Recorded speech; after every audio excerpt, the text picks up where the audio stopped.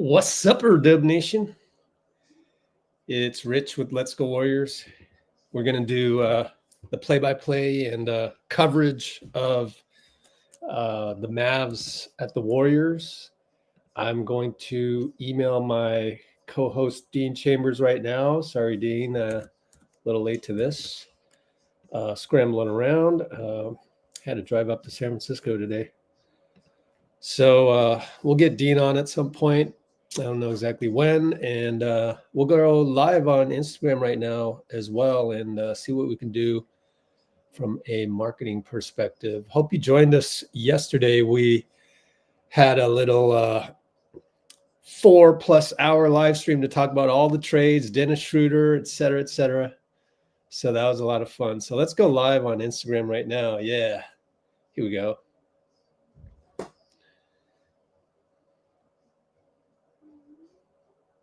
All right, so just went live on Instagram, and we are live on YouTube as well. And I'm going to do play-by-play for the Mavs at the Warriors. It's the return of Klay Thompson. It's the return of Andrew Wiggins as well. And jumping right into it, Draymond's coming off the bench. So we're going to have Wiggs back. We're going to start J.K., Looney, Steph, and Buddy Hield. And then on the podium, Steve, I'll pull up the back screen here on YouTube. So those of you on YouTube can see this. If you're on Instagram, let me post the link to this on Instagram first. Oh my God. I need an assistant. That's what I need. Get all this stuff right. But let's see. Where's our Discord channel? That's the best place to get our links, quite frankly. There's the link. Okay, I'm going to post on Instagram right now in the stories. That'll be the link to this live. So now live. And so bear with me. Let's get this going. For high vibrationals only. That's important. I'm not going to take any complainers. Just time those people out or delete those comments real quick. That's what separates us from everybody else. We're the 1% of 1%. As it says in the description, first couple timestamps, Muni Long. In fact, since we haven't started the game yet, I got to play Muni Long again. Here it is. For 2 minutes and just exchange a few words and know where that person is vibrationally. If they talk about other people, gossiping, hating, like, all right, this might not go that far. I remember one time I had a moment in the studio where J.Cole was there and I was just having a bad day and I started just talking trash. I was talking to my other friend Teron and Cole came in the room and within 2 minutes he heard what we was talking about and he got up and left. And I just remember being like, damn. What we say? Why did he do that? Yeah. But then I realized we wasn't on the same frequency. He not on that. Complaining, that kind of conversation does not circulate in higher level rooms. He didn't judge me. He didn't say nothing bad. He sat there, he listened for like a minute, and then he got up and left. Because what happens is when you're high vibrational, most likely, those people are going to bring you down. You're not going to be able to bring them up. Yep. Let me see if I can. Now, I changed my, oh, whoa. I don't know what I did there. I changed my, I don't know what I did. Well, we got a weird thing going on Instagram. I changed my, what was I going to say? I changed my Instagram account to a creator account. So we should be able to go 4 hours. Yesterday night, it cut off at an hour. Before that, it used to cut off at 4 hours. So I don't really know. I don't understand Instagram. Anyways, let's check the referees. If you're new to this, if you're new to Let's Go Warriors, my name is Rich again. We're going to have my co-host Dean on at some point, but I've been credentialed with the Warriors for like a decade. Recently retired from that. Here's all my credentials. You can see this on YouTube. Actually, the box is right here. Here's the box. Let's pick one.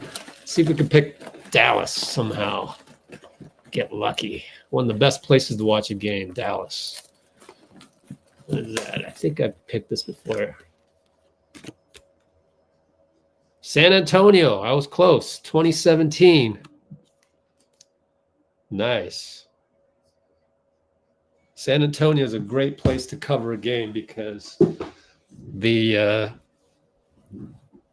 visitors' locker room, there's a long walk, and that's like a really good place to like interview and just walk with a player. I saw Sam Amick of The Athletic do that a million times. So, yeah. I've retired from that, though, because it's very grueling on the body and the mind.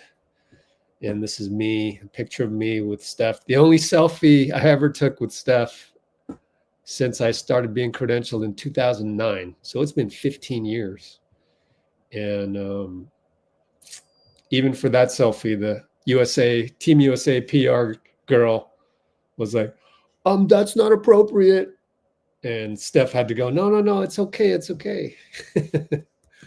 I got this. It's like, yeah, it isn't appropriate. It's not appropriate for a journalist to do that. But had she known my pedigree and how many Warriors things I'd covered over 15 years, 13 years with Let's Go Warriors. I mean, started Let's Go Warriors from scratch. I told Steph, man, thanks, man. Ever since China trip 2013, man, it's been a long time. So it's kind of cool that there's kind of like that camaraderie, that like respect, and that's what I want to exude on this channel. That's what makes us different than anywhere else, is that I present the Warriors like you're the 19th man on the squad, like you're a colleague, like you're respected by Steph Curry himself. I want to embody that. I want to carry that over toward your experience. And that's what's so different about what we do here as a community. All the blue wrenches that you see on YouTube in the comments, it's like I didn't just anoint those people blue wrenches just after a couple live streams. No, they've demonstrated that they embody what I'm trying to accomplish here, which is the right way to be a fan. I don't want to hear about, oh, we're fanatics. We can say this. We can criticize the team. That's not the best experience you can have. That's a separate thing. You want to stay separate. You want to throw peanuts from the gallery.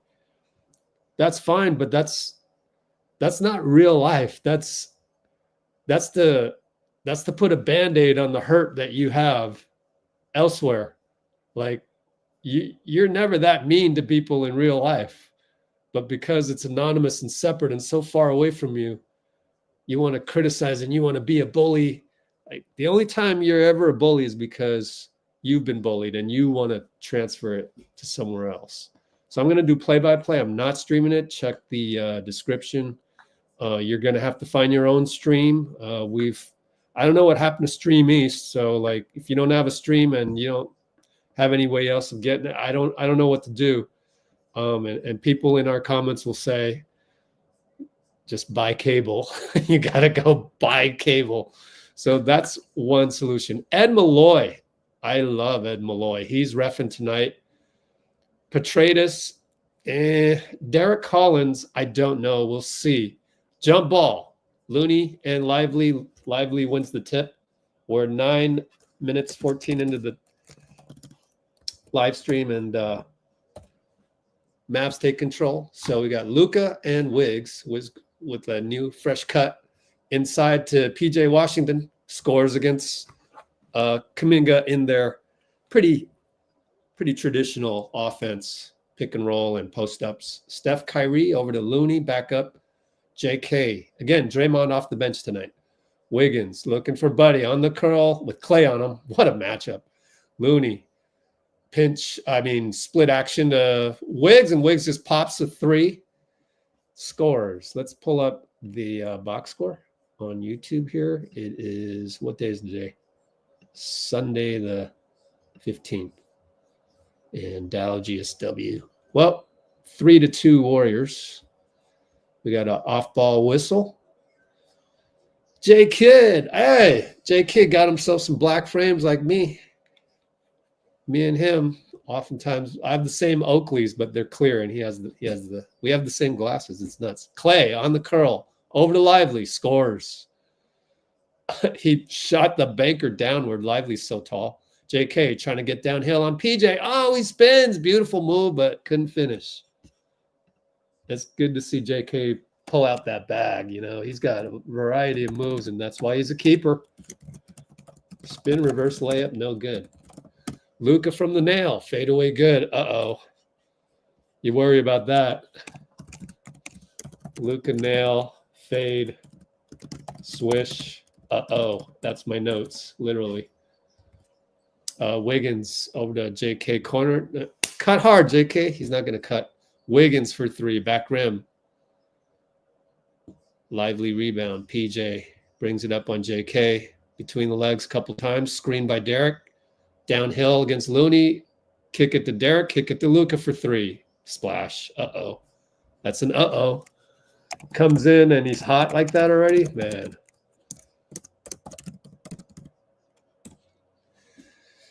Looney fakes a handoff over to Wiggs. Gets a screen by Looney and Euro step against Lively and 1. 2022 Wiggs back in the house. That's nice. And 1 versus Lively. Way to get Lively on the foul board early. What else? What's up with Gafford? Is he injured? Let's look him up. Go to Hoops Hype. You know, here's the best way to do it. Just find the Dallas salaries and then click on them. Wiggins misses. What else is new? Damn. Misses a free throw. Of course. Luka, push shot. Good. Oh, man, he's cooking already. It's an early attack. Steph, left side, double by Lively. They leave Looney over to J.K. at the nail. There you go. Stop and pop. He's doing it now. Thank God. J.K. dribble, stop, and pop. Yay. Drink. Did he watch our live stream that one time when I was clamoring from, is that Luka again? Damn. Luka hit again. A 3-ball. Splash. Wiggins attacks. Foul by Luka. Good job. Downhill, Wiggs put pressure on the rim. It's exactly what you need to do. Take the ball out quick. Luka wants a review. Wiggs attack downhill. Luka foul. So good stuff by Luka so far. I'm going to watch the replay, and that 3 by Luka, nothing you can do. It's one of those. He's cooking. Well, they're not going to challenge. Wow, J.Kidd is not going to challenge. That's surprising.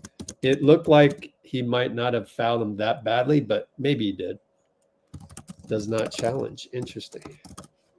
Typing away in the comments. Not the comments, the description. I always take notes just in case. A lot of notes, too much. In fact, if I ever were to do film analysis, and I could do it without getting penalized for doing highlights, I would. Kyrie, left side, bye-bye, buddy, healed, layup good. I mean, what is their ridiculous percentage so far?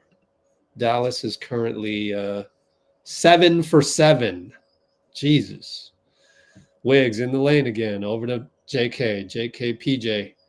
Makes move, lefty, blocked by PJ. Ed Malloy gives it to us. Good move, though. I mean, that's PJ's solid defender.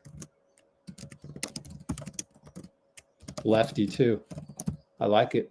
Oh, inbound goes to heel and goes right to his feet. Turnover. Can't be doing those. Kyrie 3. Timeout. I would time out. 19-9. I don't know why we're not timing out. But that's a critical turnover again. On the blob, the baseline inbound.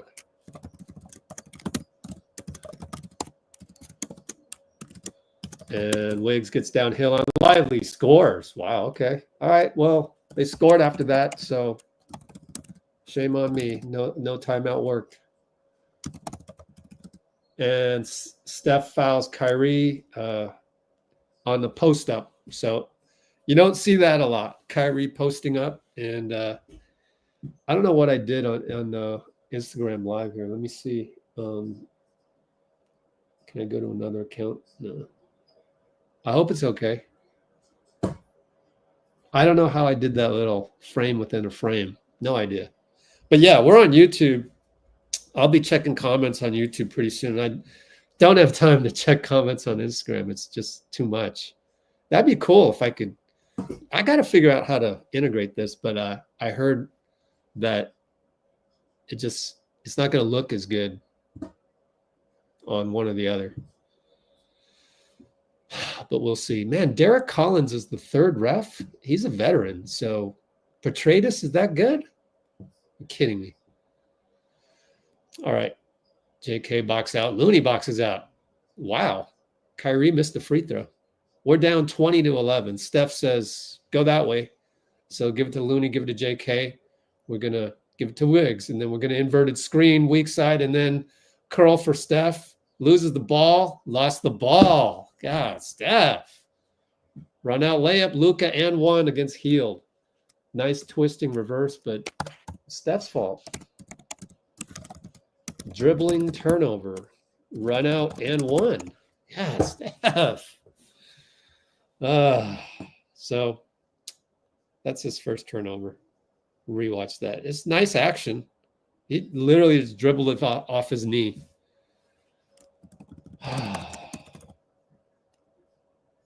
So now we got a timeout. The bakery's open. Doubled up, 22-11. Dennis Schroder can't get here soon enough. Oh, boy.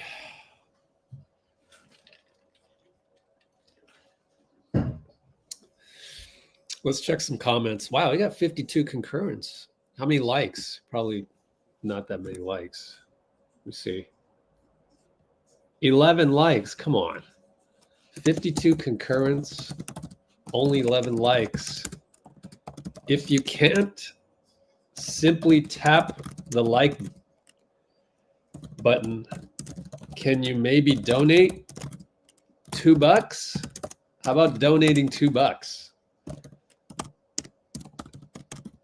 I'm gonna keep posting that to donate $2 and bother you with that, and a physical interstitial by me, and bug you and bug you and bug you until the likes reach at least as many concurrents. Until then, I will bug you every time out for that. That's what you get. Buymeacoffee.com actually / Let's Go Warriors. My bad. Instagram, it's whatever. Instagram sucks. I'm sorry, Instagram sucks.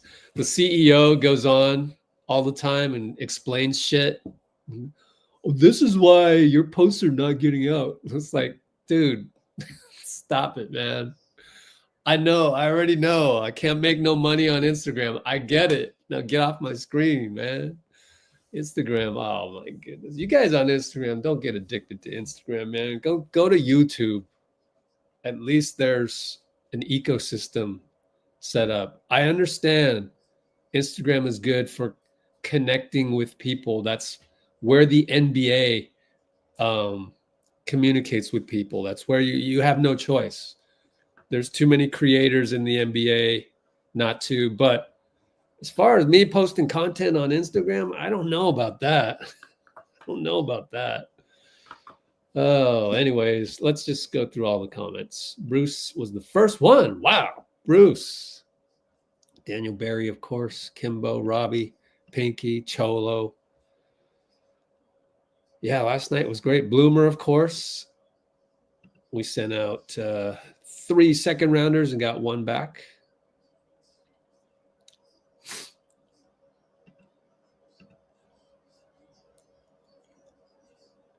All right. So Steph brings it up. We're down 23-11. And Steph will just pop a 3 hero ball. It's good. Wow. Steph popped a 3 hero ball right off the bat. Draymond came in, so they ran pick and roll. ATO, Steph, Hero, right PNR. Oh, Wiggs almost stole it, but no. Luka fire 3 over Looney. Good job, Looney, to adjust to, but Klay got open on the reload because Lively got a rebound. Oh, Klay.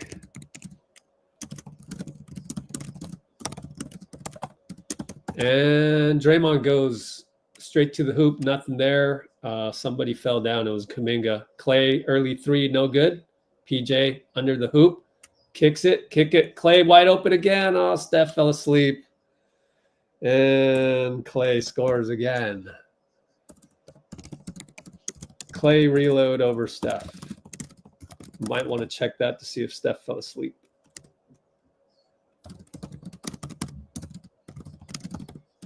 So Klay gets a couple reloads.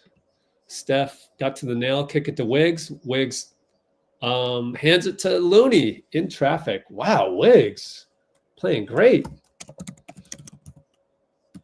Loon bucket via Wiggs. Kyrie and Healed. Making moves, shake and bake. Nail, fade, no good. Looney rebound against Lively. What a rebound. He does that. Steph, Looney pick. Back to Looney at the nail. Kick it to Draymond. Wide open 3. PJ with the interesting defense, but, you know, the closeout jump, the non-closeout jump, that was interesting. Luka attacks Steph, scores. A lot of contact, no call, though. We're down 31-16. Buddy for 3. Short. Hit the rim twice. Out on Lively.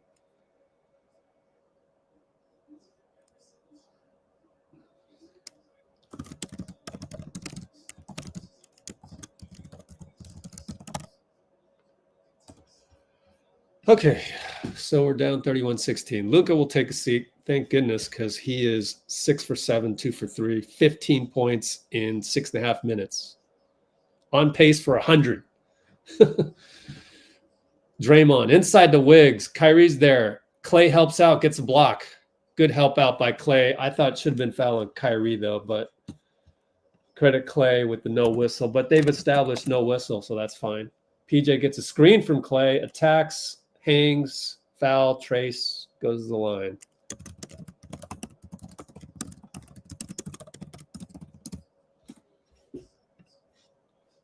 Oh, man. So Luka basically just came out on fire. Couldn't do anything about that. And I think that's just the difference right now. Wiggs established himself early. So really no complaints on that front. And then we had the 2 really bad turnovers in a row. One was an inbound by J.Kidd to Healed. Not the best pass. Don't know if you want to go to those 2 guys when it's not even Steph and Wiggs. And then Steph dribbles off his knee, ran out and one the other way. And that's your 17-point lead. We're almost doubled up. Pod's in the game, so is Lindy. Pod's working with Kyrie. Over to Trace, looking for a handoff. Number 5, that's Green. Is that Green? I forget. I'll look it up. But he's holding Buddy Hield, no call. And Buddy takes him. Fade away at the nail, no good. Let me check. That is Quentin Grimes. Kyrie. Oh, there's Gafford. 3-ball Kyrie. Short. Gafford leaps, gets it against Trace. Kyrie hangs and goes reverse layup on the dish against Trace. Nobody comes back again. That's Brandon's fault. And to get the ball, get the inbound. Draymond left open. Corner 3, rattles in. Down 16, 35-19. 418, 417, 4. Nice move by Kyrie. Change of pace. Kick it twice. Grimes misses an open 3. Thank goodness. Lindy brings it. Kyrie meets him over to Buddy. Buddy Grimes. Bye-bye Grimes. Attacks. Gafford blocks it from behind. Outlet all the way to PJ. Can't hold on to it. Lost the ball. Got lucky. Good move by Buddy, but that's what Dallas does well. I mean, they have rim protectors. It's a very traditional team. You beat the first line of defense, you're going to get a 7-footer. Pods over to Dre. Screen by Trace. Pushed a little bit. No call. Runner. No good. Trace hustles and gets a rebound. Reload for Buddy. Missed it. Ooh, the trainer Long Nam went to go talk to Steph. I wonder what about. Hopefully no issue. PJ scores a 3. Catch and shoot transition. So we're down 19. We're doubled up. 38-19. It's an embarrassing looking score, but Dallas is playing great. And NBC blacks out right when Draymond hits a 3 from the corner again. No words. Grimes gets a pick from Gafford. Back to Gafford, no good. Lindy barely gets it. We lose the transmission again. Now we got Lindy. Draymond, 3. He's feeling it. Catch and shoot, splash. Jason Kidd calls timeout. What? 38-25 suddenly. 3 Draymond 3s. We got 257, I think. 257? Yeah. 38-25. Incredible. Kembo in the house. Oh, I said that already. Let's go down. Let's see. Oh, Pinky lost power in the Pacific Northwest. That sucks. Let's see. Gio's in the house.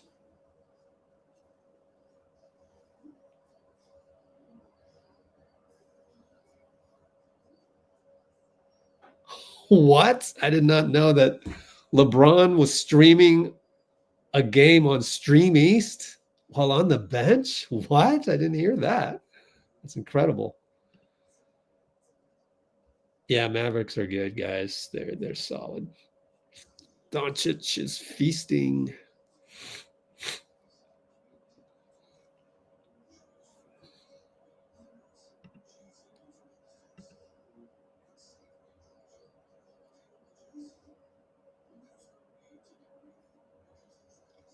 Jeez, guys. It's the same crowd of guys that come on board with the same low vibrational comments. Oh, God. So many guys. Why are you this way? Let me call out the guys. Let me see. Mob Psycho came out and said Steph was passive. How about, can you use words like, just ask a question. Turn your, here's some advice, even in real life. Turn your mean statement that you're thumb typing or thinking about saying, because in real life, if a human being's in front of you, your brain tells you, oh, maybe I shouldn't just say anything because he might punch me in the face. There's a small % chance he might punch me in the face back, right? So when you're online, then you're thumb typing anything because no one's going to punch you in the face except me, proverbially. And like, to just come on and say, oh, Steph is being passive. Like, you can say that better. Just turn it into a question. Just go, hey, is Steph being passive? Now you sound like a reasonable human being. Before, you just sound like a bully, right? So some life skills here. Life skills 101, which if you don't like it, then just leave my channel. I have no problem with that. But the problem's not Steph. The problem is you. And the reason why Steph would do that is to get Wiggs involved. Duh. So now you made me call you out. So, and then same thing with the guy that came on and immediately DSGB, same old people. I can, like, every live stream, as we play good defense here, ball out of bounds, but every live stream, DSGB is the same dudes. Mob Psycho and maybe one other guy is going to come in and immediately put somebody down. Why are you like that? Do you just like have bad days every single day, even on game day? Anyways, Draymond got a deflection, turnover. So great defense, great team defense. Dre deflect, turnover. Our ball. Dre in the post. Shovel to Steph. Cross-court GP. Passes it up to Pods. 3-ball up top splash. Where's all the Pods haters? I know there's a couple of you on my YouTube. I know that there is. And I know there's a million of you on Instagram. Stop being a hater. That's no fun. You want to hate everything in life? Nah. It's better to love. Trust me. You have no idea what you're missing out on. I can teach you how to get there. I can teach you. Quentin Grimes, man, catch and shoot. Tough shot after missing an open one earlier.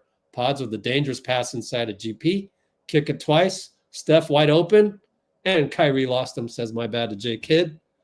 Good job by Trace to set an off-ball pick. Pretty much reading the whole play the whole time. Uh-oh. Spencer, 3-ball, open, no good. Trace rebound.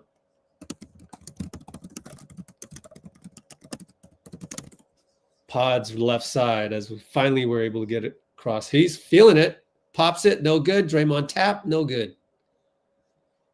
And that's Olivier Maxence Prosper. Holy smokes. I think it was Charlie Torres, Klay's trainer, also trains him. Anyways, Kyrie, Klay. They both start with K. He hangs and his layup is no good. Steph over to Pods, over to Trace, back to Steph. 3-ball, no good. Good time to do a little chef 3-ball, but didn't happen. 41 seconds, down by 10. Gave up 41 points already. Grimes, right side, Pods stays in front. Fade away. Pods does what he can, but he hits it. Quentin Grimes feeling the confidence from the last 3. Pods brings it up. We're down 12, which is pretty good considering how far we were down before that. Steph draws a foul on OMP. Or was it Gafford? One or the other on the situational, on the gravity where he drew 2 people and was able to manufacture a foul. Luka's going to come in for the last 23.5. Kyrie goes out. Yeah, that's pretty cool rotation that they got like that. It's good luxury to have. Pod side inbound. Steph met by. Oh, he finds Trace on the roll. So Prosper bumped into Steph. Could have been a foul if it was ticky-tack, but I guess they're not calling ticky-tacks, which is fine. Just don't call those on us. And nice little roll by Trace. 7, 6, 5. Luka, GP. Oh, nice head fake. Finds Grimes in the corner. 3-ball good. Man, Luka's unbelievable. Steph from 3-quarter court. Hits the backboard. Came close. They said it wouldn't have counted.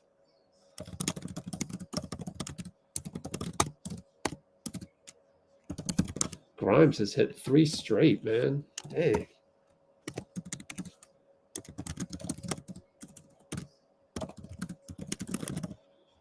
All right.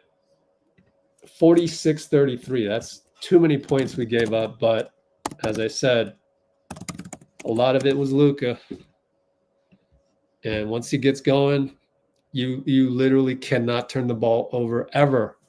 And you turn him over 2 more times, there's your difference. 13 points right there. So that's basically like, so you did a run out turnover, that's 5 points right there. And then Luka by himself can cover the other 8. So that's your difference. Luka's greatness for 15 points and the 2 very, very, very untimely turnovers. You have to play perfect if Luka is going to play offensively perfect.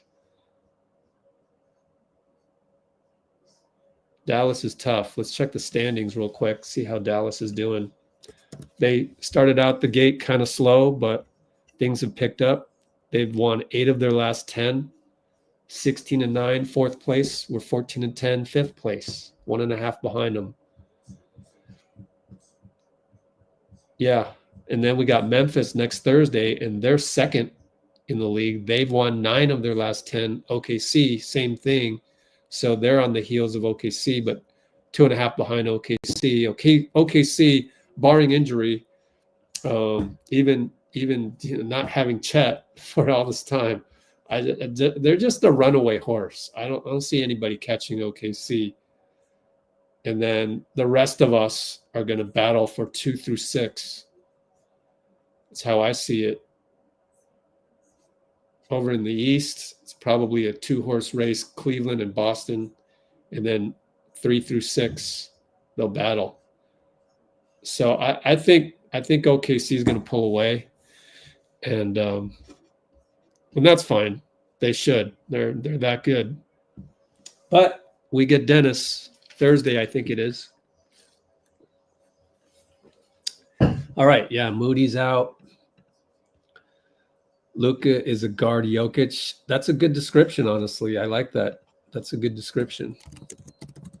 Luka is a guard Jokic. Mob. So I had to get that, one throwing of someone under the bus out the way, then start the compliments. We're getting there. If we could just eliminate all those. J.K. 3-ball catch and shoot to start the quarter. Thank goodness. I want to actually replay that and see how open he was. Luka attacks Gary and 1. Well, there's the big mistake by Gary that we always expect. It's going to be followed by 4 great defensive plays, though.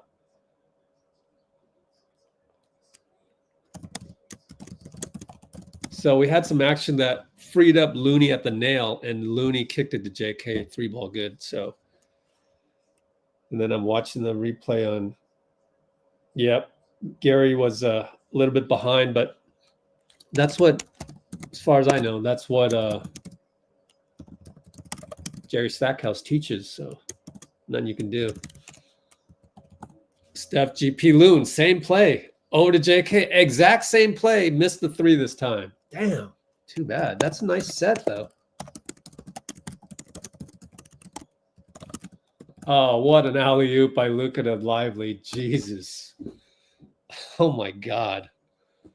He just lobbed it, and it was high enough and slow enough for Derek to just retime it. I mean, God. That's unbelievable. J.K. had an open 3, finds Steph. Steph, double step back over Grimes. Good. So J.K. there deferring. Defers to Steph, double step back. And OMP hits a 3. Prosper. Corner 3. Let me guess. Luka on the assist. Let's check the stats. Luka has 5 freaking assists already. Steph to GP, back to Steph. Corner, back to GP. Rises. Reverse layup blocked by the rim. Come on, Peyton. Luka open 3. Hits it.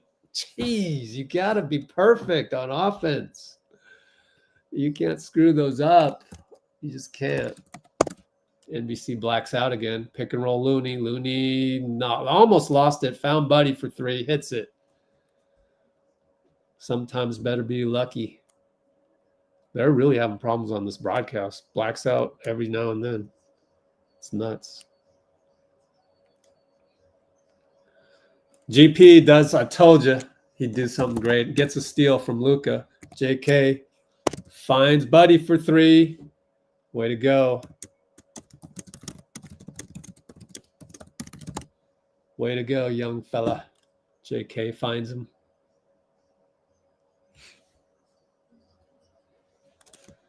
And Spencer finds Derek down low. There was no help. Man, I wonder what happened.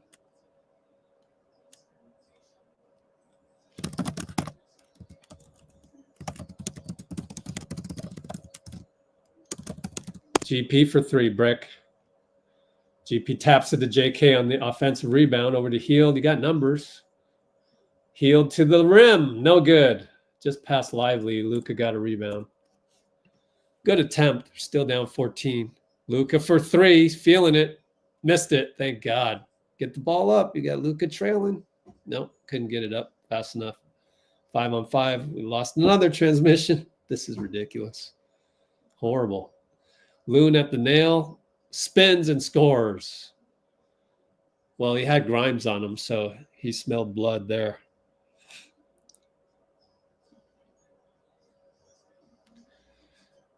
and it'll be Spencer. Kicks it. Prosper baseline. Back to Spencer. Kick it again. Luka for 3. Over Buddy. Got it. All net. He's absolutely on fire. 9 for 11. 24 points. Steph, hero ball 3. No good. GP, nice tap. Looking for Kuminga. Great tap by GP. Offensive rebound. Saves us there. We go backdoor to Looney. Blows a layup. Oh, my God. Oh, my God. 3-ball Grimes. No. Derek gets the rebound over GP and Steph. Throws it away. Buddy. No foul. Over to JK. Leaps. Good. Good job, Healed.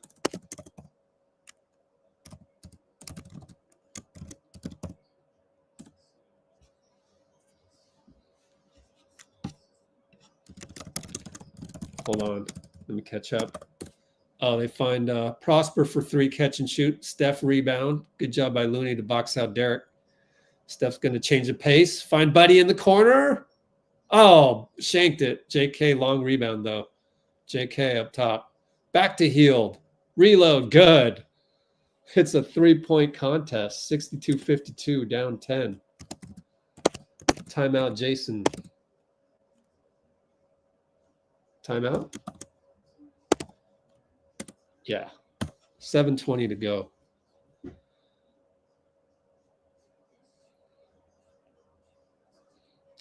Total threes for Mavs, 11 for 19. Dang. Yep, house was on fire. Now we're only down 10, so trade our commentators.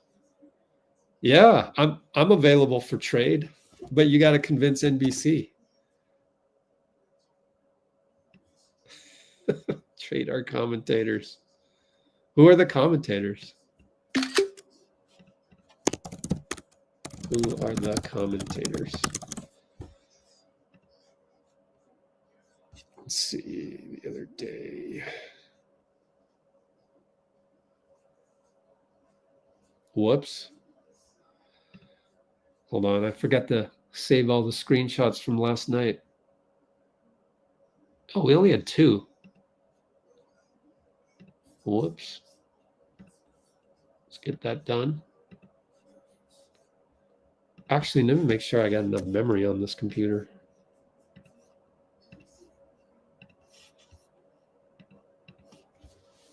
All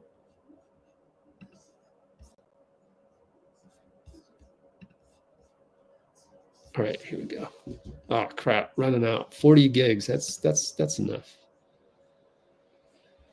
Thank Dre for those 3 threes. John Mordax, good to have you. Dallas is 11-2 in the last 13. Man, they're finding their way.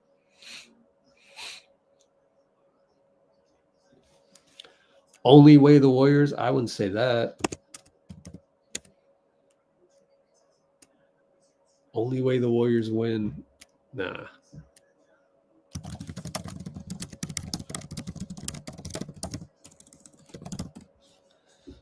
Okay.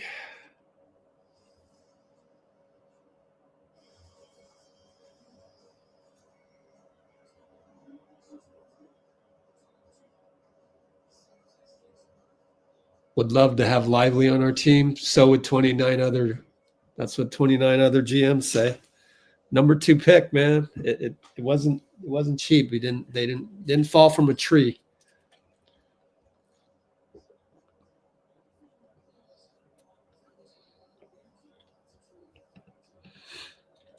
Three-point contest. Yep. Buddy is hot as hot pockets. Mavs are indeed playing almost perfect. Yep. Nikki. Oh, I caught up on the comments. Yay. Okay. Spencer Dinwiddie over to Gafford, pinch post. Shovel past Luka, back to Gafford. Man, what a play. Dunk, Gafford. Pods was the only one that could help. Dang, man. The Mavs are a problem. Like, you sub out Lively and in comes Gafford. I mean, it's just, God, Lord. Every position is covered for. Wiggs for 3, no good. Klay rebound. And then they add Klay. Man, it's nuts. Luka almost threaded the needle all the way over to Dinwiddie in the corner, but J.K. deflected out of bounds, and Luka was like, "Oh, I had that." You know, when he's cooking, like, you know, dang. You ever play in a pickup game and one dude on the other team is just hot as hell? Everything he does, like just passing and shooting, that's Luka tonight.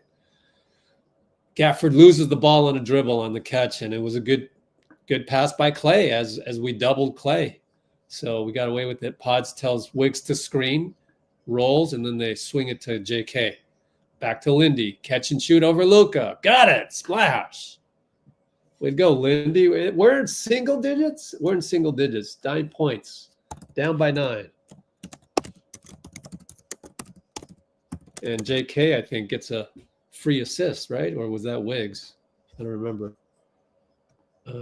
JK's got 4 assists. Wow.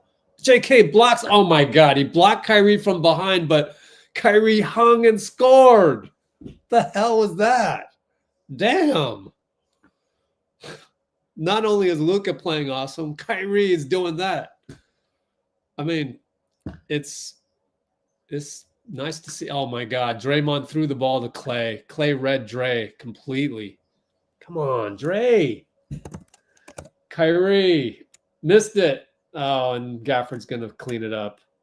Good help by Draymond. Sheesh. Catch and shoot Wiggins. 3-ball good. Man, if we can just hang in there.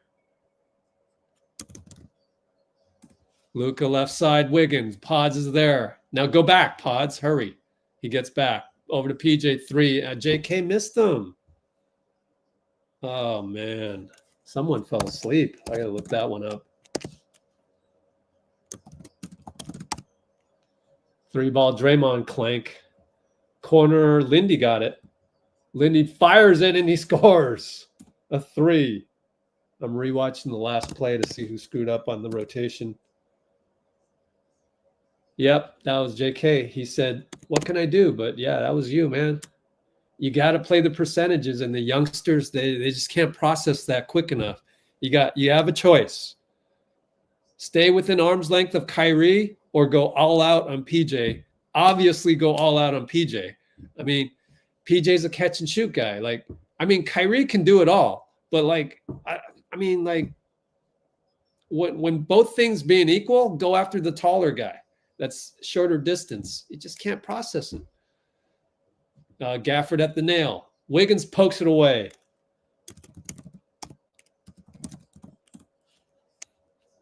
Where'd the score go? I need a clock. 4 minutes. JK attacks left side, scores. Laying good. And NBC is all screwed up right now.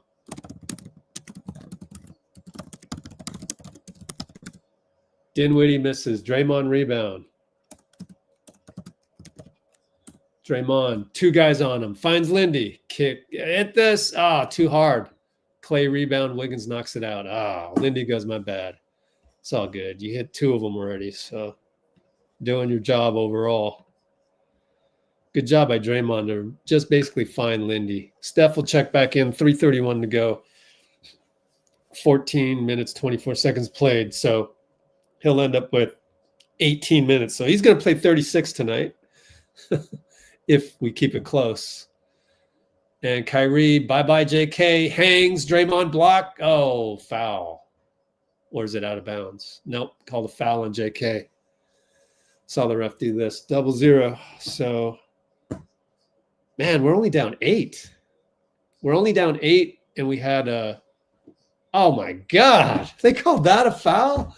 So he got ball, and then it came down, and he hit the wrist. I mean, it was – oh, man. You wouldn't call that the forearm. He's got the forearm. All right. You got the forearm. All right, I'll shut up. You're not calling that in the playoffs, man. Please. No. It's not allowed in the playoffs. Wow. That is ticky-tack, though. It's ticky-tack. Timeout, Steve. 72-63. Q2 322 with one more free throw.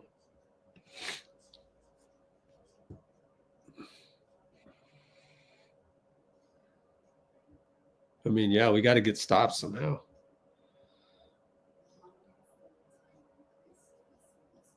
Trading buckets, sure. Do need to get some stops, but also just weather the storm. This is pretty good when you've got, if you can get to halftime down single digits when Luka has 24, 4, and 8 assists on 9 for 11 and 4 for 6 on threes. If you gave me that stat line before the game started, and you know what I would say? I'd go, are we single digits by halftime? You go, yeah. And then I go, okay, then it's not a blowout. So we're good. Like, I'll take it. I mean, I just, Luka's playing awesome, but to sustain that over 48 minutes, it's probably going to come back down to earth a bit. So, of course, right when I say that, basketball gods are like, I'll show you, Rich, and then he'll end up with 50. So I know this. I have a lot of experience with basketball gods. Let's see, on our side, you know what? Our turnovers are pretty good. Only 3 turnovers. Oh, Buddy has a turnover. We're getting up 47 shots to their 41, so not bad. 20 assists on 23 makes for us. We're playing all right. We're playing all right. So that's part of the problem, right? Is like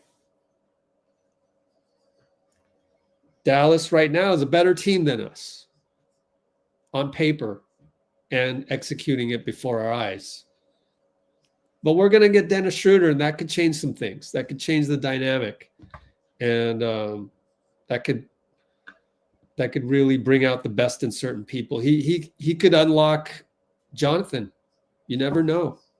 I mean, I know we said that last year with CP, and Draymond was getting giddy about that and basically was wrong. But we get another shot. We get another point guard to come in, and this time much faster than CP3, much more shifty. Dennis. So I'm going to say it. Schroder could unlock J.K. and change the dynamic of the team.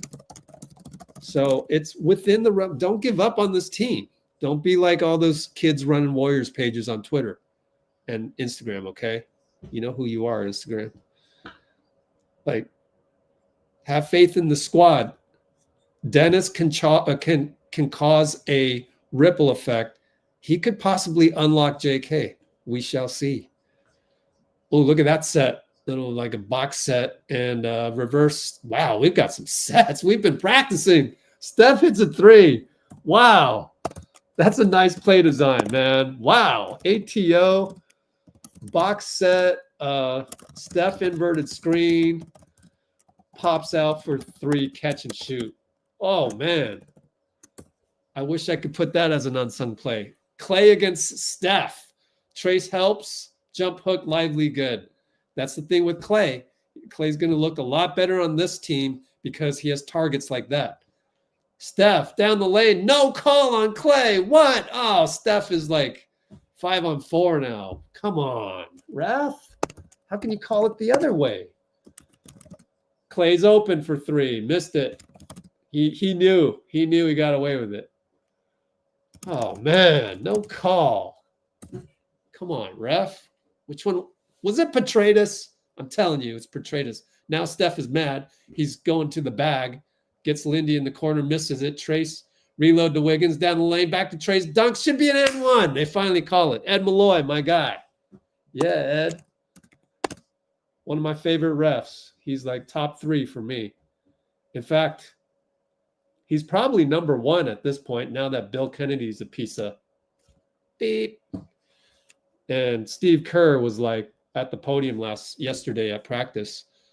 oh, I just feel bad. You know, Bill Kennedy's a good ref. He's been, dude, Bill Kennedy's been trash ever since he said high five on the Miami foul early last season. You guys remember that? Luka out of bounds. Trey says, hurry up and inbound it before they review it. Jason Kidd's going to trust Luka and call the challenge. Interesting. What are we at on the clock? 157, 75, 68. I love Jason Kidd's loyalty to his guys. I would play for Jason Kidd any day. I love his gun slinging with the challenges. I wish Steve Kerr would do that. And then Politic would have the ability, like I don't yet know how to politic with refs, but give me enough time and I will get in their minds. I will. And I'm just saying, Steve's not like that. So we're never going to get that. So we're going to have a rather, you know, soft approach to referees, which I don't agree with, but I understand that Steve does other things better. And you can't ever have it all. So, but I appreciate Trace trying to get the ball in quickly. But Trace, by the way, missed the free throw. So Wiggs is playing great. How many assists? 3 assists, 12 points. Yeah, Wiggs is playing like, don't trade me. We talked about it. If you guys missed it, I should do a summary, maybe.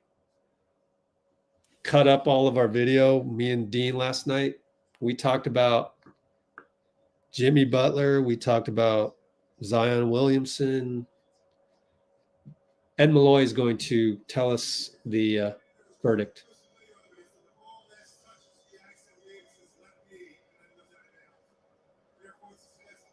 Successful challenge. Said that it hit Trace's left knee.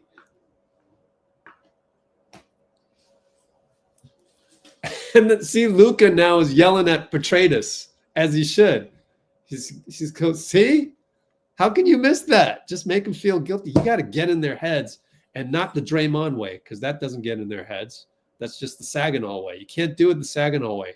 You have to do the way that my roommate, Carlos, where are you? Carlos Quiles, my former roommate. When we would play pickup, oh my God, Carlos would get in their heads. He would get in their heads. He was a psych major. You get in their heads, you know, there's no refs pickup, but like over at the RSF at Cal, Klay against Steph, shoots it. Oh, banker good against Steph. But, you know, Steph forced him to shoot the least percentage shot, and he got it. So good job by Steph to play the percentages. Draymond and Trace on the same side. Steph says, just keep it on that side. Wiggins now hash mark, one-on-one Luka. Crossover, attacks the nail, lefty, blocked by Derek. Oh, man, you got to be careful of Lively. Kyrie over to Klay. Oh, what a pass. Missed it, though, wide open. Luka taps it to Klay again. No good. Luka again. Can you box him out? Man, he draws a foul on Trace. Man, Wiggins underestimated Lively again.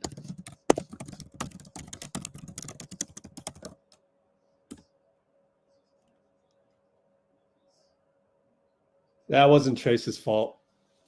He boxed out Lively twice, and twice it was Luka that got it. It's just bad luck. That's all.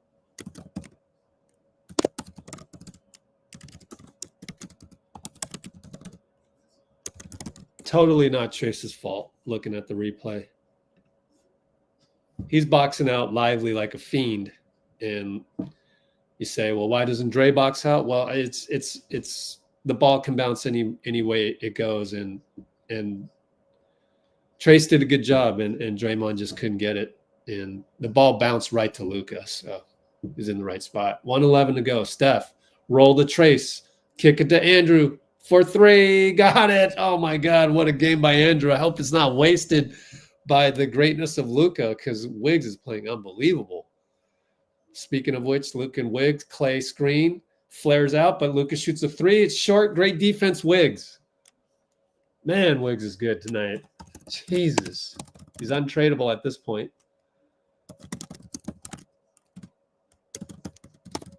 Air ball. Steph and Kyrie, screen Trace. Steph, Kyrie again. Trace, he tells Trace to wait. 40 seconds, want the 2-for-1. Steph dribbles. Now he's doubled by Derek. Now he's tripled by Klay. Corner three, Draymond, splash. Tripled by Klay. Wow. 32 seconds left. Perfectly executed. This is a fun game, man. We're only down 5. How's that even possible? 11, 10 on the shot clock. Kyrie takes Lindy. Ah, nice lob to Derek. Kick it to PJ. Draymond with the closeout. PJ sidestep. No good. Derek Lively rebound. Luka. Lindy fouls Luka. 4 fouls. It's going to become 5. Two foul shots and 7.5. Reach in. Let me watch the replay. Draymond did what he could to close out. And so did Wiggs, man. Great closeout, Wiggs. Yeah, just reach in. Ah, man. Great closeout by Wiggs. Dude, what a game he's playing. What do you call that? A secondary closeout? After the great pass from Kyrie. And we're just seeing great basketball. And honestly, we're playing pretty good defense. It's just they're so hot right now. They're just playing perfect. Dallas is playing perfect. Like, I actually want to say I'm proud of our defense, even though they're making shots. But this is a great game to watch. Absolutely great game to watch. Oh, the Instagram live ended. Luka hits both. We're down 7. Steph against Klay. 5, 4. Fakes it. Over to Lindy. 3 ball. No good. Rebound Lively. Water says he was fouled. I don't know. Well, I mean, we got to be happy with this 7-point deficit at halftime. Can't be mad at this. Yeah, Kyrie could have got him, but they're not going to call that on Kyrie. Man, that was a fun half. And to think, I mean, who here doesn't think that with Dennis Schroder, you know, we probably closed that gap. Like, this is, I mean, we got a good squad, guys. We have a good squad. There's no doubt about it. I don't even know what to do with this. I thought I had a creator account, man. Professional dashboard. This is all whacked. Instagram sucks. Switch account type. I am a creator. Creator account should be able to do 4 hours.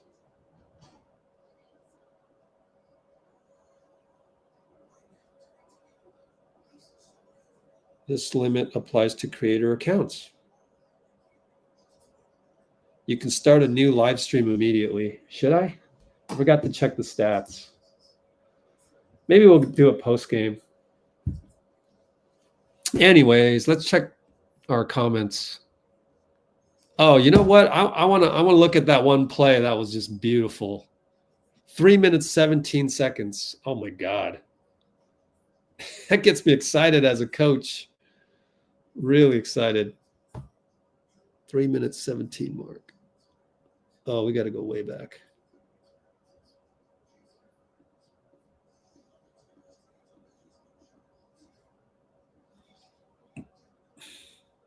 Nope, way before that.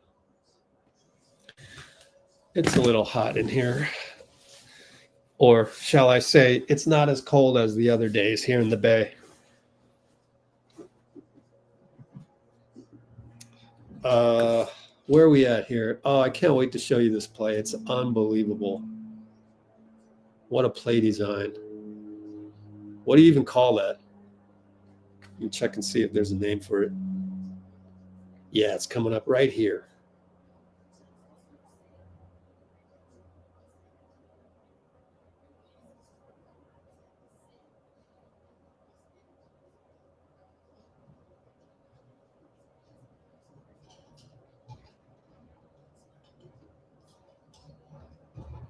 Zipper stack. According to Joe Verret, it's called zipper stack. I don't know where they get these names, but I don't care what they're called. I just watch them and I marvel at how they execute these things, because these are hard to execute. Trust me, I've tried to put the most simple plays. Guys have trouble running flex, and that's the easiest play ever to. Well, it's you gotta cross a hump. Anybody out there know how to run flex? You know, it's like that's what they teach you. One of the basic staples.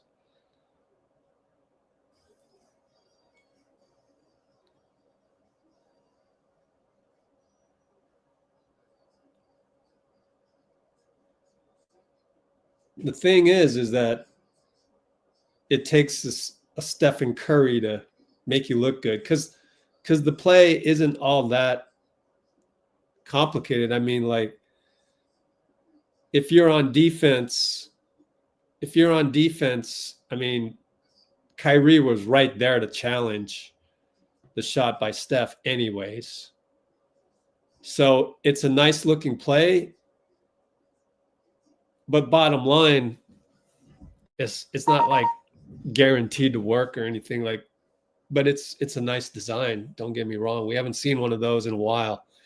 And it's clear to me, you know, they've been working on this stuff in practice, which we've got 4 practices in the next 7 days, or now it's 6 days or 5. So we shall do this. Analyzing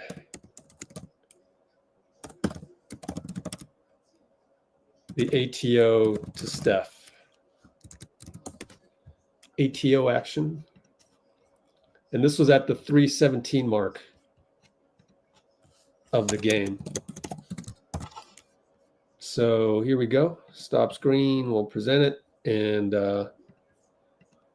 however, I can't just play the play, because technically I'd be showing an NBA highlight, which gets you demonetized. So I'm going to step through it the way that I know how, which is like this. Step through it, step through it.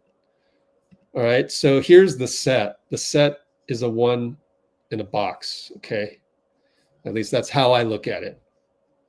Interesting. You got, you know, the 1, the 2, 3, and the 5. The 4 is your point guard. All right. So set the first pick for Wiggs. That causes some confusion here with Klay and Luka.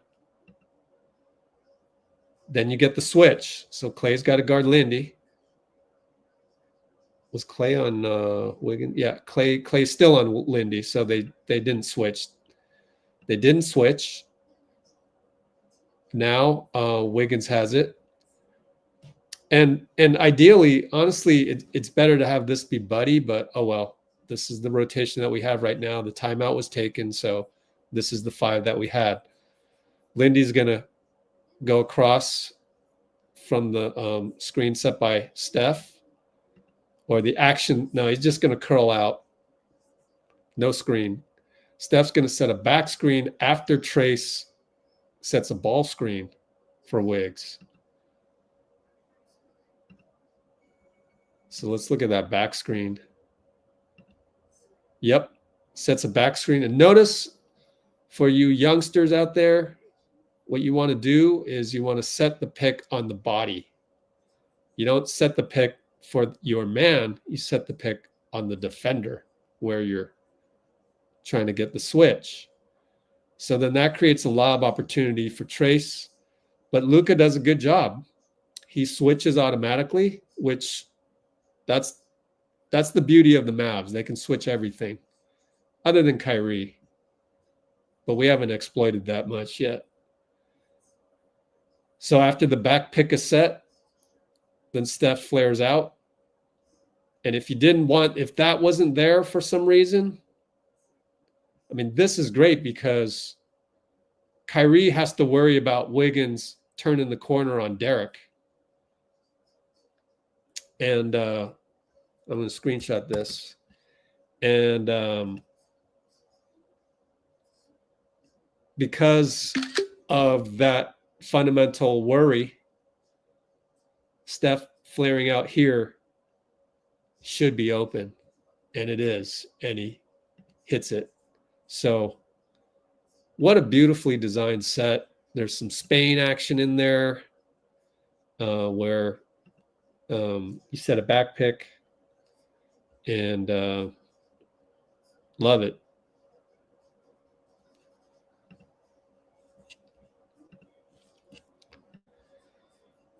So we have some of that happened. There was more than that too, but I don't recall off the top of my head. Really good stuff. And I'm going to tweet that one out.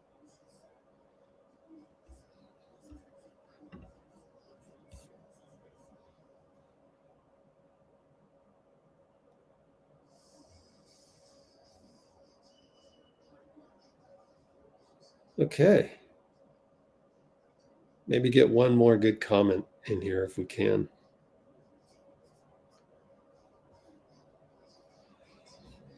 Let's see.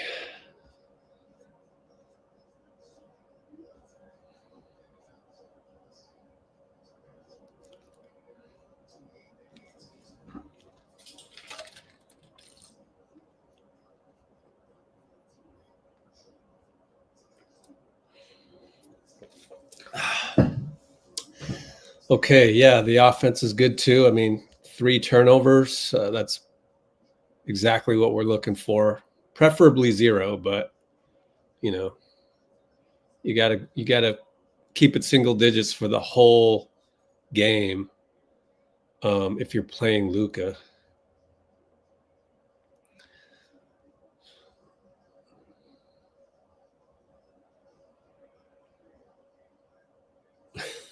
Revs are blind again. All right, so Trace played well. This was probably around the time Steph hit that one ATO play.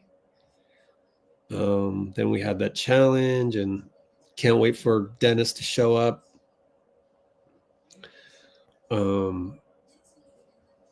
had that challenge.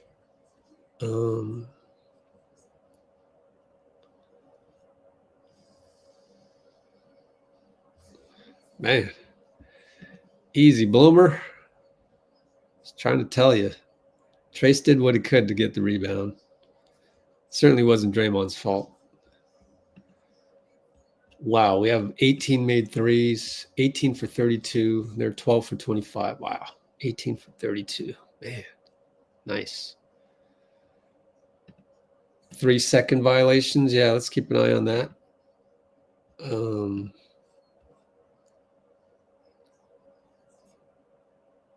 Draymond is hitting his threes tonight. 4 for 6, same as Steph. Look at that. That's beautiful. We tied the record for most threes made in a half. Wow. And that's what you got to do against Dallas, man. If you can't stop them, yeah. Warriors way. Doncic's going to be Kolditch. Yeah, it isn't fair. Good job by their GM. I forgot his name.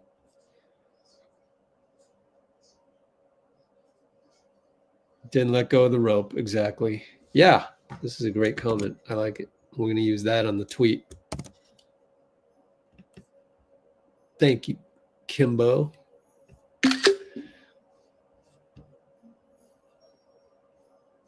All right, we got a Warriors fan on Twitch. Way to go. Hope our bell is keeping you guys occupied. Maybe not. Showed a lot of poise, absolutely. Oh, hey, Aaron. Yeah, never got back to you. So busy, dude. But yeah, stay in touch anytime. Play with more force. Yeah, that's poise. I think that's poise. Oh, man, come on.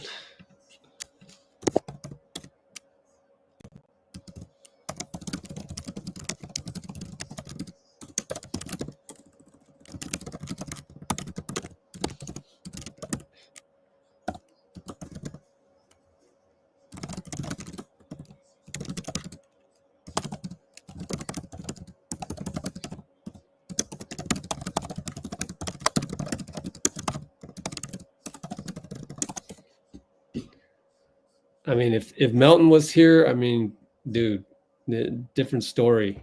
So,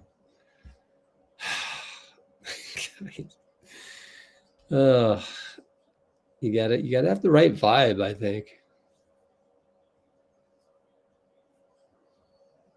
Okay.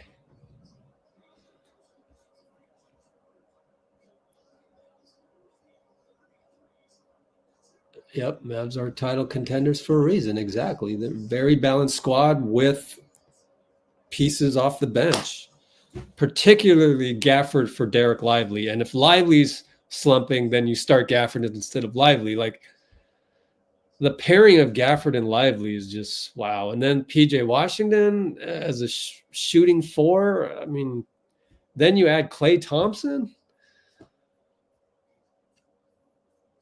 Oh, Cholo, what's up? It's just well-constructed team. And it's mainly, of course, because of Luka and Kyrie.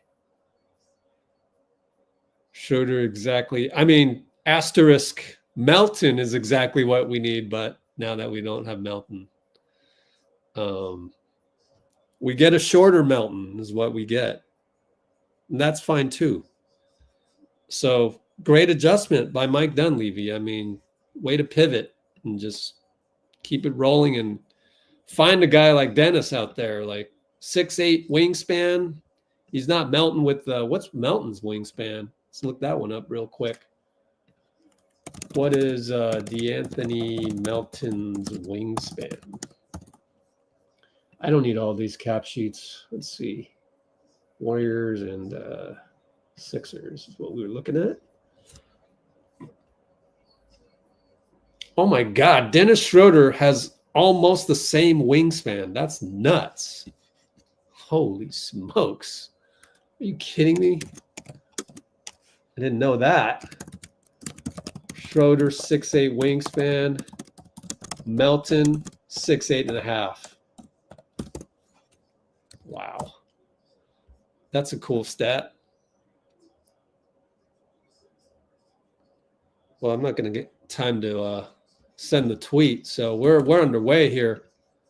Wiggins over to Steph, back to Healed at 118 mark of the time of the live. Healed for three, missed it.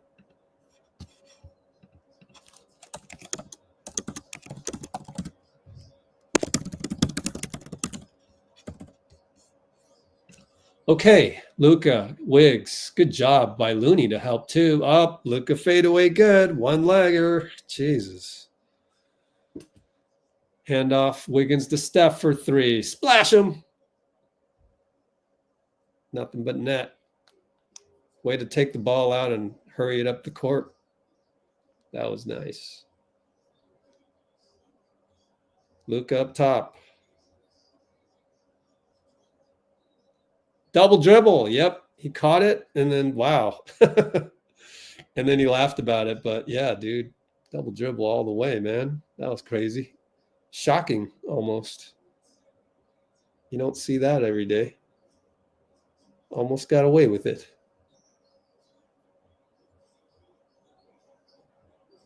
Okay. Steph from a Looney screen looks at it. Kick it to corner Wiggs. Steph says, kick it back out and let me make space for you. Wiggins attacks Luka. Luka hacks. Come on. No foul? They're going to challenge that. Heel wants a challenge. He doesn't know it's our ball. Man, that should be a hack on Luka. That's a hack because if they challenged it, they would have won the challenge. Klay runs into Buddy. Klay actually pushes Wiggins into Buddy on the three ball. And then Klay complains, as we've seen him do. So that'll be 3 shots for Buddy. Klay's just trying to close out with Wiggins in his way, but you can't do that. That should be shooting 3. What? Oh, it's a foul. Klay on Wiggins. Okay. All right, fine. I'll take that one. Inbound to Wiggs from J.K. Screen for Steph. Back to J.K. Open 3. Hits it. Way to go, J.K. I still want him to attack, but I'll take it. Whatever. Why not?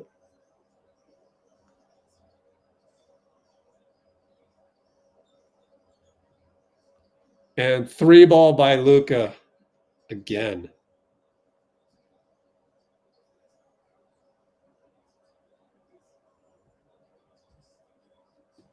Shoot. I'm trying to do this, and PJ Washington somehow has the ball and waltzes down the court for a bucket.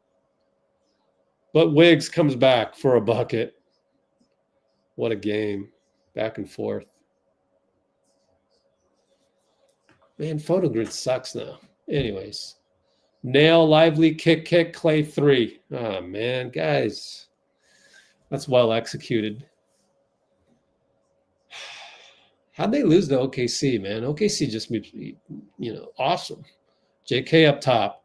They leave him again. So Derek, and he fades away for 3. I mean, to a jumper, not a 3. JK fading away, no good. But that was the right decision, though, so I'm not mad at that. Luka off the bank against Hield. Oh, boy. If he hits again, you got to call timeout. Steph and Lively. Bye-bye, Lively. Goat layup.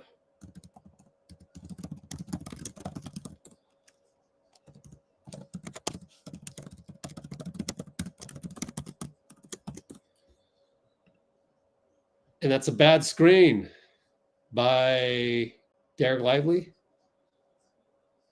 Leveled Steph. Hope he's all right. Looks like he's all right. Only down 7. Oh, foul on PJ.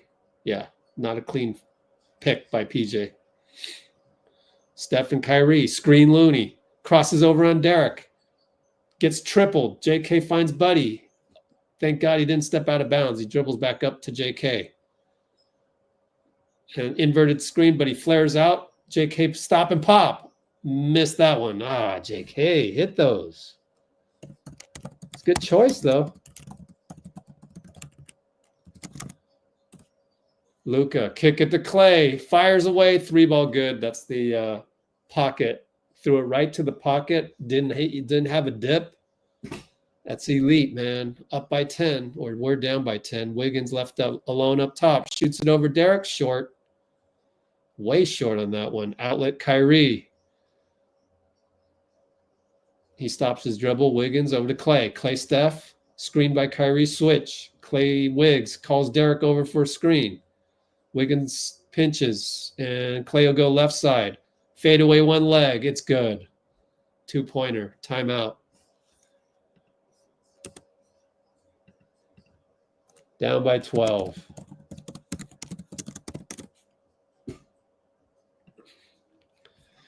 Yeah, so now I can see why Steve probably wants to start Dennis. Steve wants to start Dennis, even though that makes us really small. It's because you get that extra defender in there. That's a 2-way player. So he's just going to throw as many 2-way players as he can. And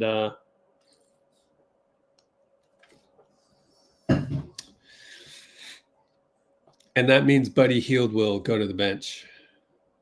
So I think that's what Steve is saying when he's on the podium, saying that he could envision Schroder being a starter.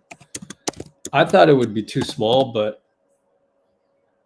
against the Mavs, you would have to start Schroder because of this. Like they're just not missing.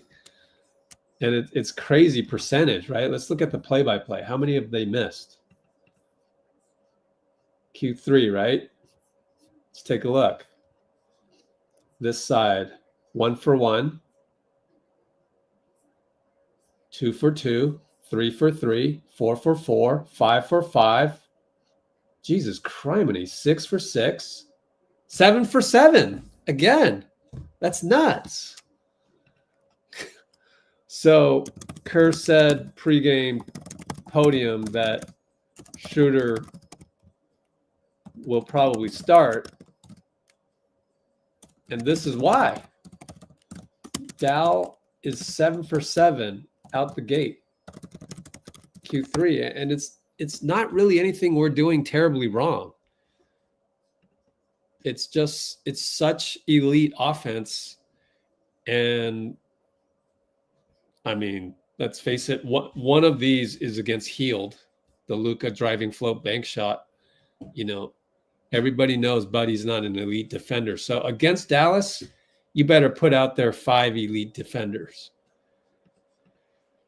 that can play offense too. I mean, two-way guys. So that is the issue. I think if we had Melton, then we wouldn't be. I mean, they wouldn't score 7 straight to start both the first and the third quarters.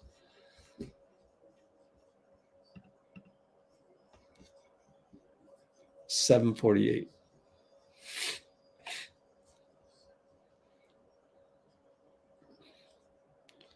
All right, Steph will bring it up.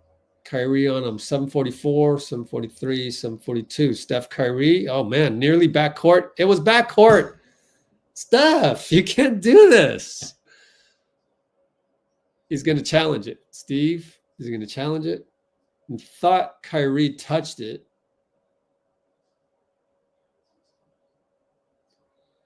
I mean, you can't do the East-West thing against Kyrie.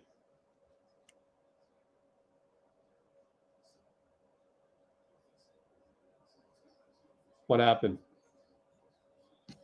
That's Steph's fault, man. I'm sorry. What happened? I don't even know what happened. Dallas got a steal. Luka dunks it.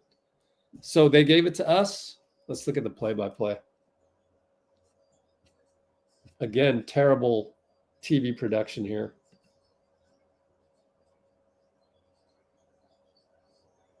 Yep, I think Draymond threw it to the wrong team. Wiggins got a driving layup. Draymond Green, bad pass. Good Lord. And Steph gets a steal, but that was Draymond.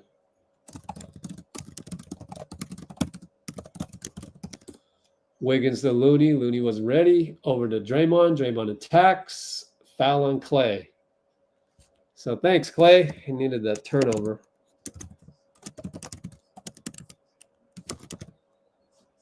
Of course, Klay is practicing a shot, even though the past 2 plays that he made had nothing to do with shooting. Hilarious. That guy has a one-track mind. God. It's lucky it wasn't 2 turnovers, but Steph with the backcourt, which honestly I thought it was backcourt. You can't do East-West against Kyrie. You got to go North-South. He's against any small guy. We all know this. When you're dribbling up against that little, 5'6" Filipino dude in the Asian League, come on, man. You don't go East and West. You go straight.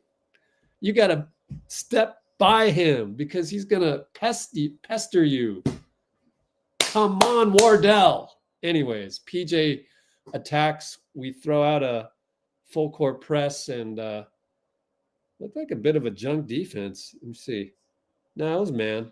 Just that Wiggins got picked, and Looney had great defense on Luka. So that's great defense on Wiggins, man. What a game he's playing. This is like an amazing game by Wiggs.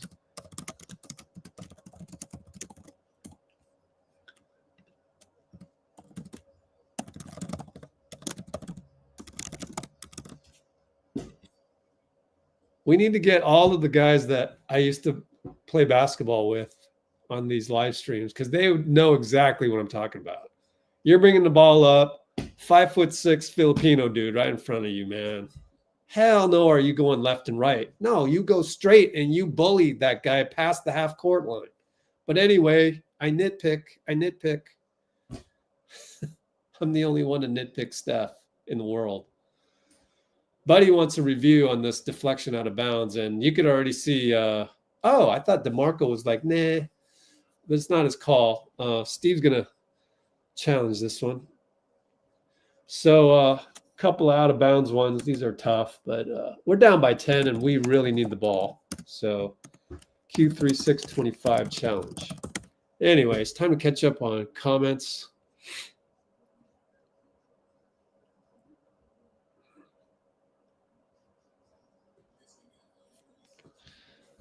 Yep.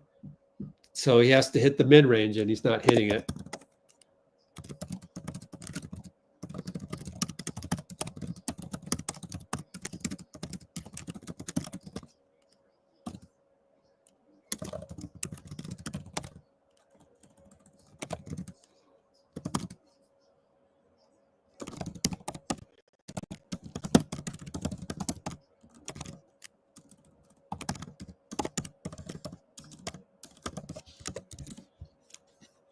Yep. I mean, that's the right observation, honestly. J.K. not attacking due to Lively. So he's doing the right things, making the right decision. It's just that he's not making the decision with the right force. You have to go out there and want to tear your defender to shreds. That's the problem with J.K. is the Mamba mentality. He does not have it. So it's something he's going to need to work on it, figure out his own Mamba mentality. You got to shred your opponent. You just got to shred them. You cannot have any mercy. It can't be, oh, he's leaving me open. So, no, it's like, I'm going to embarrass this MFer. Derek Lively, I'm about to embarrass a number 2 pick. That's how you have to go into the game. And J.K. just doesn't have that coaching right now. I'm convinced there's just nobody on the squad that understands that part. But I'm sure they understand the other parts, and they know J.K. a lot more from a film perspective and this and that, and how the touchy-feely way that is prevalent in the Steve Kerr system. But like, somebody got to have that Mamba talk with Jonathan. Say, hey, look, man, whatever it is, free throws, cutting hard, going strong. When Derek Lively leaves you 3 yards, you already know what you're going to do. You're not going to jump over him because not many people can. You're going to take 2 dribbles, you're going to hit the jumper, and then you're going to stare in his face. If you don't have that mentality, you're not beating the Mavs. I don't think that's going to happen overnight for J.K., but that's the type of stuff that he needs. They missed a 3, and good job by Wiggins to disrupt the rebound.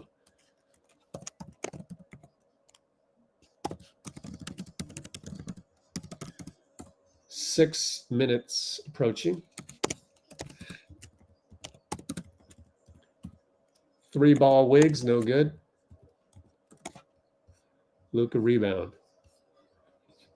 Goes by Pods, traces there, blocked, foul.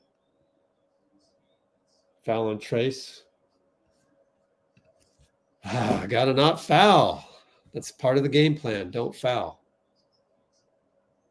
Look at Steve telling the man, I should rewatch that. I don't know. I don't know what he's pissed off about. That's Luka going by Pods.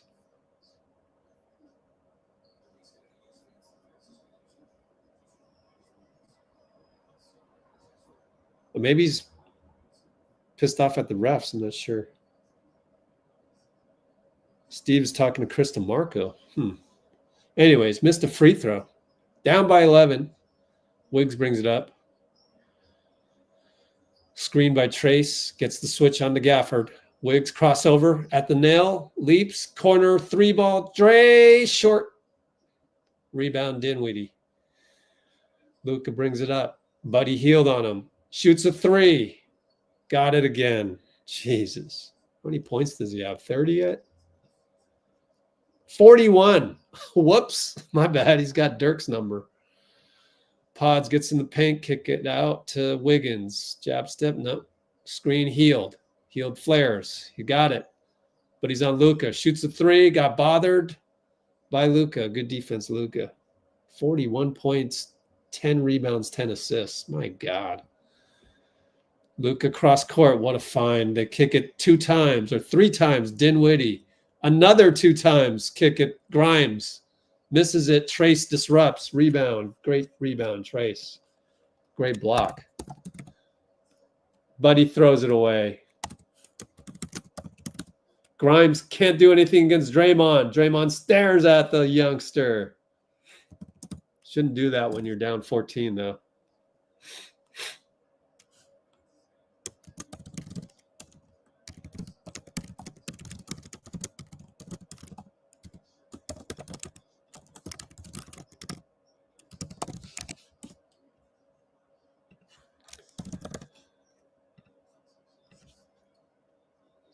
Wanted to get Lindy in there, but couldn't.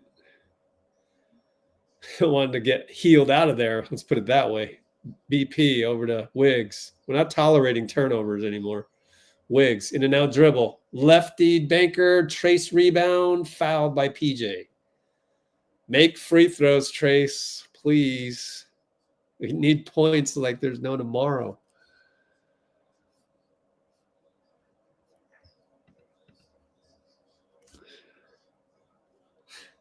J.Kidd had Kyrie on him? Thought it was Derek. Misses another free throw. Good Lord.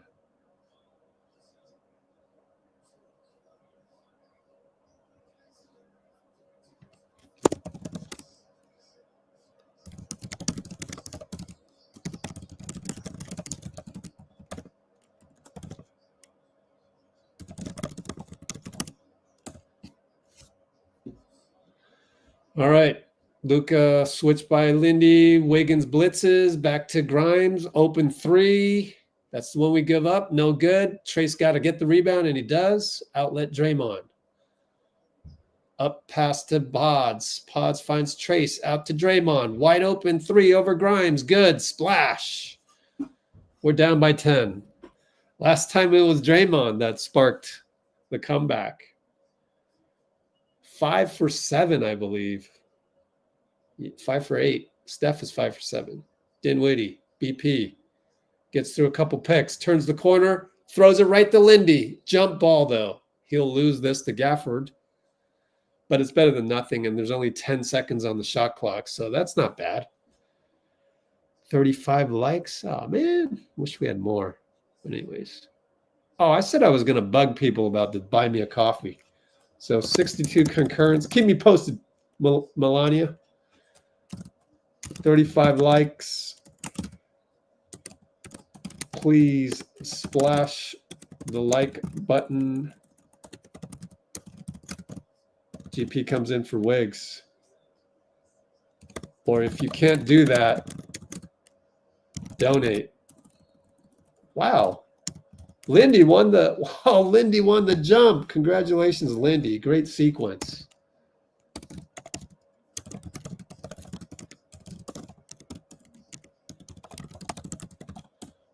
Steph around the corner, man. There were 4 guys on him at one point. Lindy pops a 2. No good, but GP taps it in. What a tip in by GP. Lefty. He is left-handed, though. We're scrambling. Dinwiddie kicks it to Grimes again, hits it this time. He's not going to miss that many times in a row.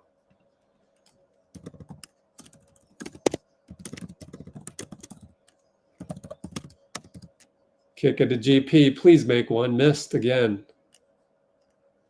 He's 0 for the week.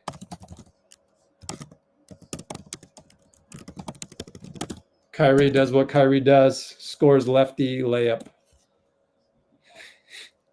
Lindy right side. Spencer Dinwiddie on him. Back out to Trace.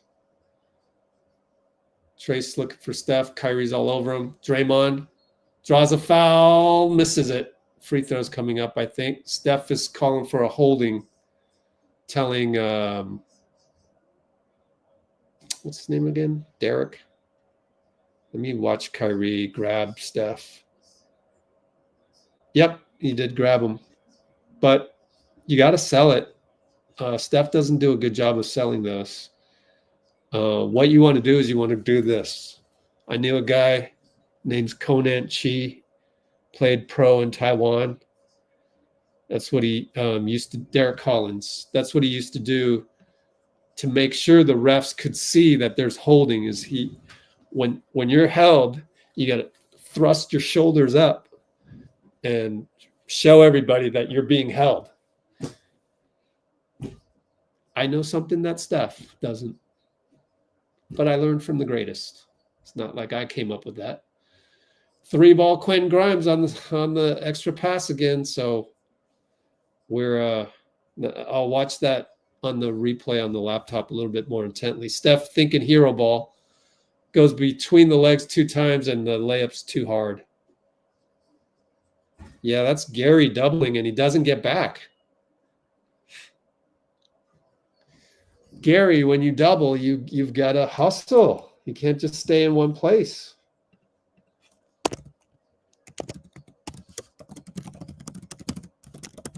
Draymond short, but the ball taps out to him.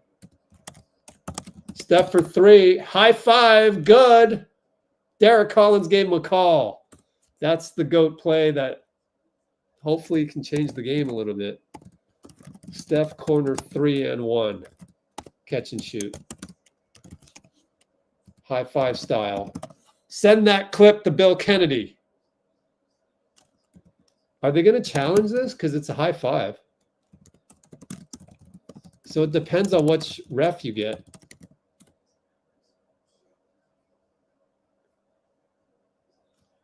So it's a challenge. He's challenging. I see Malloy's putting on the headset. Let me see. Defenders are closing out to him in recovery mode. They're right there on him. They're challenging it. It's a high five. It's good, and they're going to wipe away the foul. But it's 3. So did they count that? 101? We were at 98? Man, I hope not. Dang, we were at 98. All right. 114, 101 challenge. Q3, 133 challenge. Oh, yeah, landing space. What about landing space? Let's see.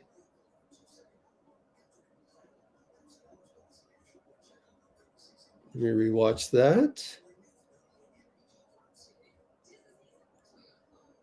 Huh. Yeah, I don't know. I would say, yeah, that's a foul. Landing space. Yep. Oh, you're watching it right now. Yep, you got him. Yep. That's a natural. That's not a James Harden kick out. So that's natural. That's a great angle from bird's eye. You're right. It's a no landing space. But it's just a regular foul. I don't think you. No, it should be a landing space. It should be a flagrant. That should be a flagrant. You could cause an injury. Are they going to get this right?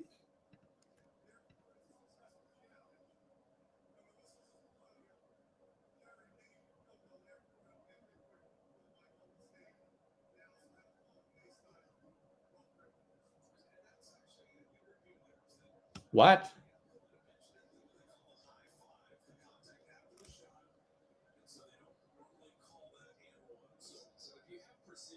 How's that not? I don't get how that's not a leg foul.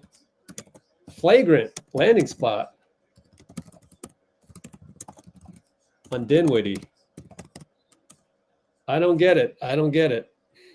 They just don't check the feet. That doesn't make sense.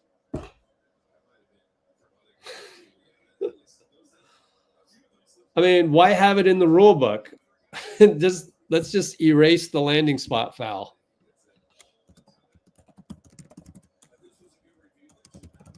And Steph is arguing the wrong thing. You're never going to win that argument. You have to argue the feet.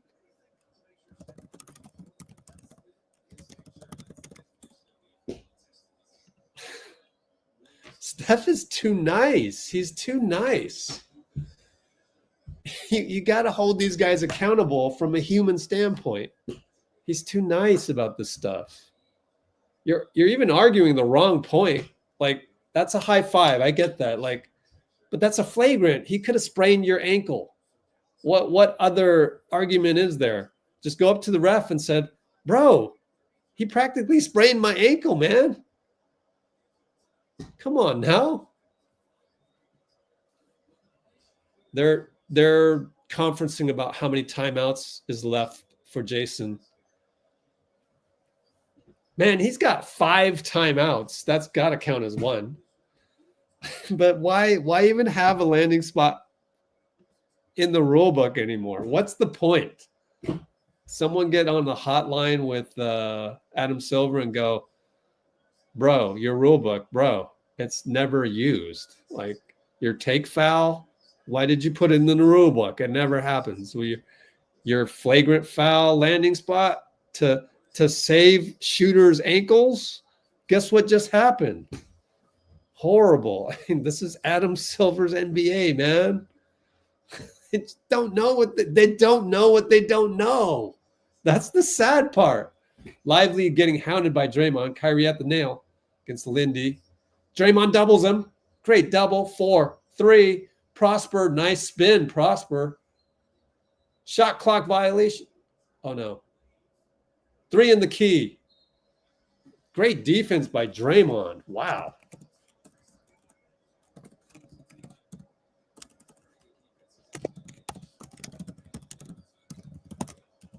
Steph loses. Dinwiddie misses it. Looney. No, Gary Payton, I mean. He got so high I thought it was Looney. Gary puts it through. We are only down, oh my God, 11? Feels like we're down 6, but we're down 11. Kyrie inside. Hero to stop the bleeding. Missed it. Good defense. I'd say great defense by GP. Great defense, GP. Steph, one-on-one Derek over to Lindy. Dribbles back to Draymond, post. Looking for J.K. J.K. between the legs will attack. Spins, fade away. There you go, J.K. You need that confidence, baby. The youngster with the fragile confidence. Fade away. Stop and pop. Love it. Finally.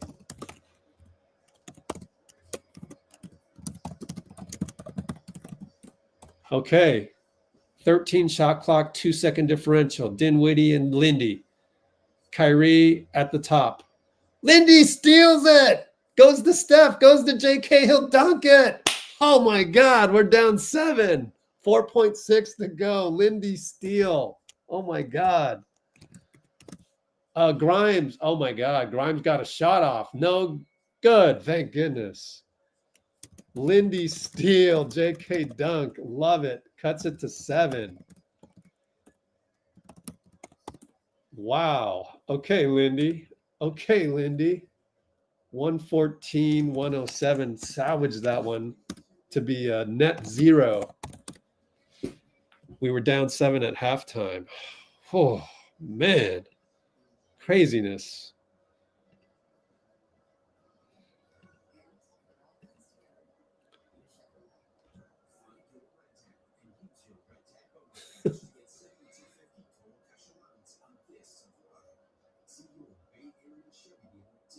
What happened?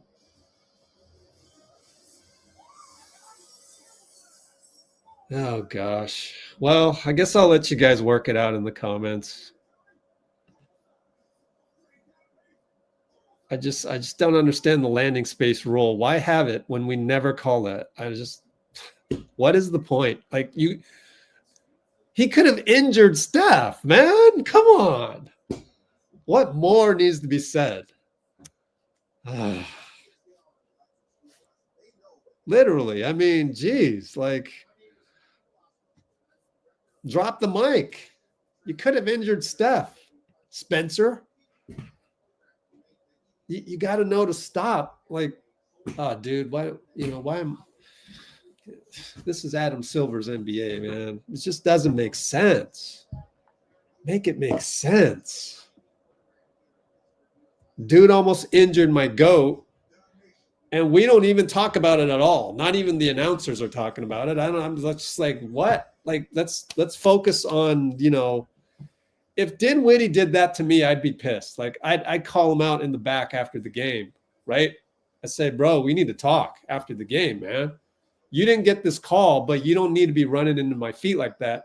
If you're going to do that, then I'm going to do it back to you, bro. See how you feel about it. That's how we settle things in rec league.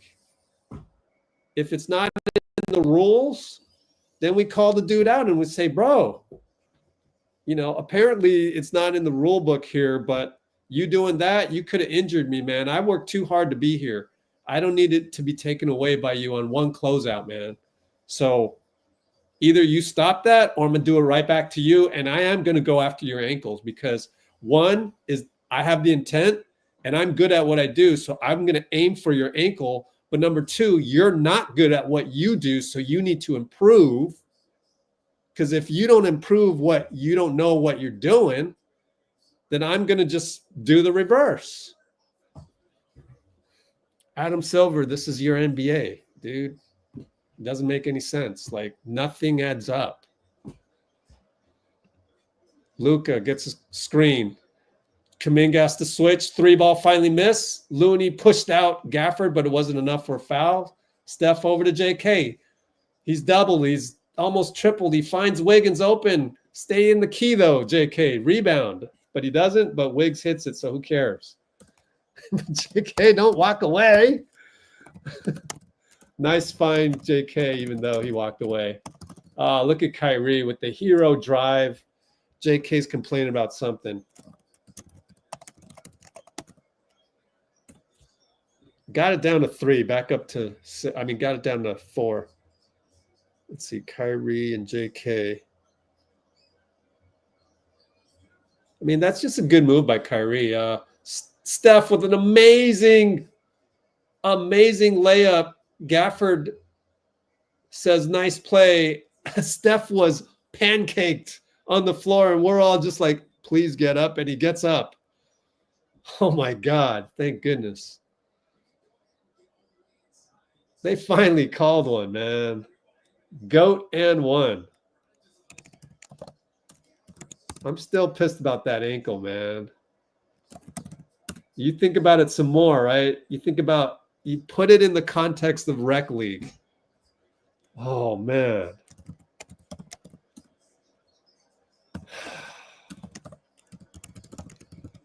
That's going to take me a while to...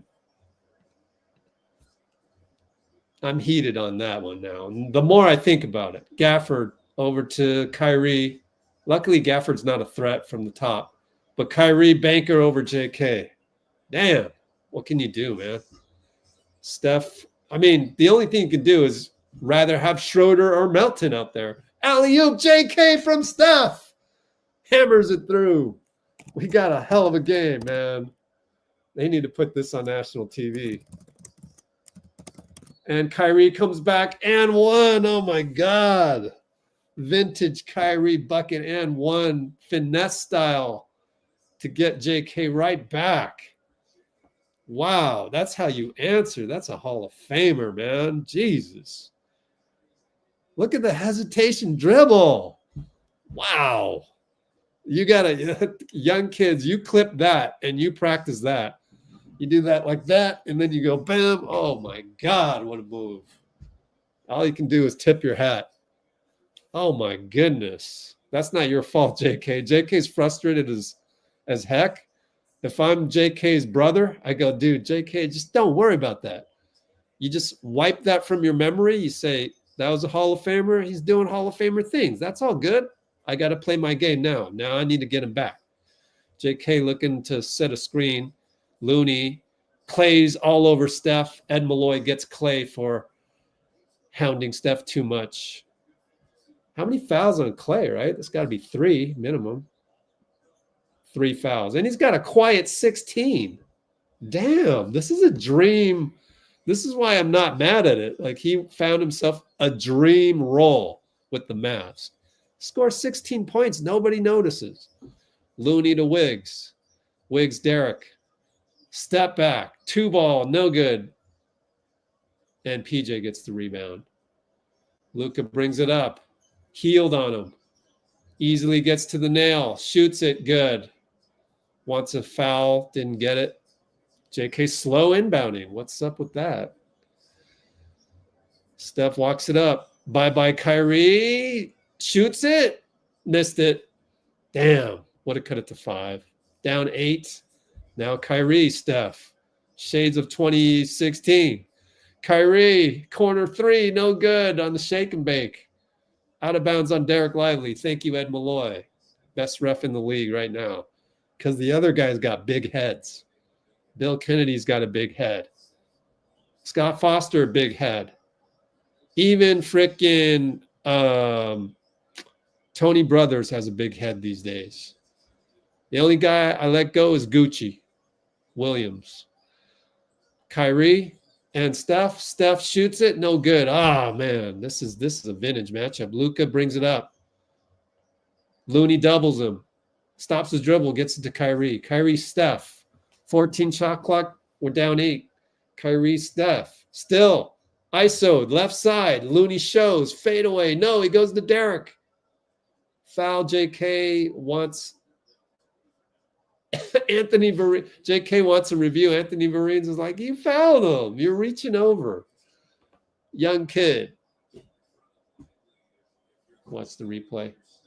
You know, you could challenge that. It looked like all ball, but like 4 fouls on JK. I don't know why not.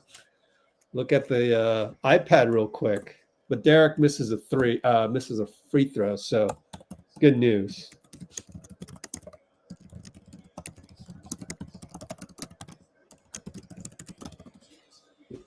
Oh man, what a game. This is very highly entertaining. It tells me we're right there. Whatever happens, even if we lose tonight, we're right there once we add Dennis. Pods gets the rebound on the missed free throw. Pods' minutes is definitely going to go down now that they want to start Schroder, I think. No, actually, it'll stay the same. It's Buddy's minutes will go down. Buddy throws it away. That's 2 times tonight, man. Ah, Buddy, you're killing me. 3rd team foul, Wiggins. He's like, what'd I do?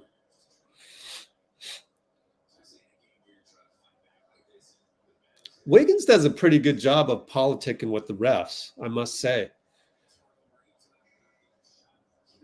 My God, that's a terrible call. Absolutely terrible call. Like, there's no need for that. Ghost foul, non-playoff foul on Wiggs versus Luka. And that was Derek Collins. Makes no sense. Luka in the paint, kick it to Klay. Flyby, goes through the paint, finds Gafford, dunk. Man, can I play for the Mavs? I want to play for the Mavs, just like Klay's role. If I hit 10 threes in a row, can I sign that contract? Wiggins. Goaltending by PJ, not a good decision by PJ. I think that scoop was short, and Wiggins basically had nowhere else to go but the lefty spin, which he does extraordinarily well. Look at that spin. That's beautiful. But, yeah, I thought that was going to be short. I don't know. Maybe he would have made it. But, yeah, that's a great spin, man. Let's give Wiggs some credit.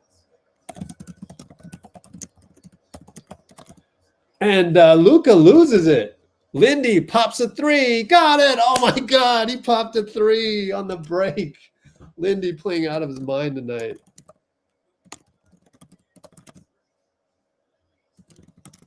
What happened when the Luka turnover? He just dribbled off his foot. And J.K. was there. Luka's going to get an and one against Lindy. What can you do?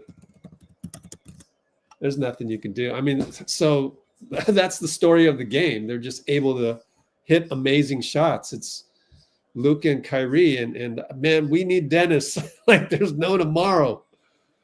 We need Dennis. Good Lord. That would be the difference. Do we get to play Dallas after this pretty soon or no?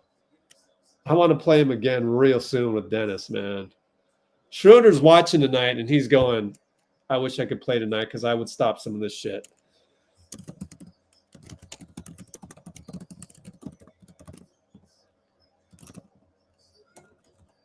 All right. Wiggins, one-on-one Derek. Kick it to Pods. Hand off Lindy. Klay's there on the switch. Draymond posts. Looking for Pods. Pods attacks. Fades away baseline. Short. Klay rebound. Luka brings it up.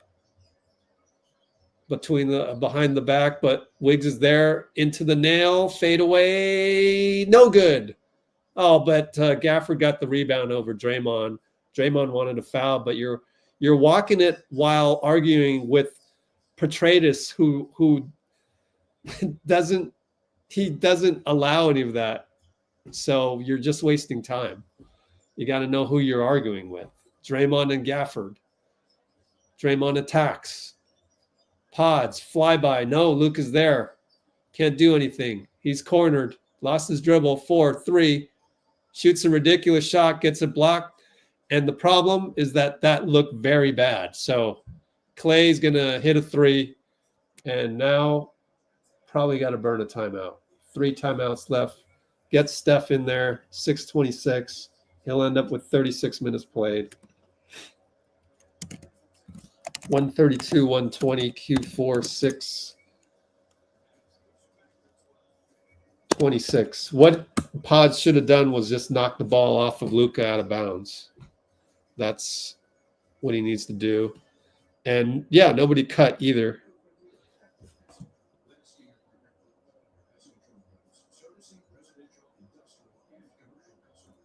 Yep, J.K. just standing there. Everybody just standing there. Wow. That's high school ball right there.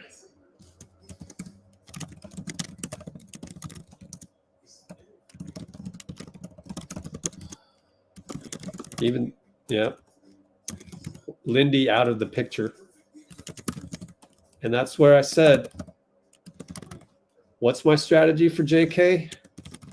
Cut hard. Cut hard, cut hard. I would force JK to put a sign when he wakes up every morning. Cut hard. 2 words, cut hard. You got to ingrain this in his brain so that it becomes instinctual. But there he is. Oh, pass me the ball, BP. Pass me the ball. You're way the hell outside the arc. You're the closest guy to him. Go to it. Cut hard. Nobody. It wasn't just JK, but like, yeah, nobody helped him, but it was just entirely the wrong move against Luka. I mean, he's taller than you. Why not keep your dribble? Keep your dribble. Go towards the hoop. So all of that was bad. That was a 6 shot clock violation level, you know.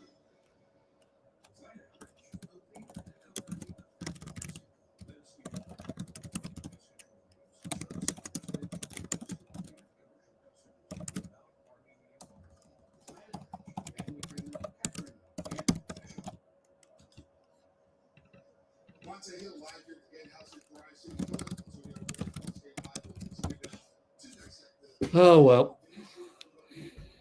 Oh, come on. Let's not blame.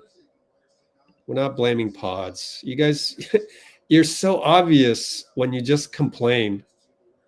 about pods every single time. Stop it.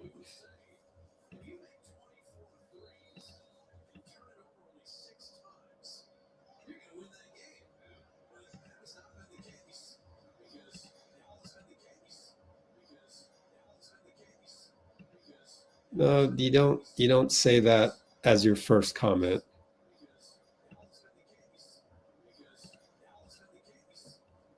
Well, my feed is stuck. It's stuck in a loop. I don't know about you, but my feed is stuck in a loop at 620. Wow, it's literally stuck in a loop. Let me see if the laptop is the same. Yep, you guys have the same thing? Oh, suddenly we're at 607 and it's a turnover out of the blue.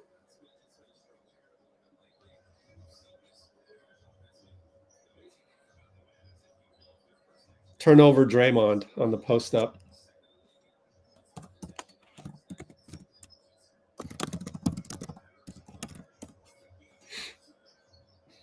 Fadeaway Luka, no good. Draymond rebound. 3-ball Steph. Hero ball good over PJ. I've got a blurry screen though. It's the best they can do. Steph smiling, but we're down by 9. What's up with that? I don't know if I like the stare downs by Draymond and the Steph down by 9 smile. I'm not with that. But Luka slips on a wet spot. Timeout by J.Kidd. We're down 9. 5:20 to go.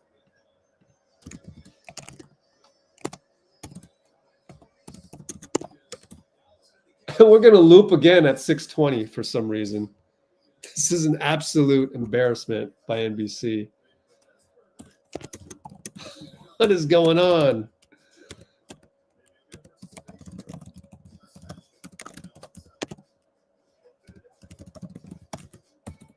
Good Lord. Horrible.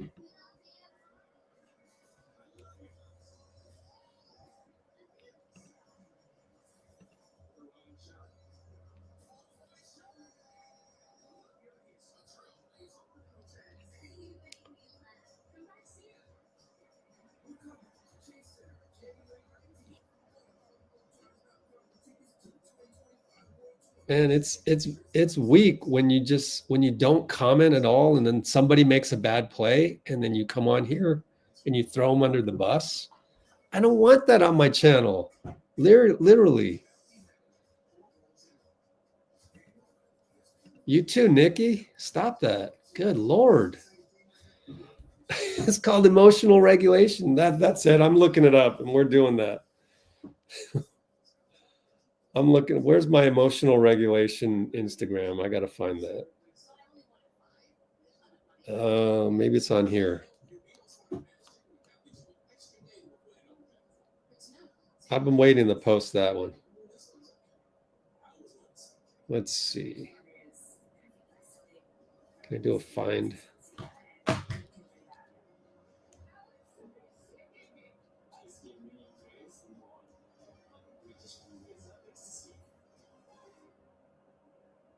Nope, couldn't find it on here. Maybe Lewis. Yep.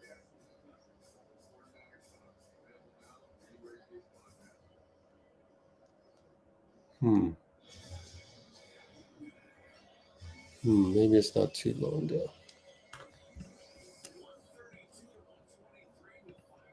Can you give me the clip where Lewis Howes talks about emotional regulation? Don't make me time you out, Nikki.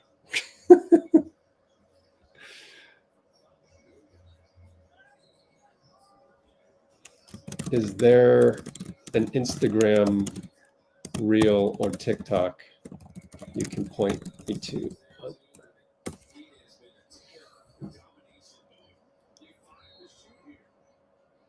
We'll come back to it.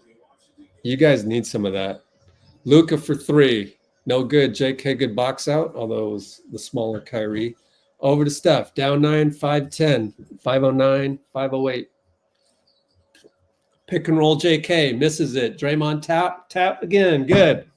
So we ran JK, Steph, pick and roll. Love it. It's about time. Crunch time, pet plays.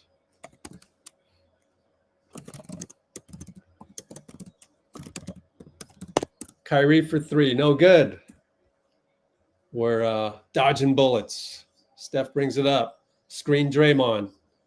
Loses the ball on the behind the back dribble. Screwed up right there. So that's Steph's fault. Klay for 3. Got it.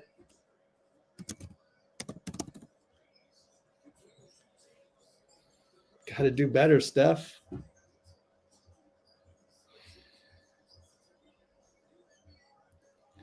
How many turnovers is that? 8. JK down the lane, scores. Wow. Lefty against Lively. Luka will slow it up, bring it up. We're down 8 again. 359, 358, 357.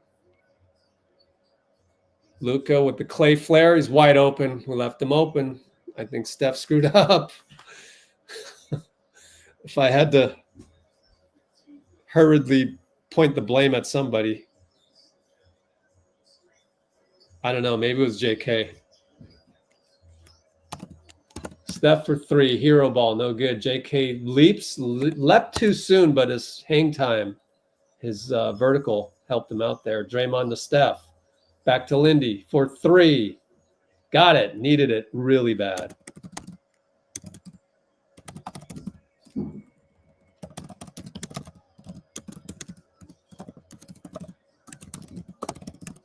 PJ lost the ball, but Derek resets it out to Luka. Timeout, J.Kidd. We're up by 8, or we're down by 8. 138, 130. Dallas.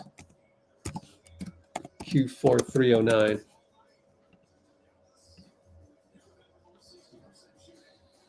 I'm going to find this.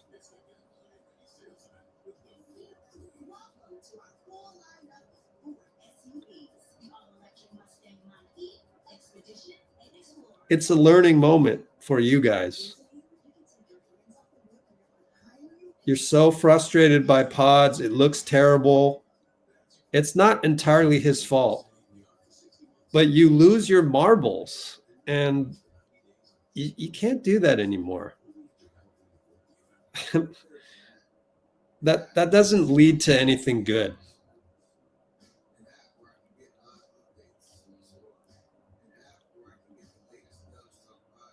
I'm going to find this shit. Where did I put it? Did I maybe email it to myself?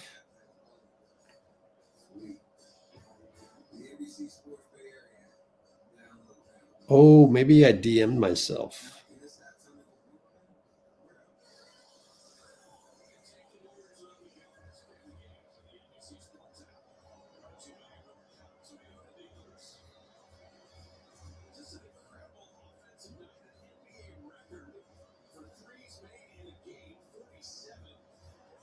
Anyways, where are we with likes?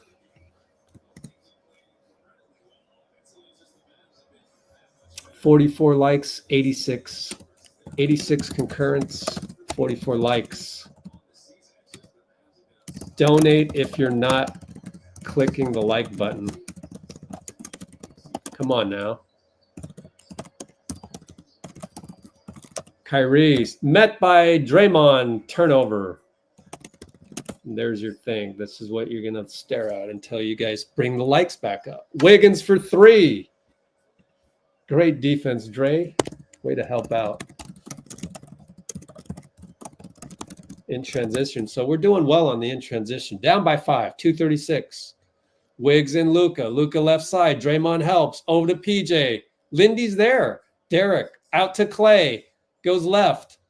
Steph hounds him. It's short. Great defense, Steph, to hound him. Steph and Klay. Steph and Klay still. Screen. Draymond. Back to Draymond on the roll. Upstairs. Bad pass. Draymond again. God.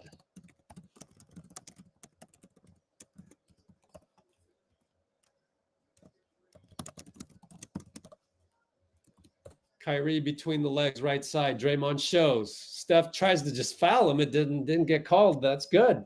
They called that earlier. They find PJ open, missed it. Steph rebound. Between the legs, Luka. PJ. He's one-on-one. Washington Island. Way off. Bricked it. Klay rebound. J.K. looked despondent after that one. And Draymond's going to foul PJ. He's going to yell, and I don't know what Petraeus saw. He's yelling at Petraeus. That's not going to do anything if he ended up fouling them. Check the iPad. Jacob Rubin, get on that. They're checking the iPad. Him and Khalid Robinson. Steph says, my bad, during the free throw. I thought it was a foul. Click the like button, or I'm just going to keep saying, buy me a cup of coffee, man. At least do that. It's a cup of coffee. Come on now. I'm giving you play-by-play. I'm giving you insider. I'm not letting the comments go left because of just a couple people that have to complain every single time about everything. You guys got to keep it positive. You guys got to learn how to move on in life. Just always looking for someone to blame. Here it is. I think I found it. Ah, crap. This is being in nature. Damn, I can't find it. Well, PJ missed the free throw.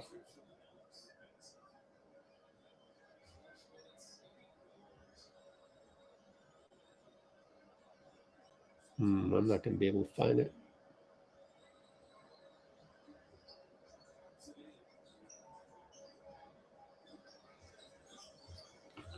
All right, Steph and Kyrie. Screen Lindy. Over to corner JK. Goes to Draymond to Steph. Shoot it over Derek. Back rim. Long rebound to Kyrie.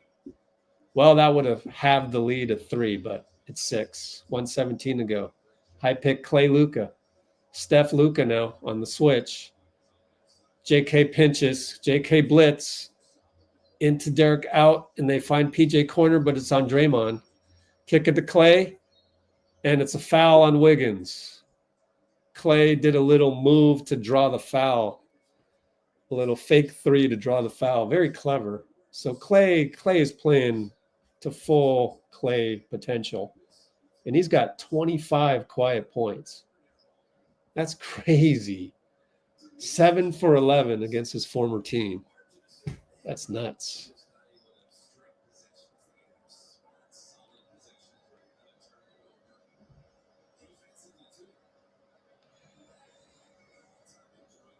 Klay hits.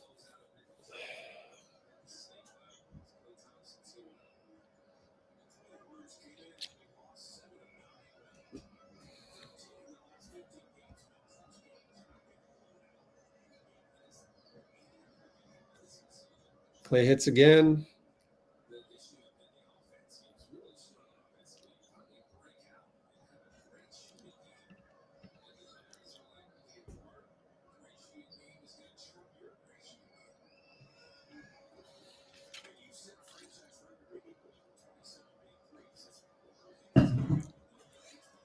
Hits all 3. Timeout, Steve. 142, 133. Why it says 141 on the box score? Fitz with the they would beat anyone tonight. Stop it, Fitz. You don't say that. I mean, you might be right, but just don't say that. Like, I don't know. It's just not the right thing to say at the moment.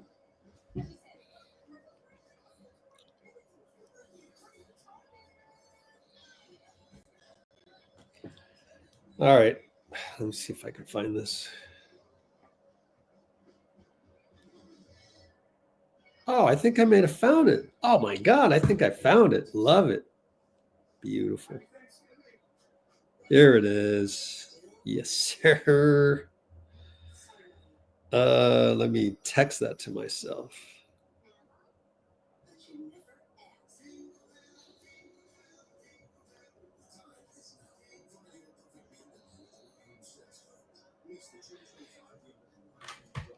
I mean, let me put it this way. I will say this. I think, for example, I think Bruce has very good emotional regulation. Kudos to Bruce. He uses humor to deflect negative vibes, and it's something a lot of guys in our chat, they could do better with. Either just don't thumb type it. That's the number one. Or come up with another way, and Bruce has found it. So I commend Bruce on that. Pods inbound to Lindy, over Klay for three, no good. Goes right to Wiggins in the corner. Steps out of bounds. I was wondering when we were going to step out of bounds way over there at some point. Down 9, 58.1, not looking good. Dallas would have to screw up a little bit here. We need them to screw up one thing at least, maybe two times. Kyrie, you should trap him right there, and goes to PJ, but Pods didn't. Klay, doubled by Steph and Wiggs, over to Kyrie, back to Klay. BP fouls Klay. Steph wanted to travel. Steph should have pinched Klay right there as well, but well, it'll get better. We're getting Dennis, and we deserve Dennis because we lost Melton, right? So this whole time I've been saying, like, what's the difference between now and earlier in the season? We lost Melton. We lost the starter, bona fide starter, bona fide two-way player. Talked about it ad nauseum last night. Guy was $13 million salary, playing like he's a $20 million player. How do I know it's $20 million? Because Kentavious Caldwell-Pope gets paid $22 million, and you do the comparable, man, Melton is producing just about as much as Kentavious. We could look it up on BKRef. I'll bet you they're pretty close, unless I don't watch Orlando every day, but I know what Kentavious can do. And unless he's popping off over there in Orlando, I'm pretty sure Melton was playing just below the KCP level. So we lost that guy, and people don't give enough credit for getting Melton. And I guess he just didn't play enough games for people to realize. So Klay misses a free throw. 41 seconds. Lindy, as we got our third unit in there to preserve the health of Steph. Pods into the lane. Misses Banker. Prosper rebound with 20 on the shot clock, 8-second differential. So what I need to do is resend that.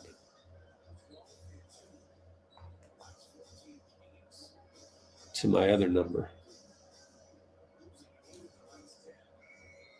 They'll take a shot clock violation, 7.5, and we'll probably sit on that ball as well. But guys, you know, one play, we didn't lose just because Pods dribbled into the corner and picked up his dribble. Okay, so number one, there's that. And it's just, you got to know how to handle these things. Now, I'm going to put this on here, but I don't want to get demonetized. But this is, I mean, listen to this, okay?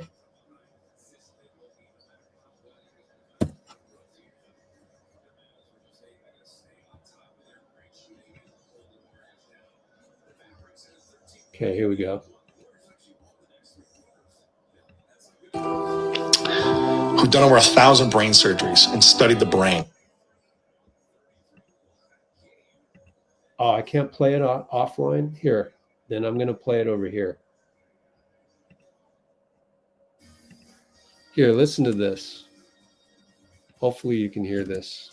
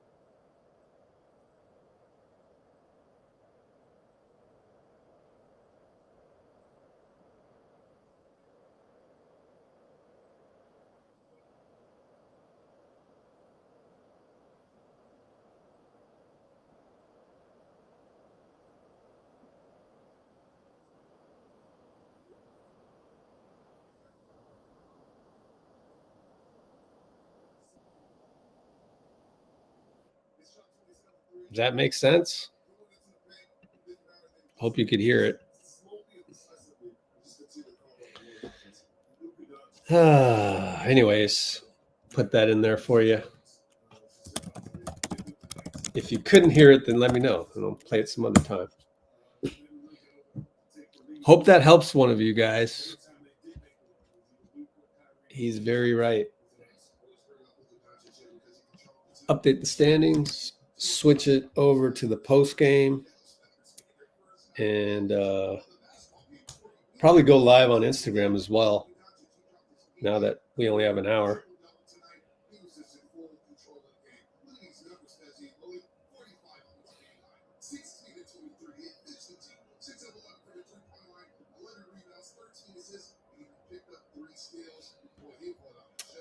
Okay.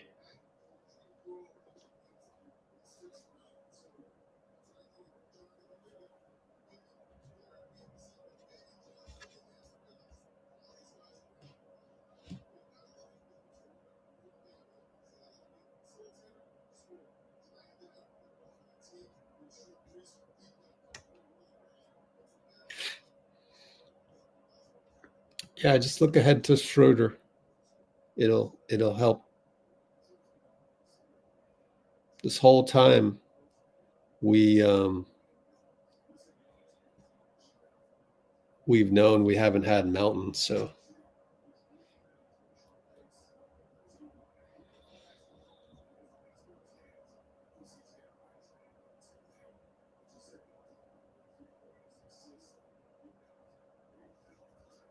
yeah. Believe in the team. Klay beat us? No.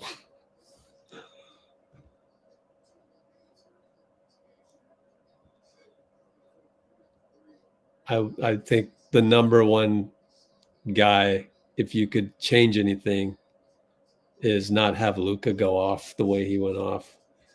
And it was a masterpiece.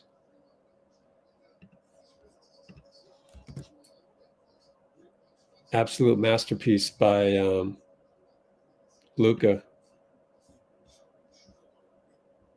45, 11, and 13.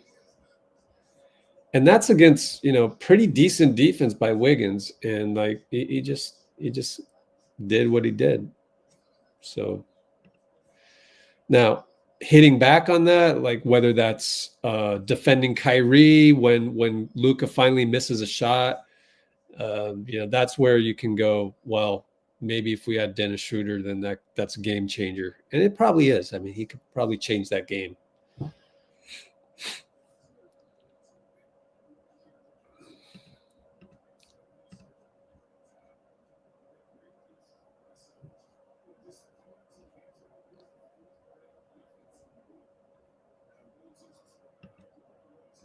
We lose because we were small. So what do we do about? There's only one Luka, 6'8". you can't be mad that whoever's guarding Luka is smaller than Luka. So that's the wrong way to look at it. It ended tonight when Hero Ball started. No, it ended when Luka got a triple-double with 40. There's no answer to Luka. The answer to Luka is to have offensive firepower come back if you can't stop him. So if Luka's like that, they're going to win most games. But the teams where they're not going to win against is like maybe OKC with Shea answering that. So you need an answer.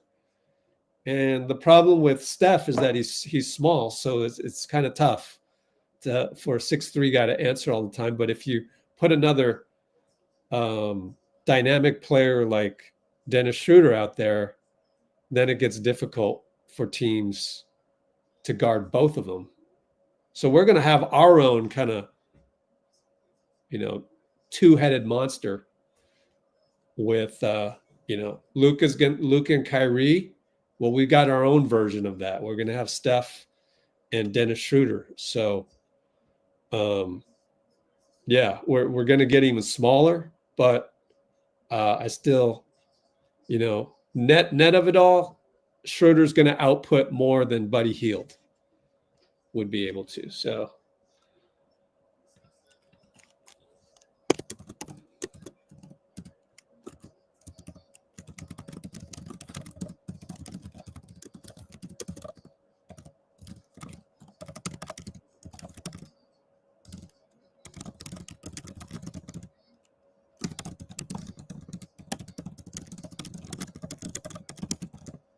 it's in the modern NBA.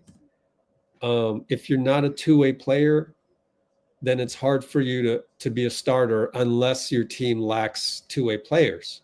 So Buddy Hield, and this is most teams. Dallas is a little different because they've got rim protection and they're built very traditionally, and Luka's 6'8".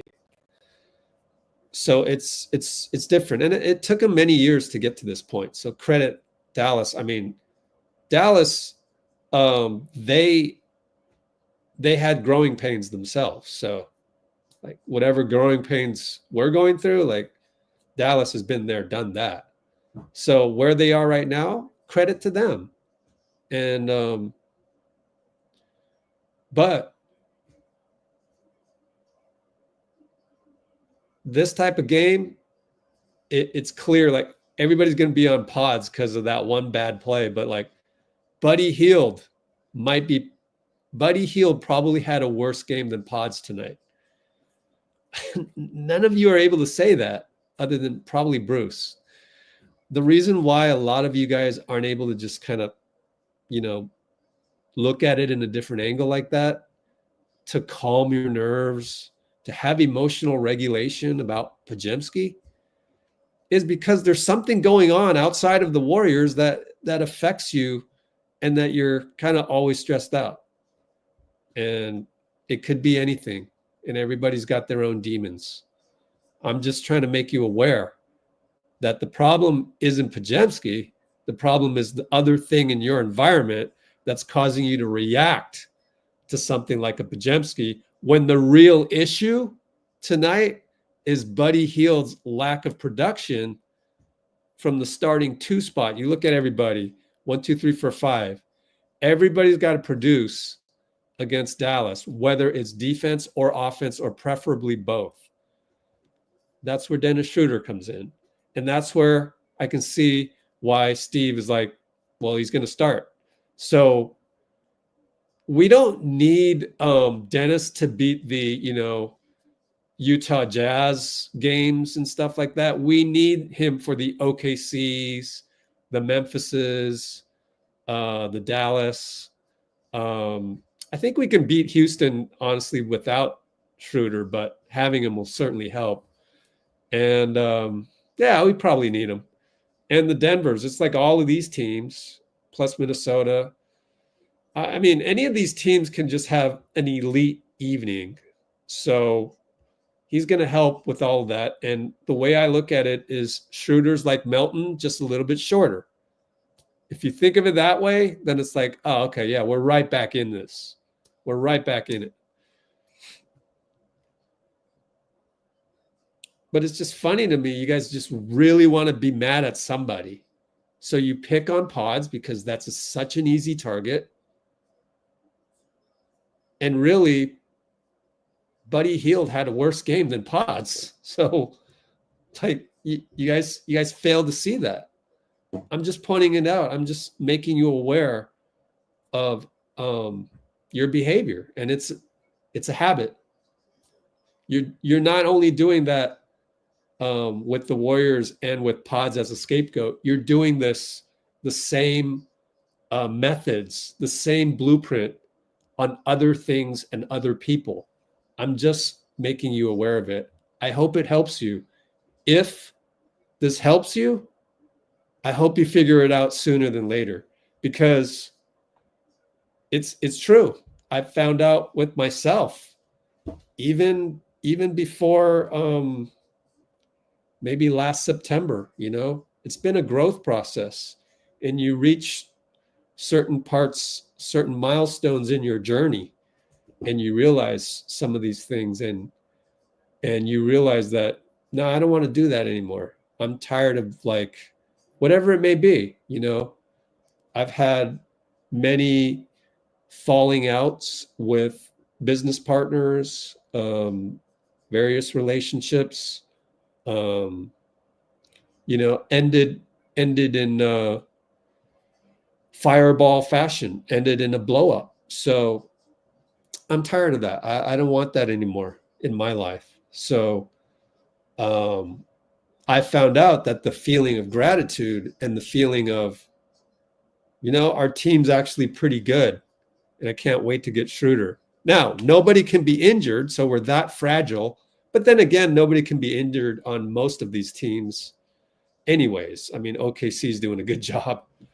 Obviously, Dallas has done a good job to get through their little injuries here and there.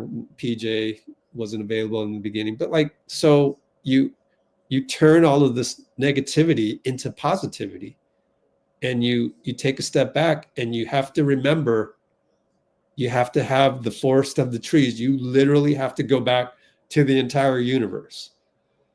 And that's how you get out of some bullshit. That's how you get out of your addiction to winning games, addiction to whatever it may be. Like, I mean, you guys are addicted to the Warriors winning every single time. Clearly, that's not real life. They can't win every single time anyways. So take my example. Do you see me, you know, blowing my top off by a horrific looking play? It's just like, now granted, every now and then Steph will make it same old turnover, and it's just like, oh gosh, please stop. That kind of thing. But, you know, you get over it real quick. You got to be able to just get over it.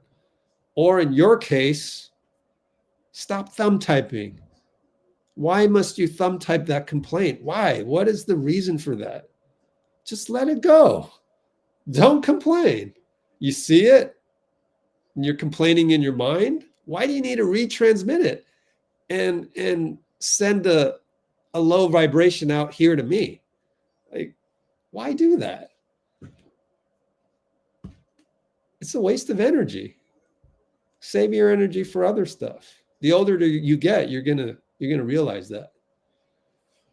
A lot of you are really young out there. You got so much energy, you don't know what to do with it. That's fine. But just know that, you know, when you meet grizzled vets like me, and you're spreading that vibe, and I need to put up my shield to protect myself to get away from that, you know, you guys got to learn how to get away from toxic environments and toxic people. So I blocked a lot of you tonight. I did. I timed you out, not blocked you from the channel, because I don't do that anymore as much. You kind of talk.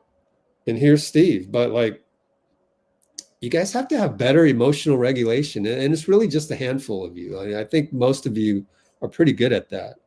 And that's where we're different here. Let's Go Warriors. But like, I just really hope you're not doing this to other people in real life, because I tend to think that that's what's happening. Like, you popping off, thumb typing on someone, you've probably done that to somebody else in your like circle, like in real life. So everything you're saying about pods, I'm here to try to make the world a little bit better place through the Warriors, even in a loss. So guys, can we not do the we're trading pods? I mean, we're not trading pods straight up. We're not. You don't trade a guy on a very low contract for another guy on a very low contract. We talked about that yesterday night.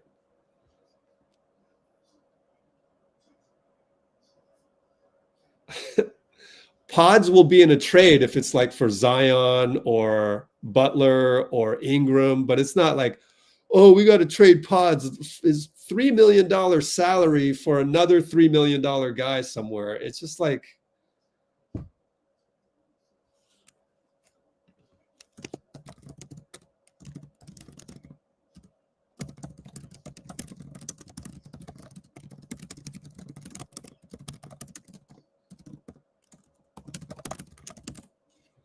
Anyways, we'll go to Steve now.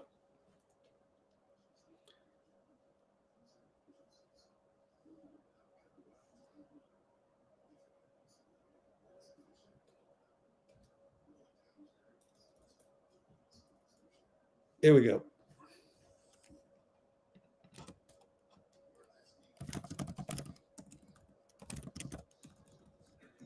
You kind of talked about it pregame. Defense is the backbone of the team, and tonight might have been your worst defensive game of the year. What was the issue? The issue was Luka Doncic. That was the issue.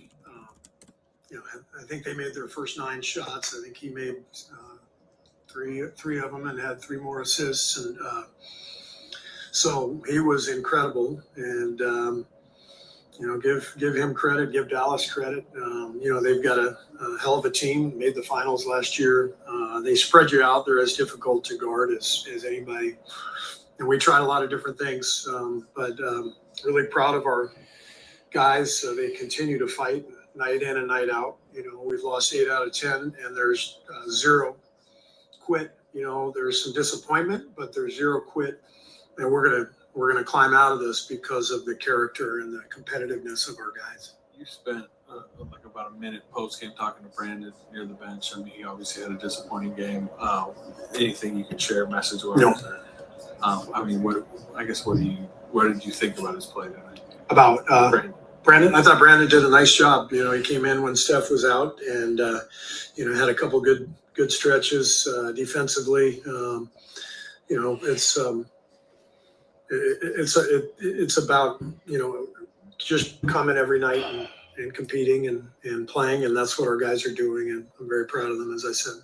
Steve, you guys have been a pretty good rebounding team all year, but tonight, in the core of the game, they really kind of owned the glass. Yeah. They were up plus 14 at one point on rebounds. Yeah, those big guys are tough, to deal with. Both Lively and Gafford, they take up a lot of space, so they're either rebounding or taking up attention, and then other guys are coming in to rebound, like Luka, who had 11, I think, and they got a lot of size and put a lot of pressure on you. How difficult is it to try and play uphill against a team with that kind of offense, though? Yeah, I mean, that was the key. We gave up 46 in the first quarter, and we're playing upstream the rest of the way. I'm not sure I've ever seen a box score like this. We go 27 for 54 from 3. 39 assists, 10 turnovers. And it felt like we were never really in the game. We got it to 5 a couple times. Guys kept fighting, but they controlled the entire game on a night where we made 27 threes and didn't turn the ball over. It's a modern NBA. It's a different world. It's a different game. And 10 years ago, you see that kind of offensive stat sheet for the offense, for our team. I said we win that game by 20, maybe 30. But they made 21 threes. They must have shot 65% on 2s. I mean, we just could not contain them at all. And as I said, they dominated. They deserve the credit, and they played a great game. Thanks. Oh.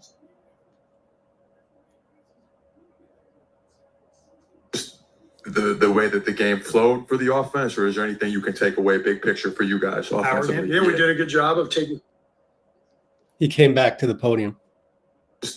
The way that the game flowed for the offense, or is there anything you can take away big picture for you guys offensively? Yeah, we did a good job of taking care of the ball.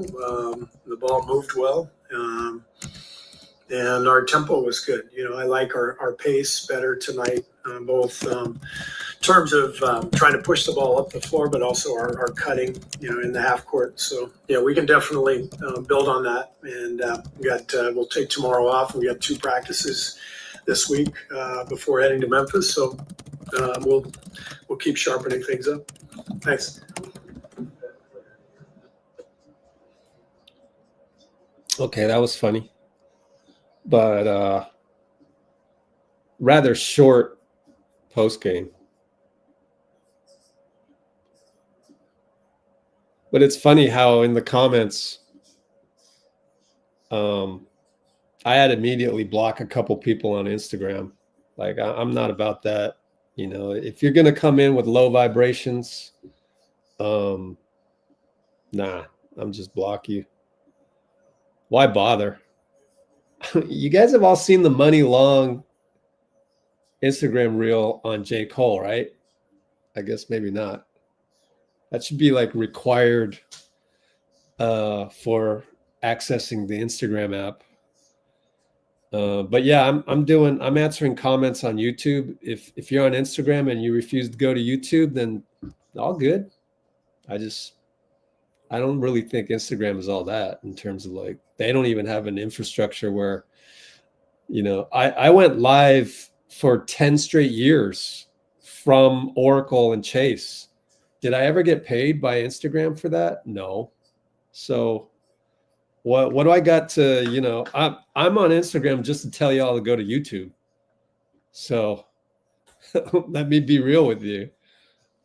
Get off Instagram. I know that Instagram is good for communicating with people in the NBA. And we have to, that's our default way of contacting each other, whether it's trainers, NBA players, high school players, college players, AAU guys, whatever, coaches, but fellow ball players from the Asian leagues and stuff. But like, as far as the right platform to be on, it's YouTube. There's no doubt in my mind. It's not Twitter. As far as for engaging with the right people. So you go to YouTube, you find somebody or some channel that you want to engage with, go to YouTube to do it. Because see, the haters, the people that want to bring in negative vibes, and we're just waiting right now for the next guy on the podium at Chase Center through this feed right here. The people that bring in negative vibes, they just want to thumb type something. We were just talking about this on YouTube. They just want to thumb type something that's a transfer of negative energy from somewhere else in their lives, and so they're not in it for the long form. Whereas YouTube is more like long form, and that's where you can like actually develop relationships and stuff with like-minded subject matter. And, you know, thought leaders is what I would say. So like, I would like to say, you know, I'm like a thought leader in terms of how to watch the Warriors in a way that isn't always complaining. And that's what we do on YouTube. And it's doable on YouTube. And I haven't found it doable on any other platform, including Blue Sky. Blue Sky is just it's not there. They're too late. So I don't know. It's going to take forever for Blue Sky to catch up to other platforms, whatever they may be. So that's my long-winded way of saying, if you're on Instagram, I'm only on Instagram to divert you to YouTube. I'm not kidding about that. Like, let me make clear. So that's my sales pitch on YouTube. That's where I'm making these trustworthy, safe friends that aren't going to blow a gasket in your face. And I've done this in real life. And the one guy that I've actually done this the most in real life, he's actually now a co-host on our YouTube channel. That's Dean Chambers.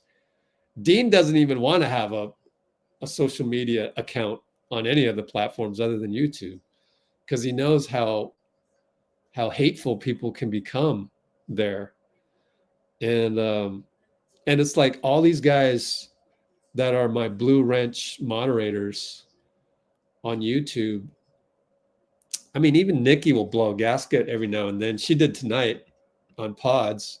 But like 9 times out of 10, she's like asking me to clear up the complications of like all these people, these trade rumors or all these narratives, and wanting me to do some myth busting. So that's what I do. But the other thing is that when you come check out our YouTube channel, all these Blue Wrench guys, like, you feel safe, like talking about stuff with them. You're never going to be bullied. You're never going to be, I mean, unless you bully, then I will bully you back sometimes. I'm trying to do that less. But like, if you go on here and you bully pods, then I'll either bully you back or I'll, just block you or delete your comment or mute you or one of those. But like, show some respect. Like, we've had Pajemski's dad on our live stream. We've had, Klay Thompson's trainer, Charlie. We've had Wiggs's trainer. We've had Travis Walton, Draymond's guy. A lot of guys. We've had journalists. Brett Siegel of Clutch Points. It's like, you guys, people on social media will look at anybody to bully. So and they'll want to bully journalists too. And, I end up protecting a lot of people. It's like half of what I do, half of all the energy I spend is defending people. It's just like, good Lord, people are stressed out, man. So I want people to be aware of what they're doing. It's getting out of hand.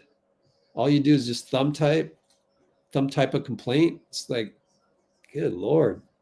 Start by not thumb typing. Stop that addiction, because all you're going to do is thumb type something that throws somebody under the bus that ends up that somebody knows somebody who knows somebody. You don't think that's gotten me in trouble in the past? I'm done with that. Like, I decided I didn't want to be in an environment where everybody's got their swords out. You know how competitive doing Warriors content is? Everyone's going to stab you in the back eventually in some way, shape, or form. That's the nature of the beast. So I'm here to like make people aware that, you guys are all stabbing you guys in the back. So number one, remove yourself from that environment, or number two, at least be aware of it and try not to let that affect your energy, because it's going to sap your energy and it's going to make you feel really PJ Washington, I guess, is mocking the night. It's all fun and games. I mean, they're a better team than us as of right now. Without Dennis Schroder, hey, you're a better team. But I can't wait to play you guys when we got Dennis Schroder, because I think we'll beat you guys. And that's the positivity you got to bring with it. That's the energy you want to bring. That's the 19th man type of ideal, the embodiment that I try to bring to Let's Go Warriors. But I do that through YouTube mostly. I can't do it through Instagram. People are too mad on Instagram. Can't do it on Twitter for obvious reasons. Can't do it on anything. Threads is exactly the same as Twitter. After every loss, I'll bet you it's going to show me the for you all complaints. It's going to be, and it remains to be seen. I think Blue Sky is going to be the same way, because all it is thumb typing complaints. So if you're on the Instagram live right now and you want to thumb type a complaint, I ask you, please don't. Like, please try to figure out that that's an addiction.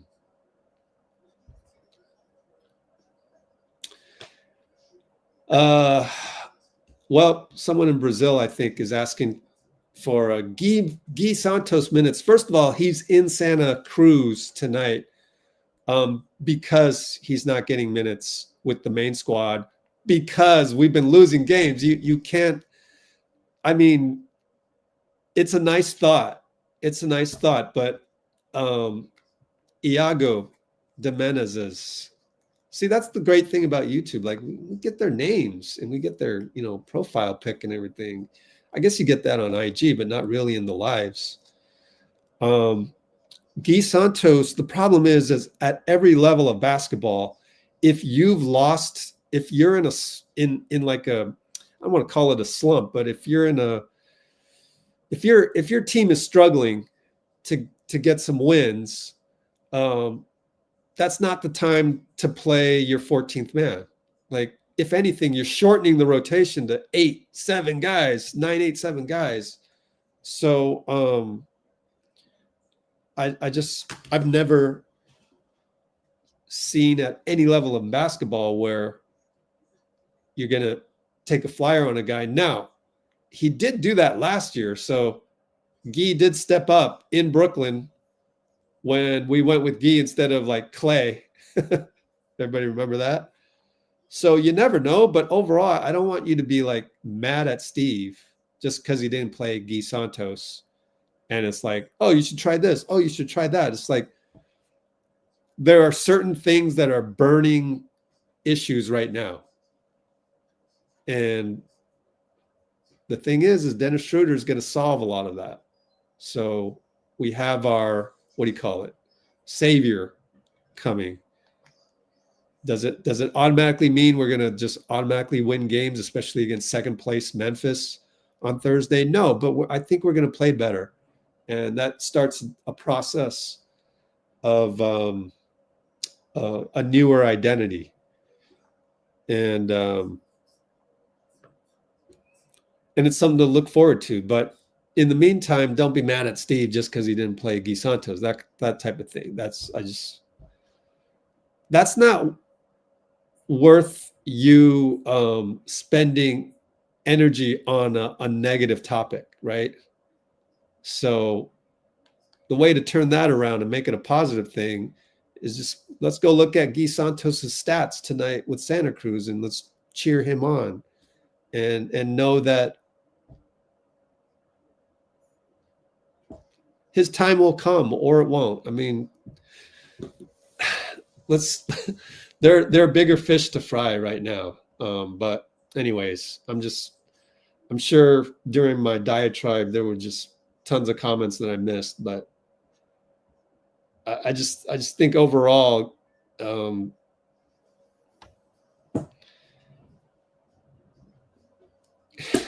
mean, Warriors losing games shouldn't be so high on your, list of things to be mad about in life. Okay. So I think that's basically the main point I want to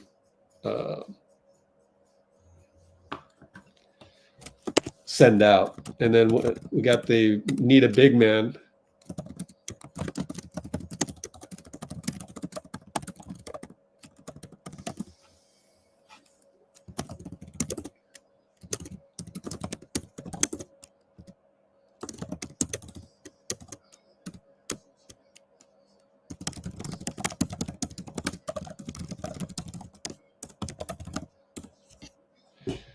Oh man, I don't know what is up with the need a big man people. Like,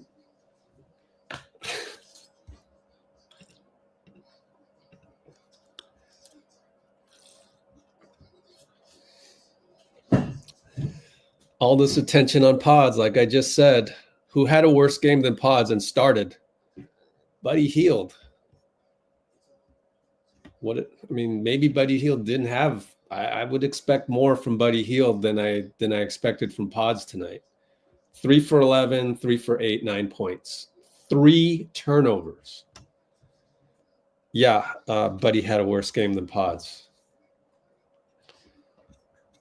And yet you're clouded by that.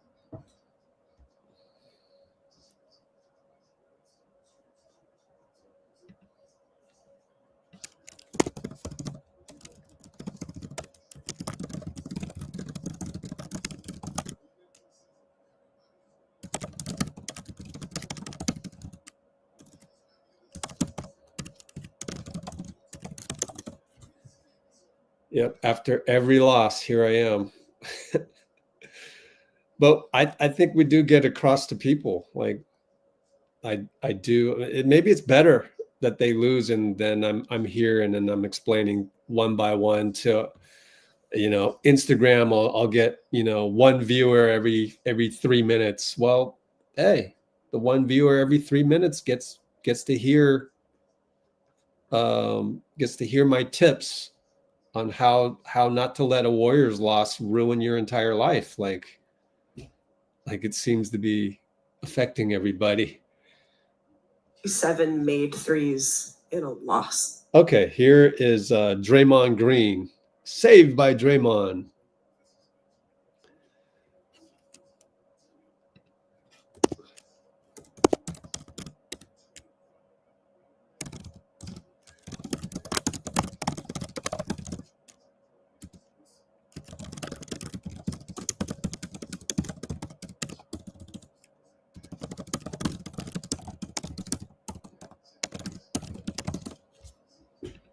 Well, we're not going to do Draymond until I get through these comments because I got to delete a whole bunch of them.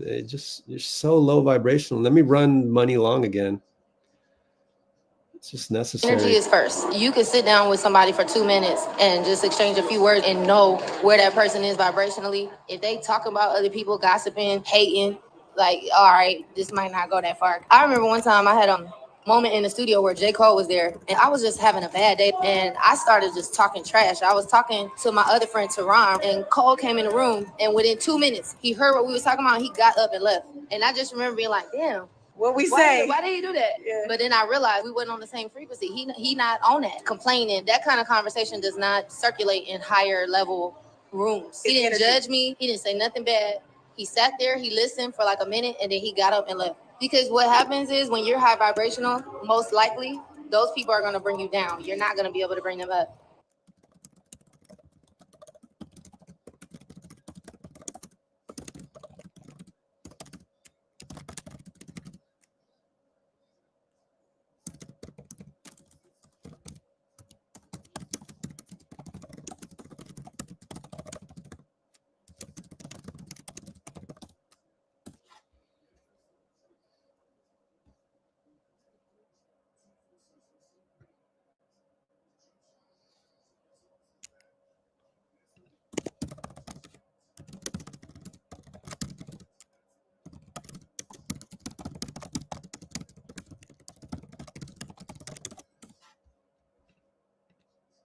Now we're getting the, Steve told Paz to shoot 10 threes. So what?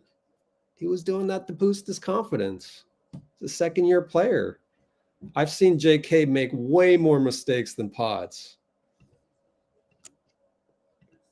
Do we need to be like everywhere else on the internet where we're just finding ways to bully Pods right now? That's so pedestrian. Like, that's so, like, it's inhumane. What is this like? Is it cool to be a bully? I don't get it. So it's cool to like show how upset you are with life. It just doesn't make sense to me. Like, how is that cool? That's not cool at all. If anything, if that thought comes in your head, you should shut up and not retransmit it because you're like, ooh, that's a bad thought.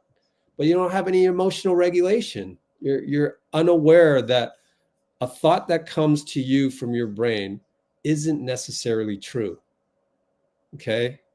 Like, if and this happened one time, if Raymond Ritter wanted to talk to me because I got into it with an Oracle security guard one time, like, I'm gonna have a thought of, man, Raymond, that's BS, right? That's not necessarily true. Or, man, that security guard was looking out to get me. That's not necessarily true. And the same goes in reverse. The security guard is going to have a thought like, who is this guy that, I had a disagreement with about this or that? It was checking my bag.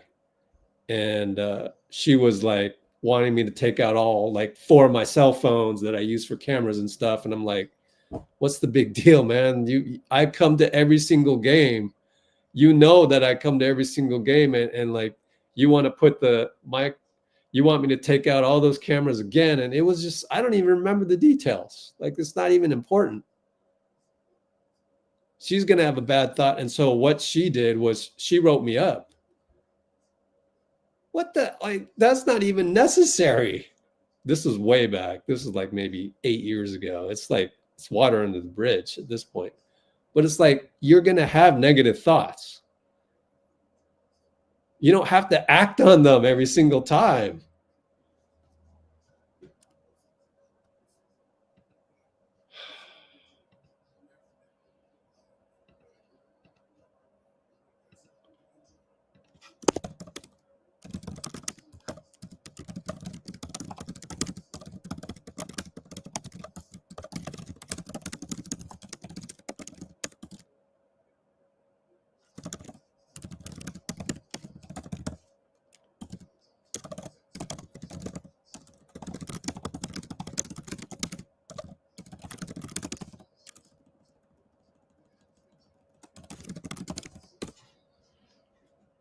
I thought you were my friend, Bloomer. I thought I could count on you, and you can't. You can't do it.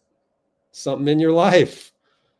You even made yourself vulnerable last time, and you admitted, which I thought took a lot of courage. I'm talking to a guy on YouTube, one of our regulars. I had to time him out, but just for 60 seconds. I asked Bloomer specifically, can you stop complaining about pods? Because we got 99 other people in the comments complaining about pods right now. And like, you're our friend. You're like one of the close ones, and you're going to complain about them. Can you just take a break? And then he complains about them one more time. It's just that pods this. Why are you like this? Man in the mirror.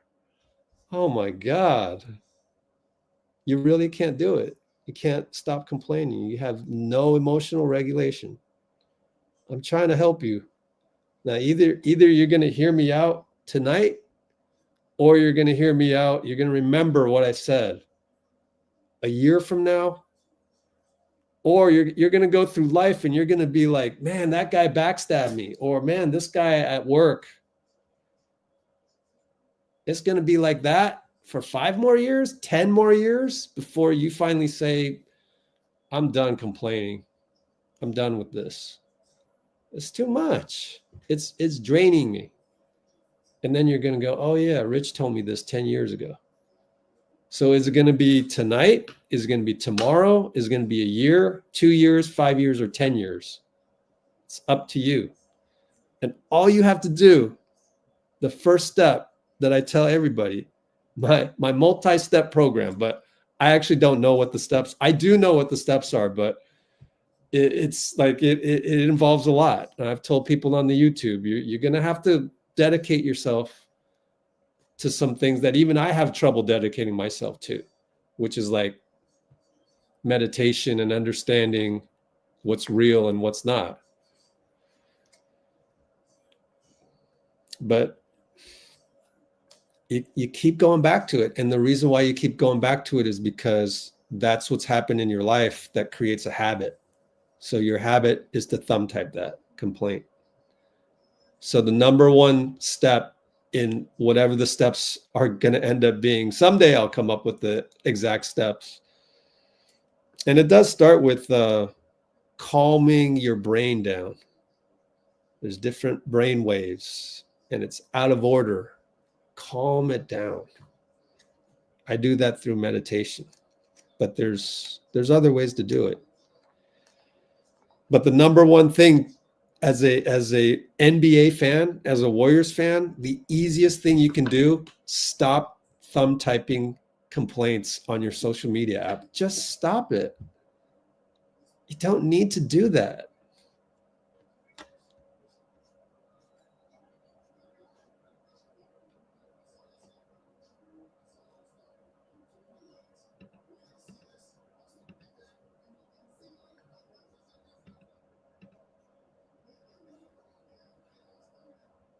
There's our ball.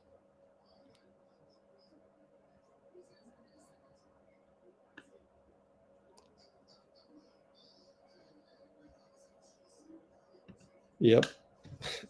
Bruce is the paladin in hell tonight. Thank you, Bruce.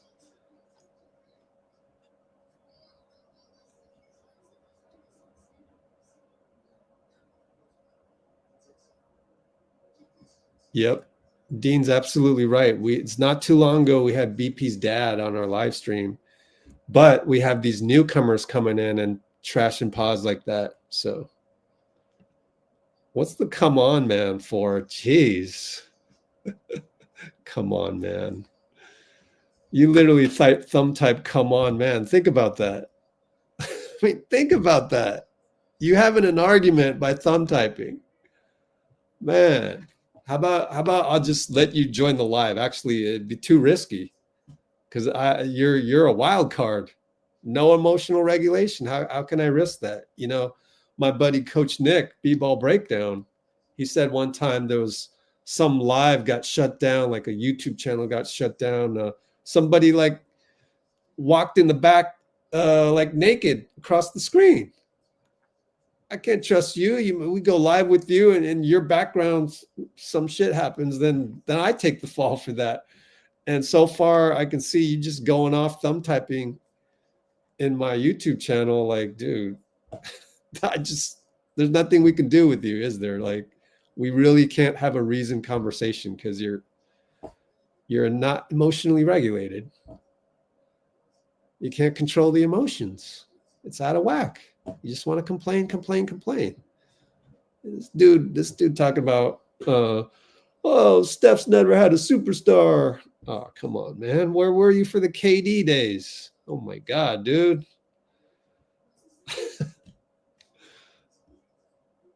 Wow. It's nuts out there. People got to realize all this thumb typing, it just makes it worse. You got to stop thumb typing. If you're going to thumb type something productive, positive, inspiring, creative. But look, I get it. When you're in a state of survival, you know, you got that coworker that stabbed you in the back last month with some shit, snitched on you. I mean, you're in a state of battle. You want to take this guy out back and knock him, you know. You want to take a swing at him and all that, right? I've been there. I know the feeling. But that's the reason why you're going on here thumb typing all this stuff about the Warriors. That's the reason why. It's not the Warriors.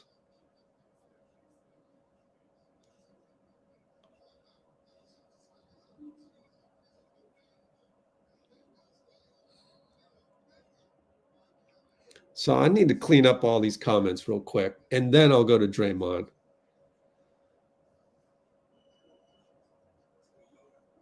We're only on hour 3. Instagram Live's probably going to cut out any moment. But if I can get across to one person out there that's addicted to the thumb typing of complaining and get that person to stop, then we've made the world a better place, honestly.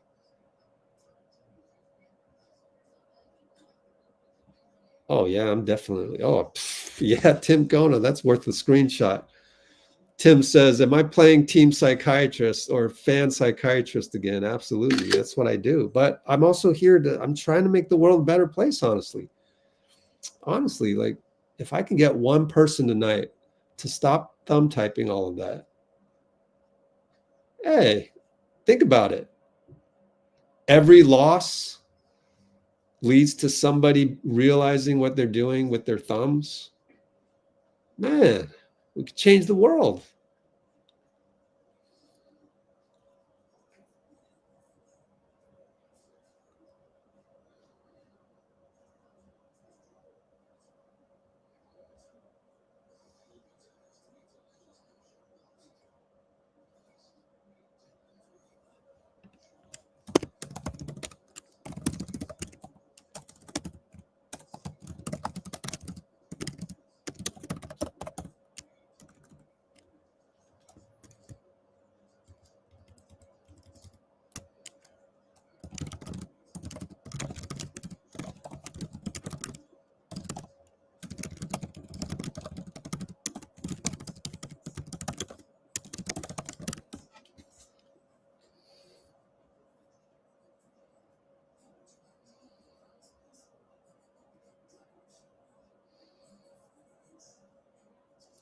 J.K. is a rare steak.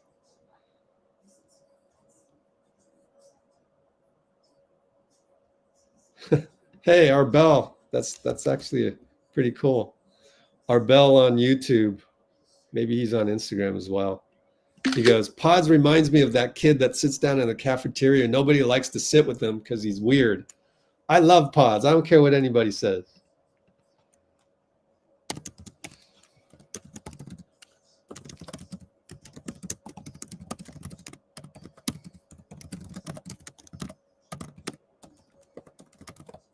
I love that. See, those are the kinds of comments I love to see. Like, only on Let's Go Warriors are we ever going to get a guy just to be brave enough to say that. So I commend you, Arbel.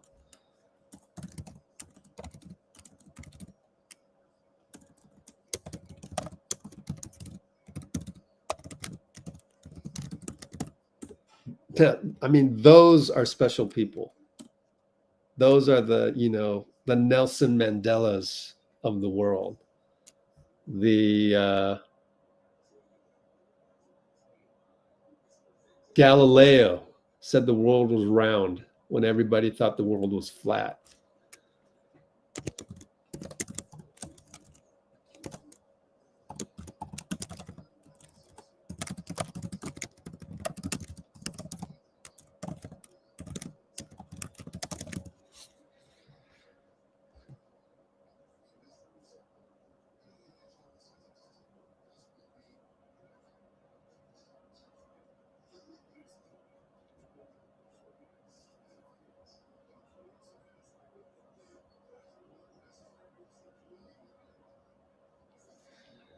Okay, cool. We're getting through these. It's not that bad. Wow. Pinky says I have so much patience with people. Man, I feel like I feel like I don't have enough patience. Like I could use some more. And then the moment I think that, I think, oh man, tomorrow's going to be a great day. I get to do humanity type stuff. I get to instead of I mean, I got to do my warrior stuff. I'm going to keep doing it for the next X number of hours that I can stay awake. But and it's been tough with the behind the scenes because nobody wants to watch behind the scenes stuff of when we lose, even though, yeah, it's hard to figure out. YouTube revenue kind of goes down a bit when we lose, obviously, but yeah, tomorrow it'll be, I get to put Warriors aside and back to humanity, so I can't wait for that. And Pinky reminded me of that, so appreciate that. Hey, Jasmine missed the game. Good game to miss, but although it was a great game to watch, honestly, aside from coming up short. Yeah, well said, Kimbo.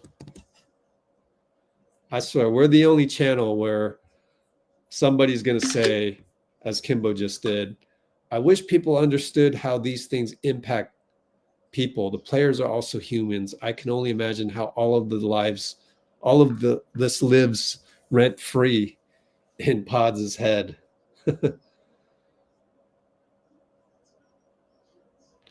Bruce reminds us, I've seen so many teams struggling in November, December, and ultimately win the championship. So no need to lose your mind. Yeah, there you go. Don't need to talk about the losses or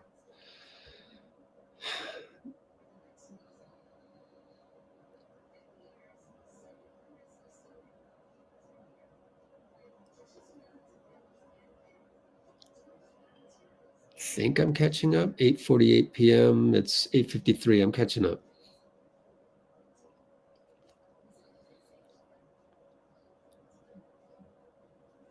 There you go, Bloomer.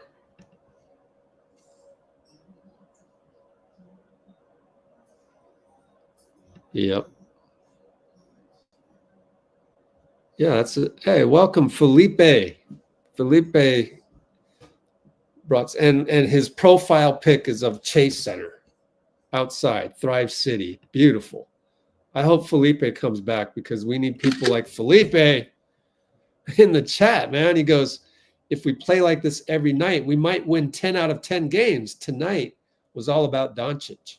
And by the way, let's not forget, Kyrie had some freaking like hero shots tonight. Like we would go on a run and then Kyrie, that thing that he and Steph have, like, I got to make a shot and stop the bleeding. Man, Kyrie, I think he only missed one of those hero shots. There are probably 3 of them. There was definitely a banker past Kuminga. Like there's no way Jonathan can defend that one. Like banker down the right lane, and I'm just sitting there going, damn. Like I tip my hat at that play. Like, what can you do? What you can do is go out and get a Dennis Schroder to stop that, but Kuminga's not stopping that, right? So don't forget Kyrie too. So I double down on what Felipe just said. It's like not just Luka, but everybody stepped up. And then Klay, I mean, Klay Thompson, like 25 weak side points. You know what I'm saying? Like he's not even the focal point of the play. It's the kick out, 25 points.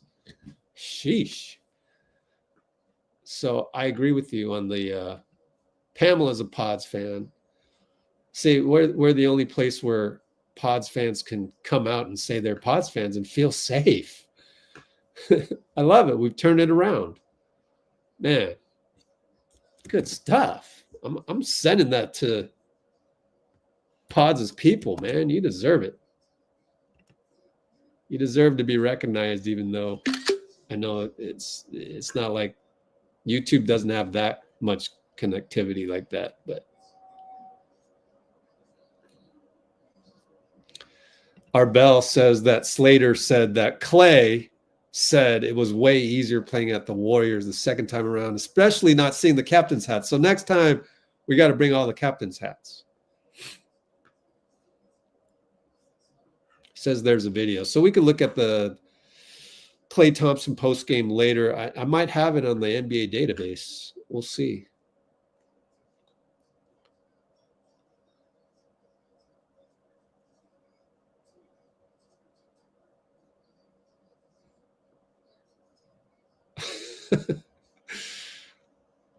Dean with the funny example of if they had a Utah Jazz social media back in the day when Jordan beat them. It must have gone crazy. But there was no internet back then. Oh, cool.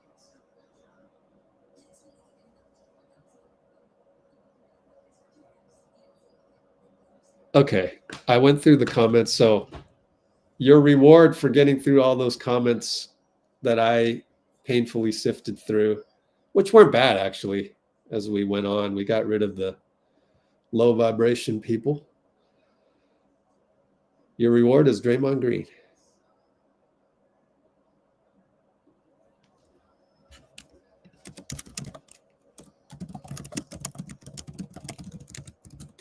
Seven made threes in a loss. Defense.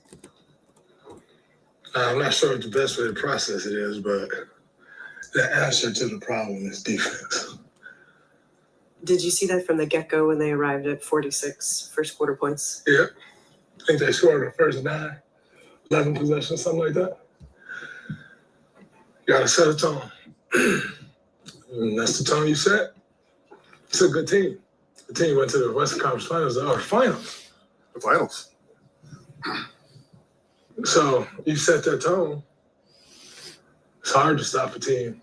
You know, you can do that against the bum teams, but you set that tone against a great team. You're going to have a hard time catching up.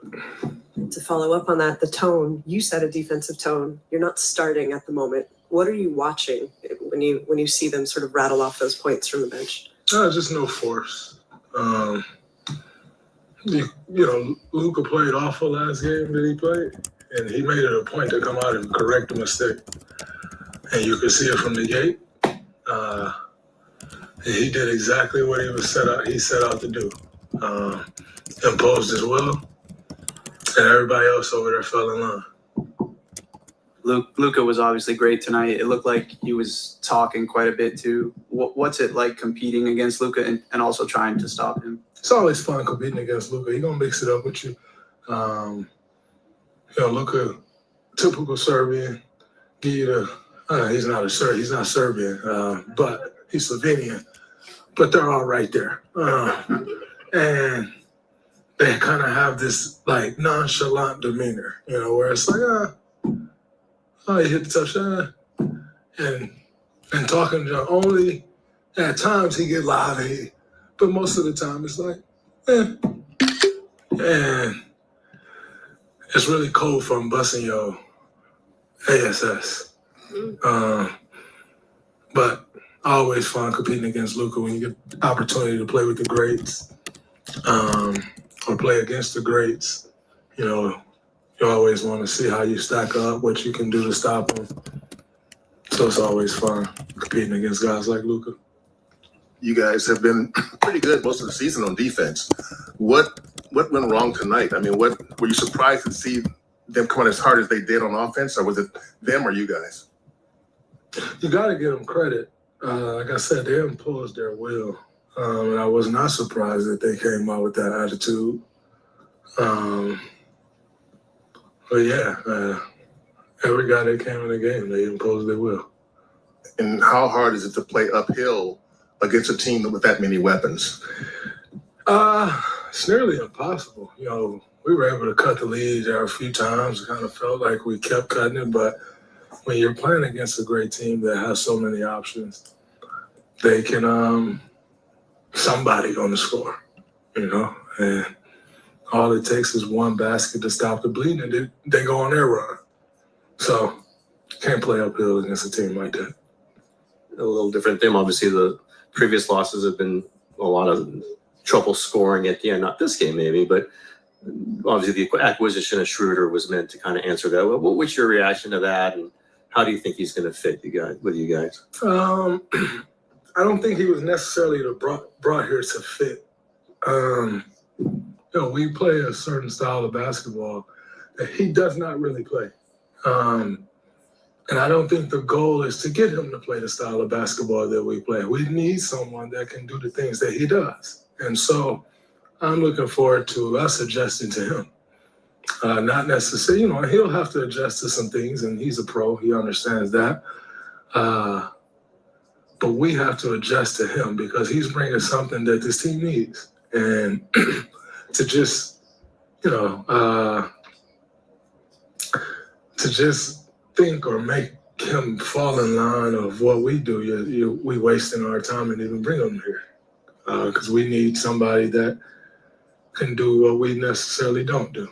And I think that's what he'll be for us. Have you gotten to know him through the years? He's definitely a kind of different kind of character, but what do you think of his personality, like just kind of way he carries himself? Definitely got to know him a little bit through the years.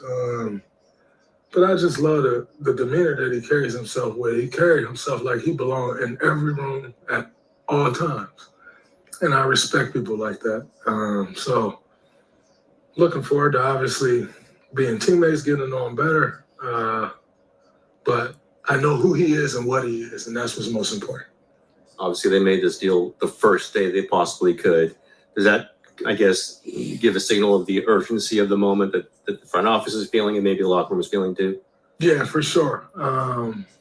Definitely gives that signal of what the front office is feeling and thinking. And I've said it all along, Mike has been great since stepping into the role, and, to have that sense of urgency to get that deal done like that, just continues to show why he's who he is, why he took over the role that he took over, and why he's going to continue to be great in this league as a general manager. You went 5 for 9 for 3 tonight. What would you say was working for you behind the line? Just shot him. Missed my first one, then got a few to go, and just kept shooting.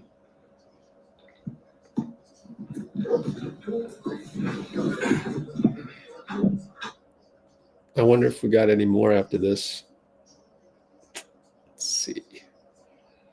Let's fast forward a little bit. Maybe get Steph. And then see if we get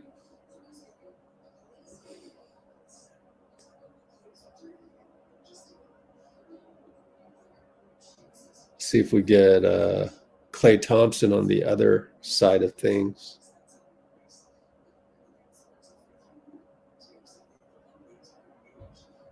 Okay. Well, here's the one Arbel mentioned with Klay. Okay, so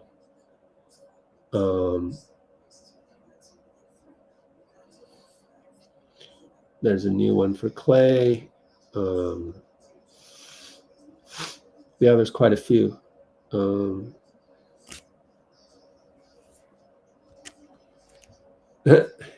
He took a day off yesterday. All right, here it is. Here's the Slater one, and then we got like 3 more clips of Klay Thompson after that. This is on our Discord server, which, man, it's still stuck in beta mode, so I don't know how to. One of these days, like hopefully tomorrow, I can work on it, but I got a lot on my plate. Was tonight easier to play the game, or maybe less emotion? Yeah, way easier. Especially not seeing all the catch attempts. I saw a few though, but much easier. It felt more settled than I did the first time out here. Were you searching out for, looking for 11 jerseys, or did you just happen to spot a few? I spotted a few. That always warms my heart. Oh, like what were you able to do in the Bay Area? I went and drove by my old neighborhood, and I was able to go to my friend's house in Oakland, Seth, and have a great meal. Seth Tarver. Drove by Oracle. You on there, Seth? Drove by downtown Oakland, and it was very surreal because I was 21 years old when I came here, and to see the city and the town is always special, and so many good memories. Okay, let's see if the other little clips were the same. Yeah, it looks like it. This is from, that was Anthony Slater. I don't know when you guys got in, but what were you guys able to do? What were you able to do on your off day? Did you go home? Like, what were you able to do in the Bay Area? I went and drove by my old neighborhood, and I was able to go to my friend's house in Oakland, Seth, and have a great meal. Drove by Oracle. Drove by downtown Oakland, and it was very surreal because I was 21 years old when I came here, and to see the city and the town is always special, and so many good memories. Are there any? That's it. So that's the same. And here's a different one. It looks like here's Klay. He was doing a little. Where do you rank this one among your favorites? Celebrating. As far as regular season wins, it's got to be up there, but it was just, I just wanted to take that moment for myself because I spent a lot of days here, especially when I couldn't play. And to see Rick Celebrini, that made me happy again, and just to take in the crowd and the arena, I just took that moment for myself because I worked so hard to get back to this, to feeling like this, that I feel like I owed myself a second just to soak it all in. Wow. I mean, the clip from KNBR is like 34 seconds long, so he really celebrated out there on the court. Here's another one where he probably asked about guarding Steph. Normal game at that point, or what's that like, I guess? It's different, but I'm getting more accustomed to it with each time we face each other. I mean, we guard each other plenty of times in practices and scrimmages, and you always cherish the moments you get to face the best players. So it's cool I get to say I guarded Steph, like I guarded Kobe and KD, and it's just another story I get to tell. All right. Again, can't wait till Dennis Schroder suits up for the Warriors in Memphis on Thursday. Yeah, should we go live on Tuesday? I don't know what we would talk about, but should we go? I'm thinking maybe not, but I don't know.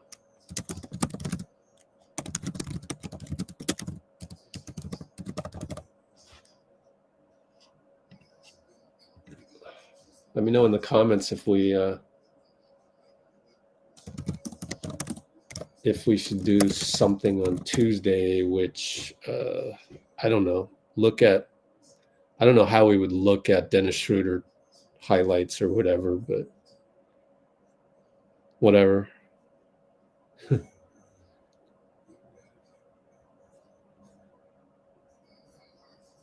Did Don Nelson play small ball?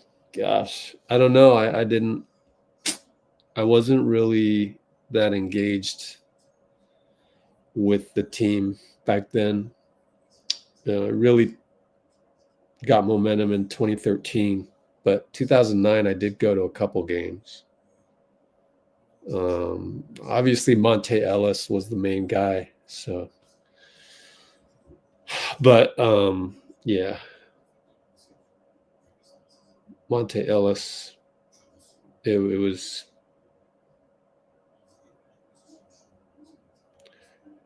just a different era, so it's hard to compare, but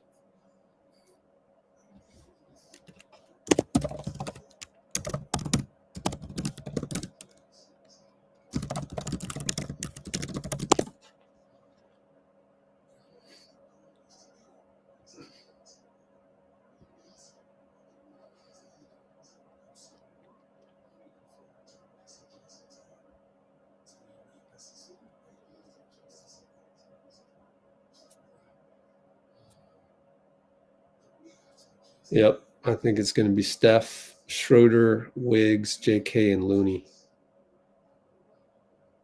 And we're playing Memphis. Okay, let's take a look at Memphis. What we do there is we go to BK Ref and we pick a guy that's on Memphis. And I'm just going to say Ja Morant. So bkref.com, Ja Morant. And man, he's already averaging 22 a game. Memphis played Brooklyn, won by 16 points 2 nights ago, and the box score for that shows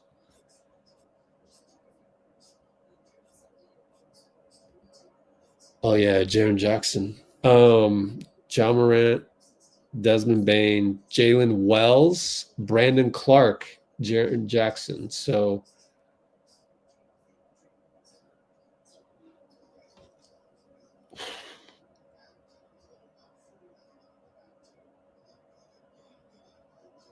they don't have a traditional big.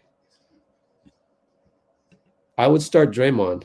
They don't have a traditional big. The idea is not to have Draymond start on a Zubats or a Jokic. Jaren Jackson is a load, but he's still a power forward. I mean, 6'10", 242. He's not 300 pounds.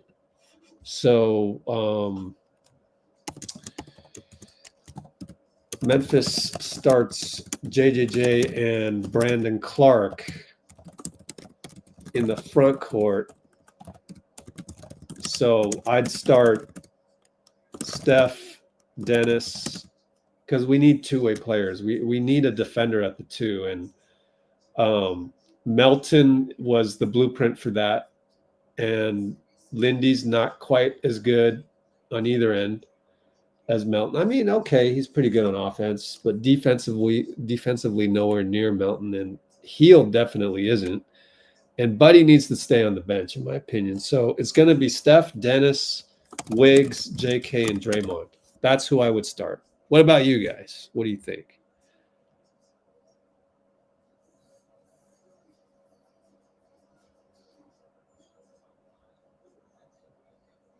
Yeah, Dean, are you free Tuesday?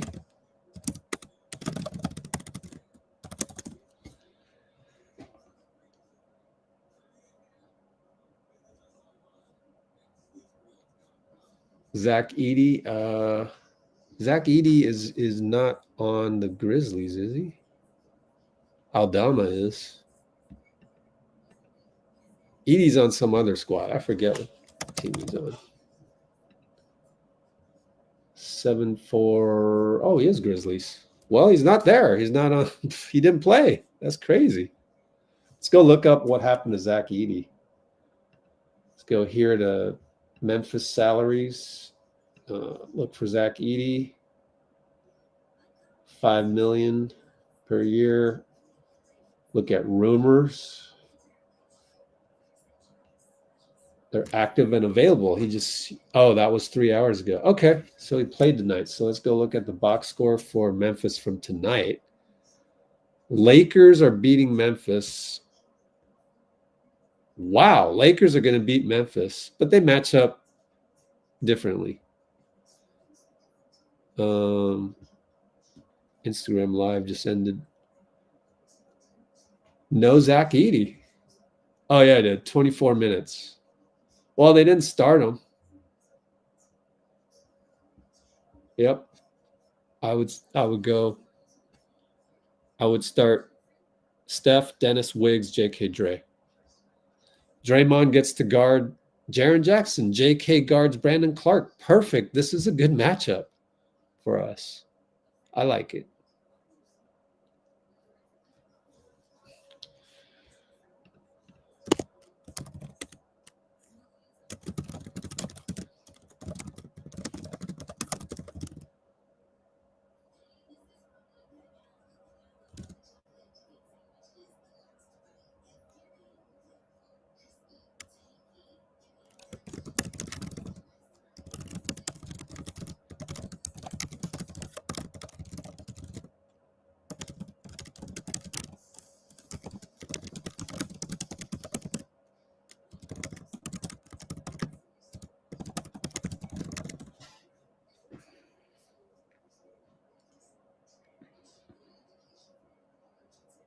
Oh, you already took out Buddy. So what was your lineup? Cholo wanted...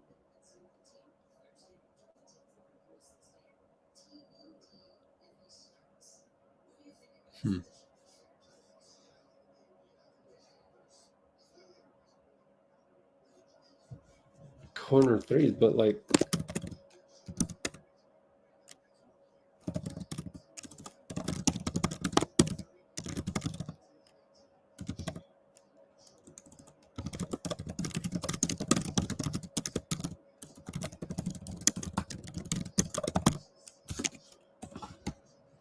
Man, I'm a little concerned that Dean Chambers is... We got Steph. Perfect timing. That Dean Chambers is complaining about the corner threes. I mean, the reason why we gave up the corner threes to guys like Quentin Grimes is because of the attention on Luka. So you're mad about that? I just don't understand that. We don't have Melton and we don't have Dennis Schroder yet. So they're going to get past our first line of defense. They just are. So like us giving up corner threes to Quentin Grimes, I can live with that. Now, occasionally there'll be a misstep. Gary Payton didn't get back one time, and you know, Gary's great, right? So can't be mad at that either. But like that's gonna happen in a game. So I mean, I don't know. I mean, it's like saying, I don't want people to think that the corner threes beat us. No, Luka beat us, and then Kyrie was the secondary punch. Like how many hero shots did Kyrie miss? He was like 75% on hero shots to stop the bleeding on all of our runs. So that is the elephant in the room. It's not the corner threes.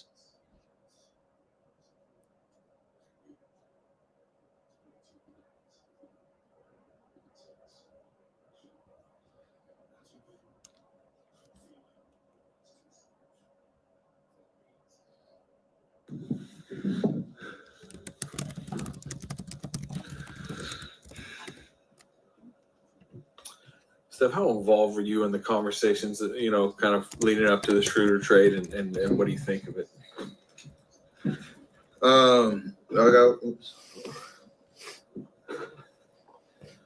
Always with Bob and with Mike, it's always a conversation of if anything is real or anything is worth having a serious conversation at that point involved me. I don't want to be distracted by what ifs and all that type of stuff. So it happened pretty quick, to be honest, and excited about the opportunity to play the guy that you played against for a long time. He's a true competitor, can create, score, run an offense, or, a whole lineup. So excited to see him plug in. A guy I can probably play, with in the backcourt, can handle a lot of ball handling responsibilities when I'm off the court, and gives us another, guy that can attack a defense. And on the other side, he loves to compete, and he digs in on the defensive end too. So should be a seamless transition for him, and we'll see how it looks. How much do you feel like you needed? I mean, Steve's talking, basically feeling like you kind of need a secondary creator out there. I mean, do you feel like this is can really help you? For sure, it can help me. It can help us. What helps me helps us in the sense of, like I said, if I'm on the court or not, I know I can play off the ball, and you want a guy that can be comfortable with the ball in his hands, see the floor, make the right reads, take advantage of defenses if, they want to pay attention elsewhere. When I'm off the floor, like I said, a guy that can run an offense, you can play pick and roll with him. He's pretty sound with the ball, and you've seen the way he's scoring this year too. So it gives us definitely another threat, and I'm sure he'll build chemistry with everybody else as well. Wiggs, J.Kidd, Draymond, maybe even Trace in pick and roll type situations. So it should give us another dynamic score ball handler that will help all of us. Draymond was talking about how he's really looking forward to adjusting to Dennis, not vice versa, not him adjusting to you guys. I think he meant like stylistically. What do you think he meant by that?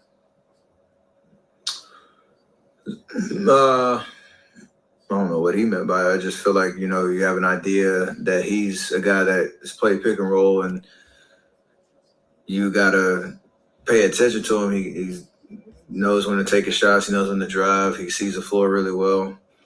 And in the sense of how we play, moving the ball, like I'm sure that type of basketball he can adjust to, but you have to cater to. It's what we've been talking about all year, trying to cater to the strengths of what this team is. There's a lot of experimenting that's been going on with us, and it'll be even more with Dennis in the sense of how he can kind of shift the geometry on the offensive end, and whether like certain spurts you can just go run through him, pick and roll, and pick your poison with shooters around type vibe. So we got to ask him what he's comfortable with. He's got to understand our go-tos, and trades are tough in the season because you got to pick it up on the fly. So we got to be able to do that.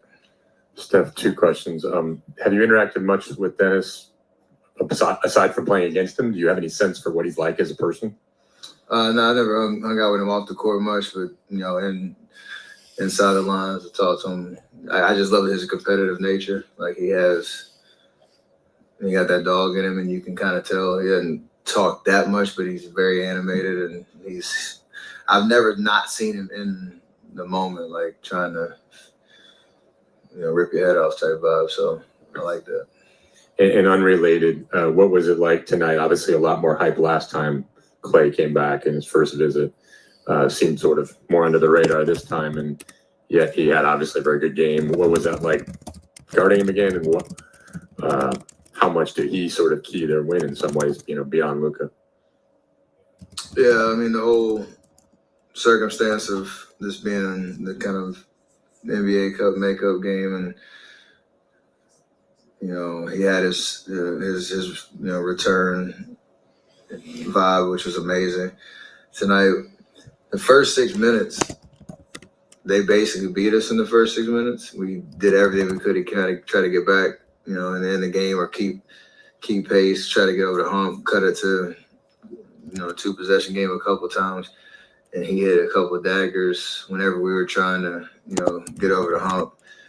I had a turnover, like that one turnover in the fourth, and defined him for 3. And you could tell he was a little bit more free tonight. just probably emotionally and with all the build up. Luka dominated the game, scoring and distributing, so he got everybody involved. And when you give a team 46 points in the first quarter, you could probably come back, but it's gonna be tough, not just because of the margin, but because everybody's feeling good, and Klay was a part of that. Steph, speaking of Klay, he's closing in on passing Reggie Miller for 5th on the all-time three-point list. You're at the top of that list, obviously, but just for him and everything he's been through in his career, what do you think a moment like or an achievement like that is going to be for him? Hold on, you said 5th? He's going to be 5th. He's 11 away. 11 away from time, 12 away from Reggie's. Hold on, it's me, James, Ray. Who's in? Am I missing the list? He'll be 4th then, right? Am I tripping? Dame's 4th. Dame is? I didn't know that. Wait, Dame caught Reggie? Hold on, you got me confused now. I haven't watched. Damn, I didn't know that. Well, it's crazy because I passed Reggie 3 years, or was it 3 years ago? And now he was 2nd, now he's 5th. And I'm sure at some point, I don't know what the margin is, I'm sure he'll be top 3 at some point if he can stay healthy. So I think it's only fitting that me, James, and Klay at the end of our careers are 1, 2, 3 at some point. If that can happen, that would be beautiful. But you pass the baton off to the next generation of guys that'll probably be trying to catch us when it's all said and done. So it's cool that me and Klay have been doing it for a long time. It just didn't sound right when you said Reggie is 5th. I was like, caught me off guard. Y'all good? Have a great night.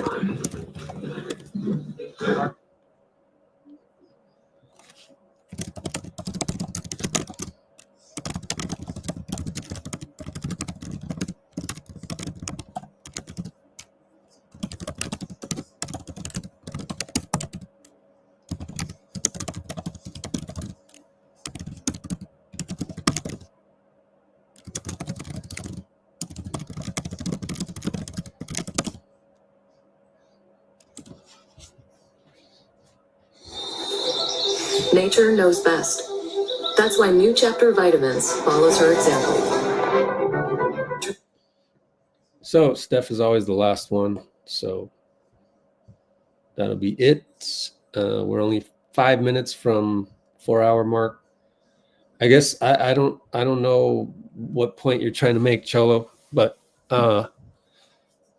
without Melton or Dennis, we're not beating Dallas in a 7-game series. Doesn't matter what you put out there, fully focused on defense, starting 5, or fully focused on offense or mix and match. That who cares? I don't care who you start. I just want to be able to have somebody to stop Kyrie no matter what, somebody to stop Luka no matter what. So that used to be Melton, now it's Schroder on Kyrie.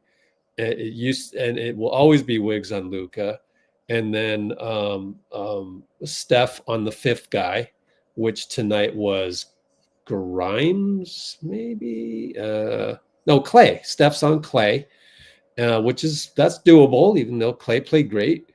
And then the other 2 spots aren't really two-way. I mean, the other 2 are J.K. and Draymond. I mean, Draymond is a two-way for us, but J.K.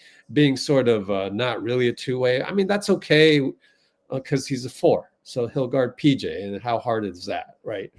But he can be fairly decent if there's a switch onto Luka. So fairly decent, even with Kyrie. Kyrie made it some amazing shots. J.K. was in the vicinity. He didn't get burned. So that's our best two-way lineup. No offense to Looney, but yeah, Draymond would start in that situation, and I just want our squad to be able to compete at this extra level. This is the Dallas. We'll see about Memphis. I mean, we don't really know. Are they a paper second place team, or are they for real? We'll see soon enough. We know OKC and we know Dallas.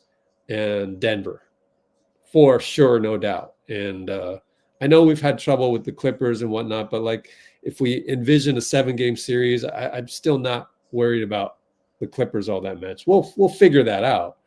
But like going into a series right now without Schroder, we're not beating OKC in a 7-game series. We're not beating Dallas in a 7-game series. But now you add Schroder in to replace Melton. If we had Melton, I'd think differently on that. So now you replace Melton with Schroder. Okay, now we're back to okay. I think we needed this game to really see that. Like I didn't necessarily think this last week, but now I do. It's just like there are some of these teams that are just they can go on these unstoppable runs like Dallas, and so that's like OKC. And then Jokic and Jamal, they can work it with Aaron Gordon, and they can go on these runs that are just unstoppable to the average NBA team. But we need to be a better team than that. We need to be among the elite that can actually stop those runs, and now we can with Schroder. So even though he's 6'1", at least he's got a 6'8" wingspan. Tonight, that's what I learned tonight. Like,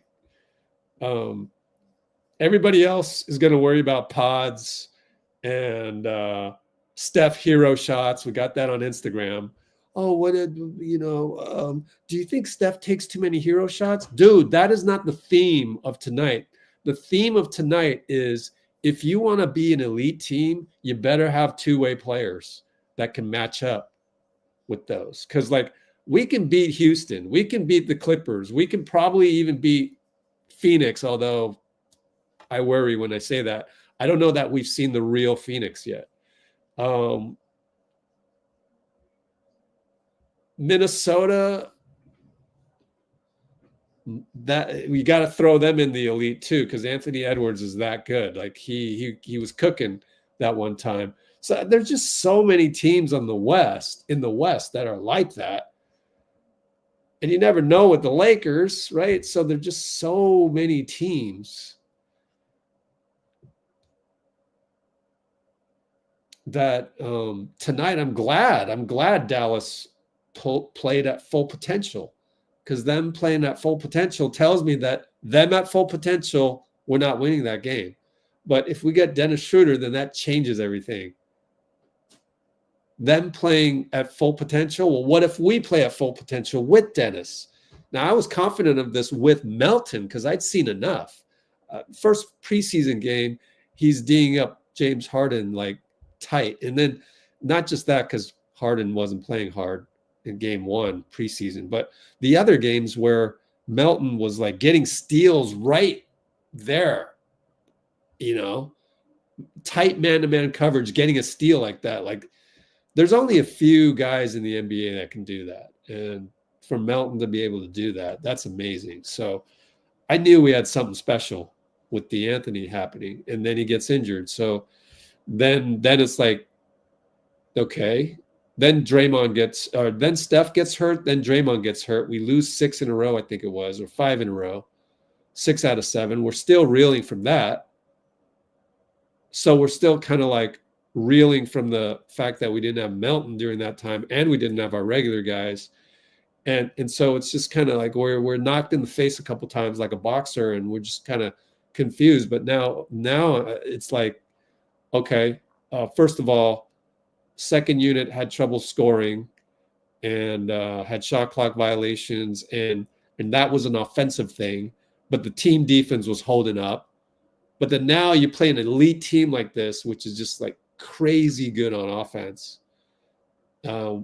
We haven't seen that since like Cleveland. So how are we going to beat teams like Cleveland and Dallas? And OKC is going to keep playing better, and they've found a groove. They've reorganized whatever it is. Hartenstein is quite a replacement for Chet, probably. So I think that's like the major theme. Like, that's what I'm concerned about. Now, We play Houston again. Oh, we're beating them. It's just the West is so stacked. We'll see. We'll see more of these teams. See if Memphis is for real. They probably are because of Ja. We'll see if Denver is who they are, but they probably are. They beat us recently. Phoenix, they might be injured, or depends on KD. So yeah, but I think we were good with Melton. We're going to be all right. So I wasn't concerned too much when Melton goes down, and like we're doing what we can, but then Wiggs is out, and then Moody's out, and like so I knew we weren't at full strength. But tonight we don't have Moody, but we're almost full strength, and Dallas is just hitting everywhere. And just like Draymond said, no force. Of course, he didn't start. So I don't think we can deploy another lineup against Dallas where Draymond doesn't start if you really want to win that game. If it's a, regular season type game, 1 of 82 type thing where you don't want to mothball anybody, you don't want to mothball Looney or whatever, then I can see where you get away with starting Looney instead of Draymond. But it's the other guys. It's the 1, 2, and the 3. So Steph, it's really the 2 and the 3. Wiggs needs another guy out there that can also play offense. It's not GP2 because he doesn't have the outside shooting, and they'll just sag and mess up the court that way. It's Melton, it's Schroder. So now we're rebalanced on the two-way situation, back and forth, up and down the court.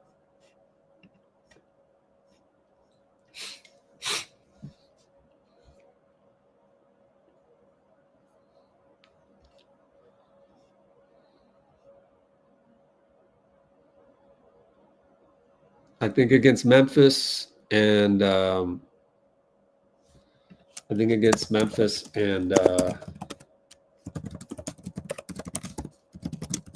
Memphis and Dallas and most teams,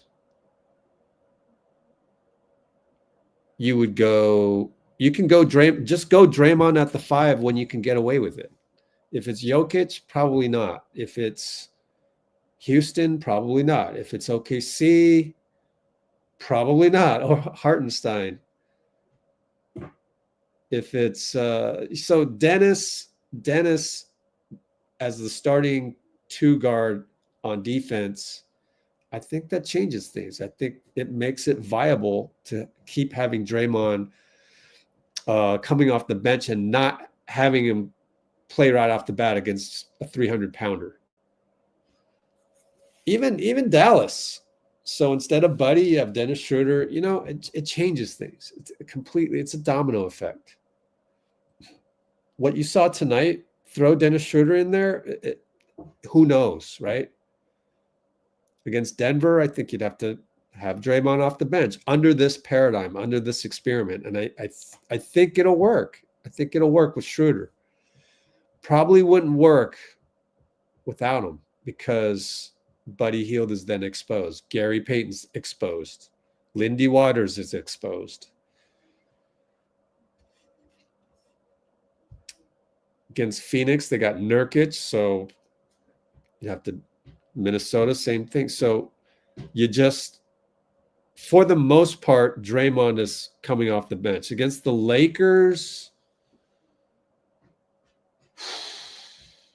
I think you could start Draymond against the Lakers because Anthony Davis isn't a bruiser. It's the bruisers that you worry about.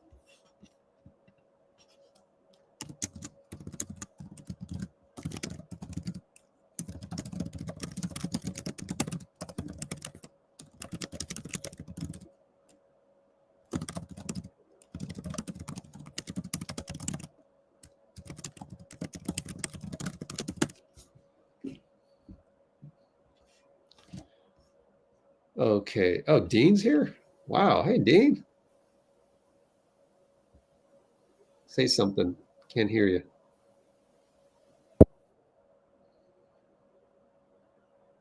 Sorry, it's the headphones thing again. Yeah. Let's see. You can hear me, right?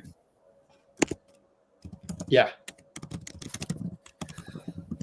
Well, I was talking with my family, so first time in forever I didn't hear your play-by-play on that one, Rich.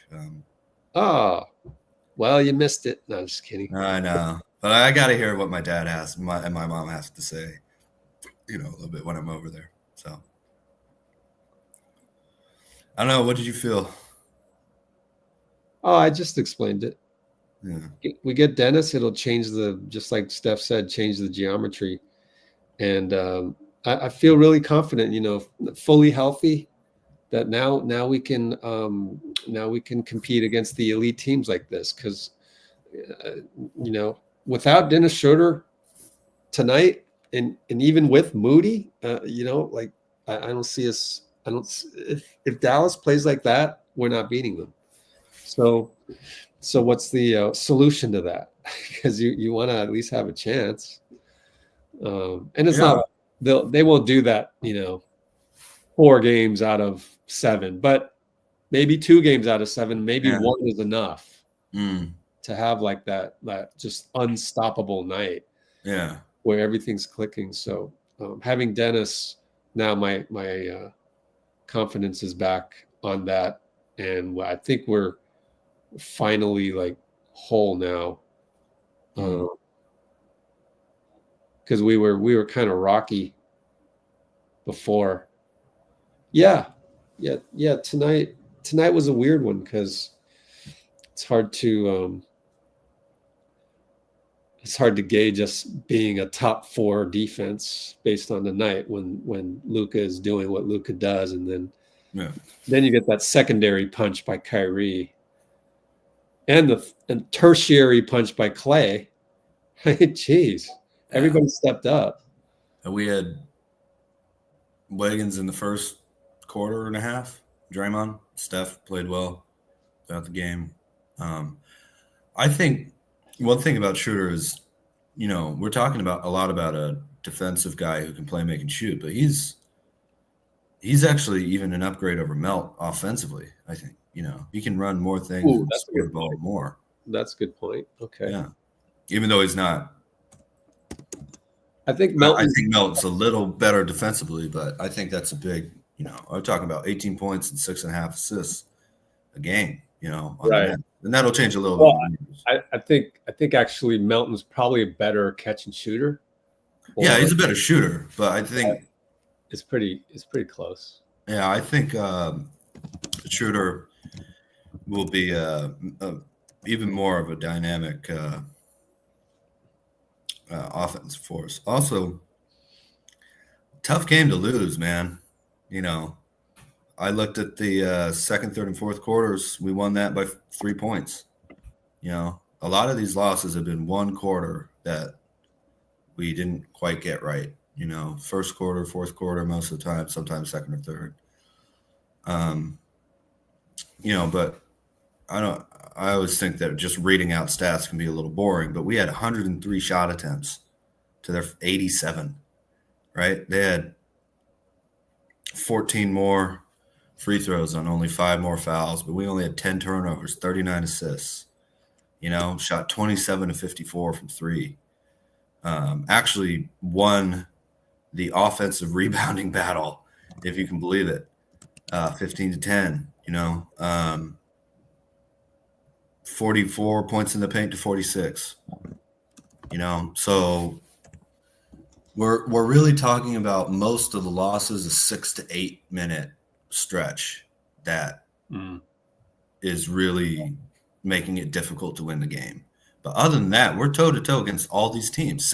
Exact same thing really with the Cavaliers. It was the first quarter issues, and then we played them really well after that. Same tonight. Same kind of with the back-to-back Nets Spurs or Spurs Nets, whatever. whatever order it was, it was struggles in the fourth after building a real nice big lead. So we're talking about probably a lot of Steph-less minutes and also just 6 to 8 more minutes of hustle and sharp, smart, aggressive offense and defense. And we are in a good position to win a lot more of these games than we have been. And that's what we were doing at the beginning of the season because we had a guy like Melton. And, I'm hoping Schroder will. I don't think the Warriors are done looking for new combinations internally. We obviously talked about trades a lot yesterday.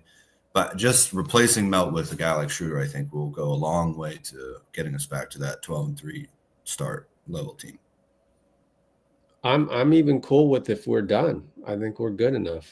But I think it's worth looking around and like we said last night, the one for you was Jimmy Butler, and whether or not it includes Kuminga, as we discussed by text today, and the one for me was Zion, but it can't include J.K. I'm keeping J.K. because I just there's a little bit of bias, I admit it, but I want to keep J.K.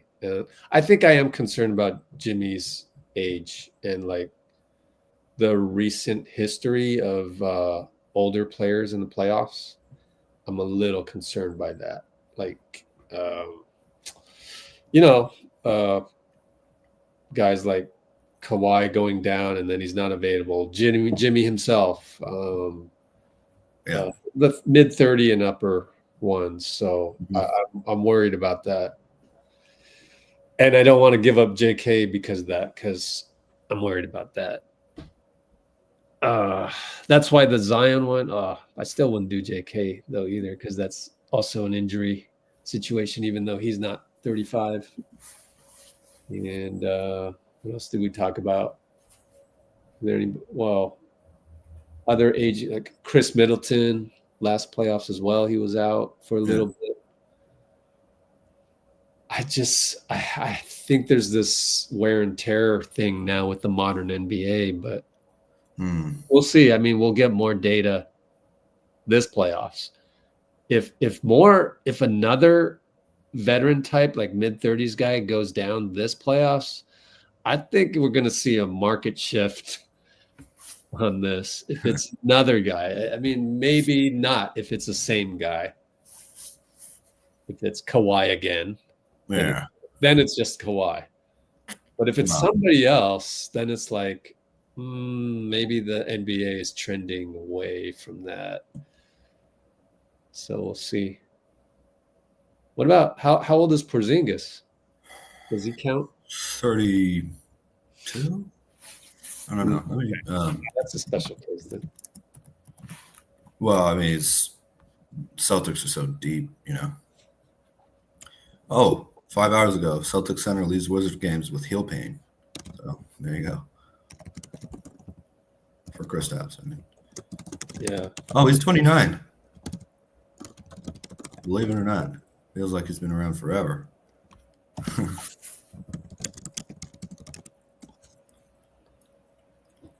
Oh, did you say yes for Zion for Wiggs, Loon, and Pods? I forget. I said not at the trade deadline, but now, if you remember. Oh, right. Because I want the runway to see what he'd be like. So then you could flip in on February 6th, just in case? Mm-hmm. Gotcha.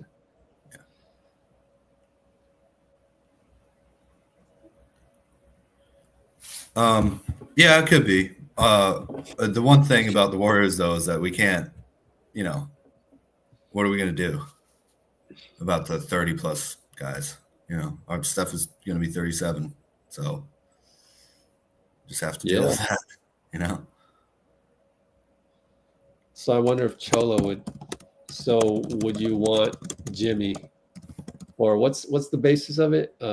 Jimmy, whole bunch of guys, right? Obviously, Wiggs, JK. Anybody else I'm missing? Yeah, it was, let me do the math.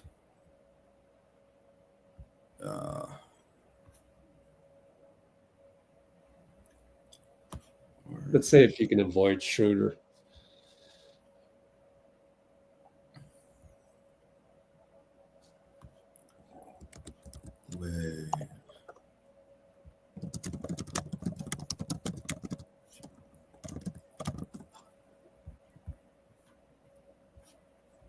Oh, I think it might have been Schroder was involved. No other way to do it. Oh, Yossi Goslin had an idea. It was shoot. I gotta look it up. Damn. What is his handle?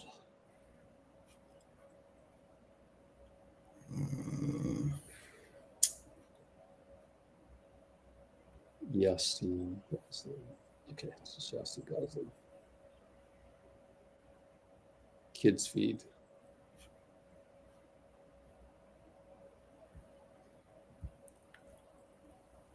So it would be Wiggs, Looney, GP2. Wiggs, Looney, GP2, and J.K. It's got to be, because that's what. Does that work? Wiggs, Looney, GP2, J.K. For Jimmy. Yeah. And would you do that? Interesting. I guess we didn't talk about it because Yossi came out with his podcast today. Huh.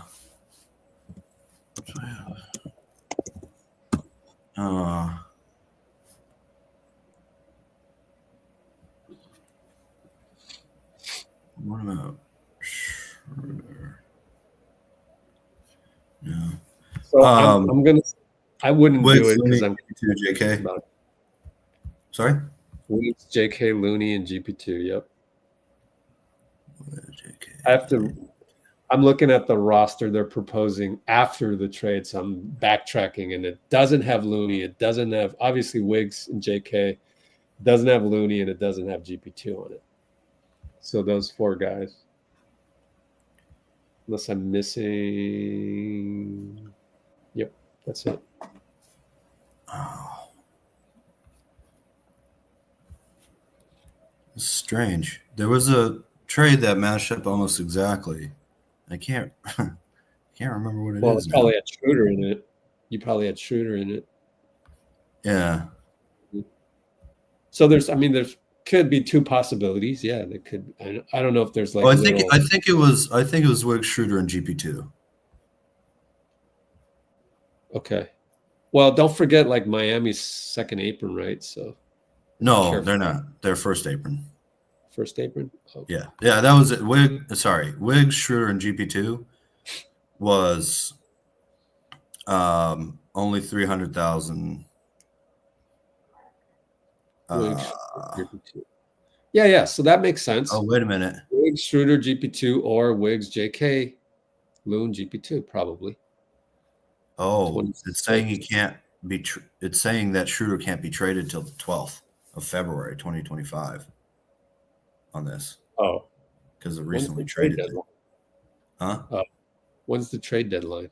The 6th. Yeah. Yeah. So that's probably. I guess that doesn't work, huh? Plus, I mean, this guy's a cap expert, so he's going to get this. If this is a possibility, for sure, it's a possibility. Like so, Jimmy for Wiggs, JK, Loon, and GP2 would be the one. Okay, let's see that one. I want to see the money of that as close as I can get it. So, Wiggs, GP2, Loon, and JK. Yeah.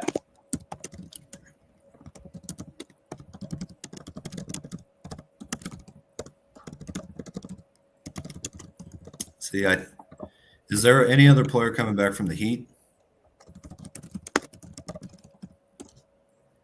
Why? What's the issue?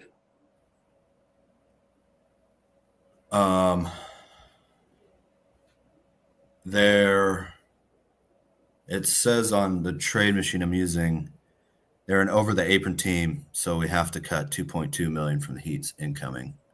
It has to be about 100% back and forth. Let's see. I don't know, but let's go to let's see if he has it up. I think he calls it thirdapron.com. Yeah, third apron. Oh, it doesn't work. Maybe you need a www. It's always tricky with this stuff. No, okay, maybe it's a Substack. Substack.com, and let's look for third apron on there.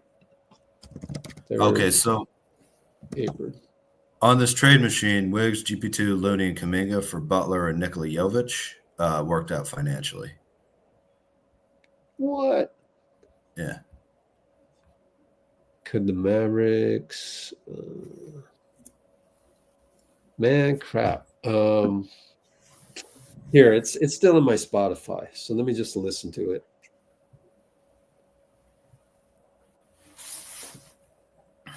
Your library. Where do you look for stuff that you listened to already? Yossi Goslin, examining the trade rumors.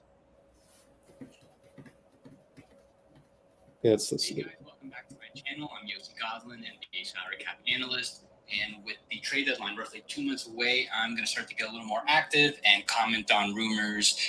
Also, I think his name is definitely out there. He's available. So I'm going to go over him and some of the teams he's been in section. Talks about Jimmy Butler, mentions track situation. He has a player option for it. Seemed like there was too much. Yeah, Shams Charania of ESPN standings, but they are above the play-in range. I think they're 12 and 10 like usual. So with him, though, maybe the situation is a little different. Are the Heat not willing to extend them at all right now? Do they want to play it out to the very end? I don't know. I got to use the restroom. For Listen to a this. player like Jimmy Butler, maybe just want to avoid being a free agent. And I would understand that situation. Try to get traded to a team that will give up assets and then also sign some sort of extension before hitting the market. So another thing to note about Jimmy Butler is that he's got a trade bonus about $550,000, which isn't much. So that would take his salary, which is just below the max, to the max. And it's not a very significant trade bonus, so it shouldn't really impact much trades. But if he waives it, he will not be able to extend with his new team for 6 months. But most likely, since it's so small, he'll just get the whole bonus. And if he's traded, I would imagine the most likely scenario is that there is some sort of extension made shortly after. So I'm going to go over all the teams he's been linked to except for the Nets. I just think with their rebuilding situation, it doesn't make sense, and they're probably going to stick to it. I don't see them pivoting to getting multiple All-Stars right now. So then the Mavs, another team that I also find rather unlikely now, just because of the sheer difficulty of what it would take for them to make a deal happen right now without including Luka Doncic, which isn't happening, or Kyrie Irving, which I highly doubt they want to do either. And the biggest complication is that they are hard capped to the first apron right now. They are about $526,000 below it. They cannot exceed that $178.1 million amount this season for any reason. So not only do they need to send out enough salary, basically dollar for dollar, or send out more than they're taking in so they can stay below the first apron. All right, I'm back. But then it gets more difficult roster without exceeding Find the second Warriors apron. one. So 4 for 1. So you're There you at go. 12 players after, and they'd have to get back to 14. They don't have to do it immediately. They can do it in 2 weeks, and that would be the most realistic way that they can make that happen while fitting Jimmy Butler at his salary. So I'm not going to really Washington, Daniel Gafford, and then one of Maxi Kleba or Najee Marshall, most likely Maxi Kleba, just to make it work. That's not So make that happen while his one. But do they even want these salaries coming back? And then if not, Jimmy Butler, I would guess probably not. Even though they could prov to interest the Heat. They have almost all their draft picks. They only have an outgoing 2030 first-round pick to the Wizards, but they can still trade the reverse protection of that because it's only like 1 through 20 protected, so they can still technically trade it again. Come on. But Get to the Warriors. in a sense, they still have a fresh cupboard of draft picks to offer. But I think the big name that would obviously be mentioned in any potential Jimmy Butler trade to the Warriors is Jonathan Kuminga. Yeah. He is set to be a restricted free agent this summer. And I would think that that's the route that that's kind of how it goes, mainly for what the Warriors are sending out. Not necessarily because the Heat wouldn't want draft picks or anything like that, but when projecting ahead of what the Warriors' payroll is going to look like, it's going to be very expensive for them to have a roster that features Curry, Jimmy Butler making as much as he will probably want, Draymond Green, and then that's before whatever Jonathan Kuminga could command on the open market. So their situation as far as getting a trade done, very similar to the Mavs. They have a pretty similar space below the first apron, so same kind of situation. It's going to have to be pretty similar as far as what they're sending out, what they're taking in. So they can get it done with a combination of Andrew Wiggins, Jonathan Kuminga, D'Anthony Melton, who's out for the year. And so if it's those three players going out, they still need to send out just a little more. So something they could do is maybe send out Gary Payton, trade him to another team and create more flexibility simultaneously. And then it makes it much easier to fill out. Three players going out, they still need to send out just a little more. So something they could do is maybe send out Gary Payton, trade him to another team and create more flexibility simultaneously. And then it makes it much easier to fill out those last roster spots. So yeah, the Warriors definitely with the clearest path to make a Butler trade from all the other teams mentioned, in my opinion. So that one included Melton, though. So I don't know. So this podcast came out before the Melton trade. Let me see. Where's the date on this? December 11th. Yeah.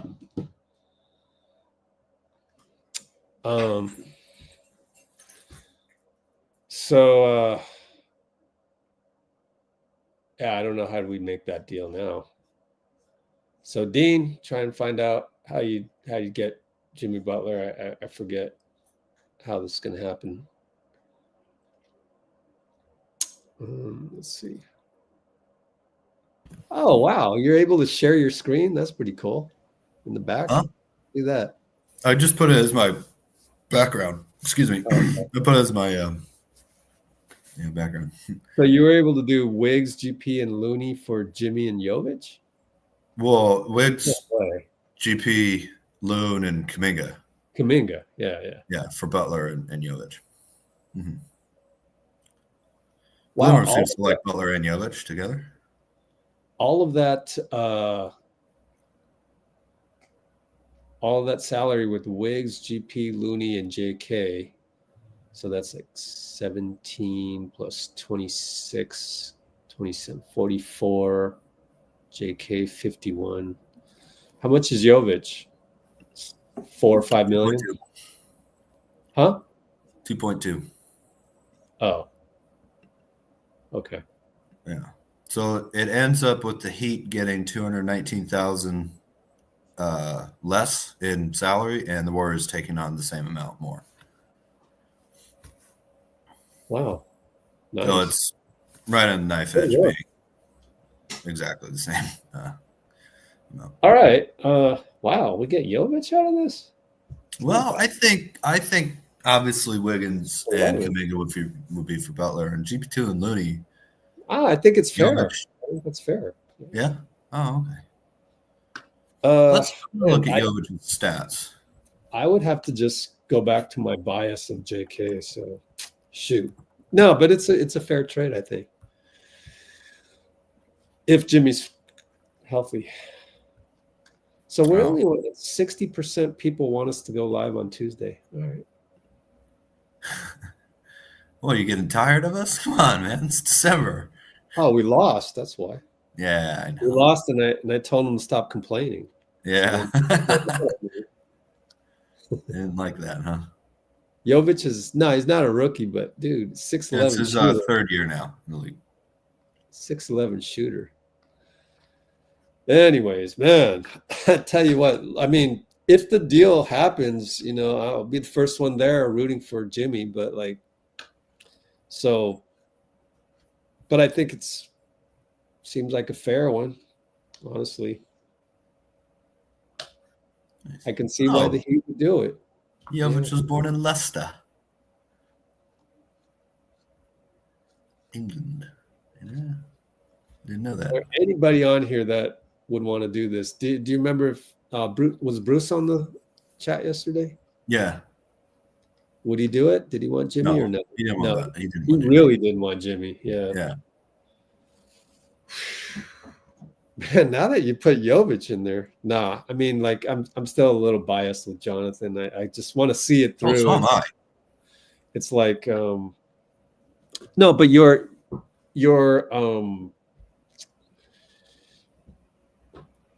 you like Jimmy's toughness basically, and that outweighs a lot. And I understand that. I totally understand that. Yeah. Yeah.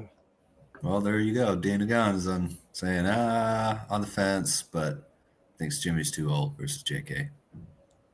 I get that. I really do. I get that there's concerns about, like,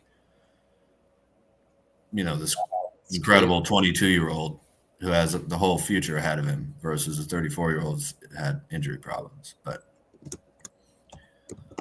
good job. Really love it. Butler and Jokic for Wiggs. J.K. What would you say? One more time. GP2 Looney. Yeah. GP2 Looney works. So it's a 4 for 2 trade. We get $200K less for Miami, right? Yeah, Miami saves 219,000, I think it was, and we take on 219,000 more. Mm-hmm. At least that's what the trade machine I'm using is telling me. Wow. I just like that you found a. I tried to get Burks, by the way. I just want to let people know that. But of course you did. I mean, yeah. No, I have a little.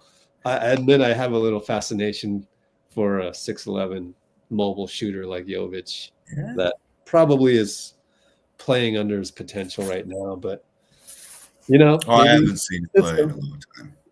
Maybe in the right system where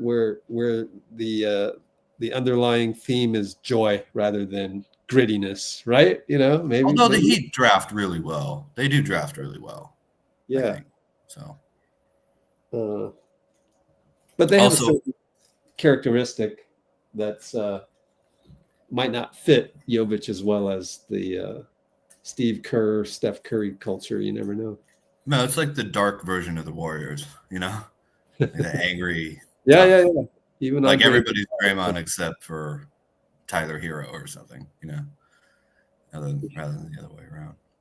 But I do have to say, if we get to trade our vets, or if we have to trade our vets and we get to trade them to an organization that good, I'd rather do that than that losing organization too.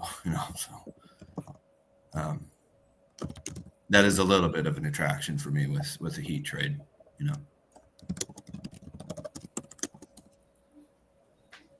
All right. And part of me wants J.K. to stuff it down these Warriors kids pages' throats. Oh yeah, me too. Good Lord. I want him to get mad for any reason. I literally want to trade him. We're just not, and a lot of it's complaining about the Warriors. Yeah. Yeah, he's just not going to be great on our squad. We better trade him. And then I'm like, but now you want to trade him now at $8 million? And it has nothing to do with getting a star of higher caliber like Jimmy. So no, they're rage quitting. Unbelievable. Yeah. Yeah. Well, I have to admit, I was a little. I know the Warriors don't know about this, so it has nothing to do with them. But I hate watching the team lose in front of my parents, because I don't know, because I want them to really enjoy when we watch the game together. But I do have to say, if we're going to, and I said this earlier in the season when we had a little bit better record, but if we're going to go through struggles, I'm glad we get to go through it with this team, I just think they're really, really fun to root for, and they play really hard, and they obviously can play better, but I really, trades or not, even Melton leaving, I feel terrible about that. Really wish he could have been on the team, and yeah, I really love the team that we have. I think they're a great group of that was truly epitomized strength in numbers with Melton. And it still might with Dennis, but the I'm original. just sad that Mel couldn't be part of it. It's nothing to do with Schroder. The original blueprint with Melton was like stroke of genius. Yeah. Oh, Kimbo says Jimmy is mercurial. Oh, yeah. Well, it's mostly the Mercury rising, if you get what I mean. Hey, that wasn't too bad. Get it? Temperature, heat, fever. Oh, forget it. Man, we're getting less and less yeses to go live on Tuesday. I think we were going to go live originally just to watch the NBA Cup game. Yeah. Only one game, so I'm You're leaning. gonna do that? Come on. There's someone's going to hang a banner. Don't you know that? A little baby pinky finger banner.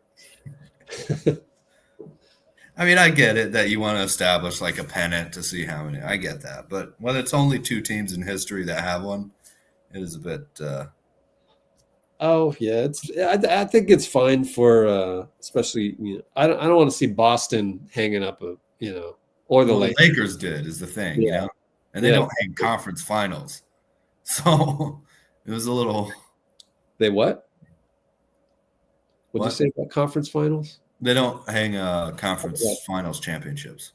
Yeah, so no, it'd be good for the other teams, but Milwaukee and OKC, right? Yeah. Yeah. Mm-hmm. I guess it'd be good for OKC to have one, even though we're still a little upset about the Seattle situation, but yeah. Oh, the cup game. What the cup game is? Even if it's the only thing on. It is the only game on Tuesday. Yeah, it's the only one.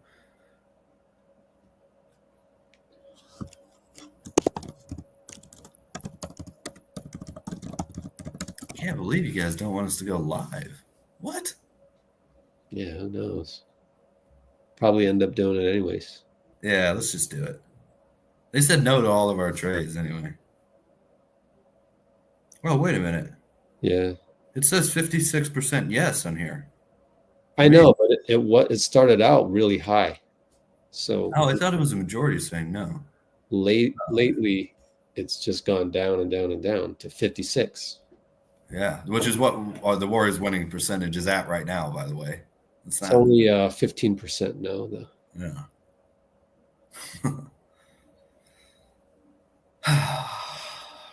I'd be happy to see Schroder on Thursday, man.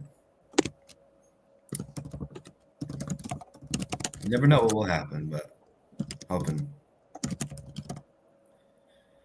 Well, it's always fun to have a new wrinkle, new option out there. I like Olympians too, and the international guys, they really compete hard in the Olympics. So appreciate that. I don't know what Robbie's getting at. I guess is it because we lost and we had so many negative comments? I'm just not connecting with you guys. I don't understand what you're saying. So it ended up Cholo was saying that he didn't think Dennis Schroder should start, but I disagreed because I think tonight against really good teams like that, I think we need him to start because two-way. Because if you don't start him, then you're back to like Buddy Hield at 2, and he can't play defense. He just can't do it. Lindy Waters is not athletic enough. The Devin Bookers in the league are going to manhandle him. So, especially with a guy like Moody out, you have to. I think the main concern is the size, is the height of the backcourt, which I understand. Yeah, but Schroder has a pretty good wingspan. I'd love to see Moody out there, on Devin Booker type thing, and then by that same token, I can see why you really like the thought of Jimmy Butler. I get it. Fully healthy. Yeah. There's some toughness to go up against the Devin Booker type or, Kyrie type. Yeah. I get it. Especially now that we've officially gotten a Dennis Schroder. Like, yeah. I mean, Jimmy Butler's better than Dennis Schroder. There's no doubt about that, right? We have 2 mid-range killers, which I think is really important in the playoffs. So I get it. Yeah. But I get the age thing. I get the. At least you don't need a deal for Jimmy right now, right? So like we can play another week and see how things go, right? Well, I would imagine that would be more of a trade deadline thing. Yeah. Maybe not, but I mean, if we're gonna get him, I'd like to get him as soon as possible. But no, we don't have. It's not like Zion. I'll put it that way. I don't think we need to run up to see how he'll be able to compete and what shape. I mean, he plays for the Heat. He's in shape, So true. They do have that extremely low body fat thing, and But Schroder leads the league in mid-range percentage. Wow, I did not know that. Thank you, Bloomer. That's crazy. Well, where can we look that up?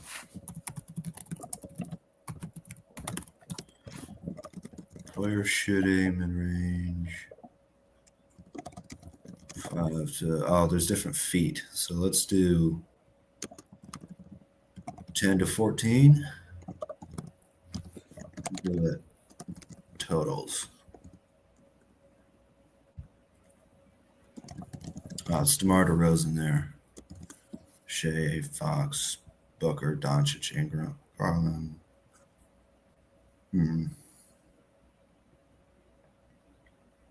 say percentage?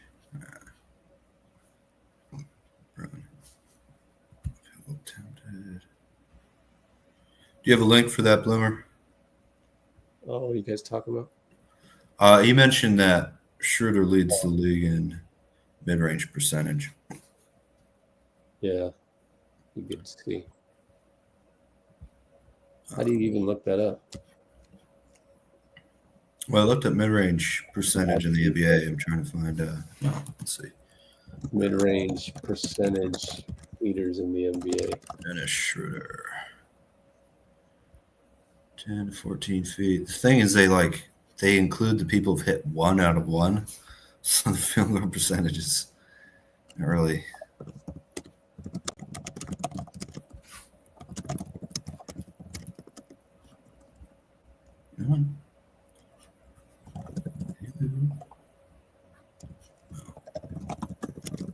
So, okay, from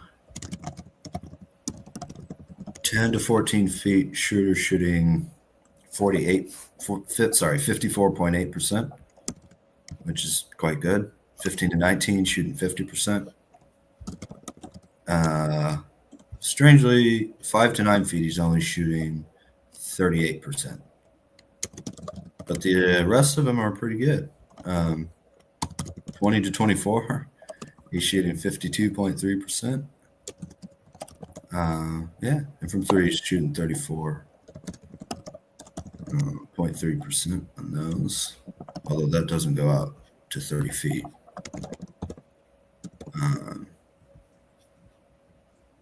So pretty high percentage shooter. And so the average jump shot percentage outside of 6 feet is around 39 to 40% for most players, which is why it's so inefficient taking long twos.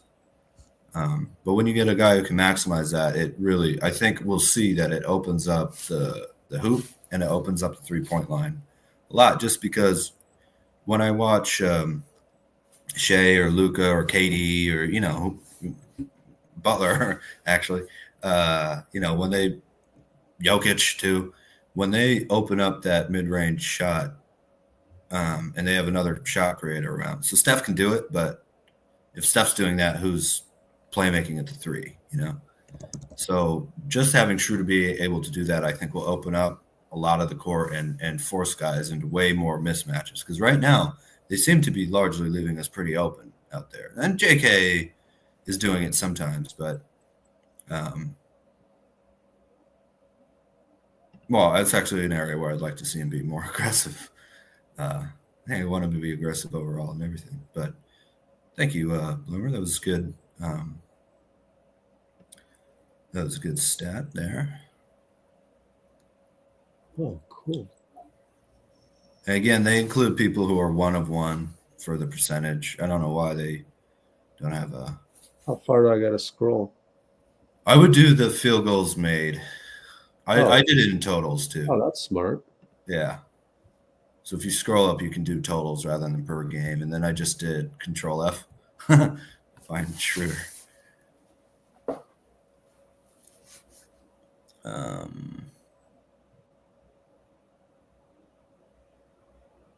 do you do totals? Oh, scroll up a little more. Yeah, per game. See that? Oh. Third to the, from the left. Yeah. Interesting. Cool. Yep. Oh, dang. 4th in the league. Man, there's no easier way to do this. Oh, my goodness. 60.5%. Oh. Holy smokes. Who's 60.5? Schroder. Where? Mid-range. 26 for 43. I'm right in the mid-range character. I'm not seeing that. Look at my screen here. I was just scrolling down looking at 60.5. What? It's right here. See? Wait, where? Can you? I might be on a different page. Well, I'm on NBA stats, NBA.com stats. Yeah. I went to players, shooting, and then it Oh, you're in by zone. I was doing it by distance. Oh, okay, cool. I don't know. How do you do by distance? I don't know. It's just what showed up. This one's by distance, so it's less than 5, 5 to 9, 10 to 14, 15 to 19, 20 to 24, 25 to 29. 60.5. How's that fourth? That looks like first place to me. Anthony Simons. How do you go to page 2? Oh, here we go. Page 2. Is there another guy? 60? I don't know how he's fourth. Oh, Miles McBride. Okay. 66.7. Yeah, but okay, I mean, the number of shots. How do you Josh Hart. Okay, 12 shots.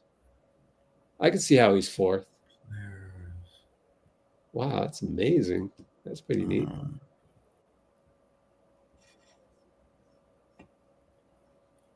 Oh boy. Shooting.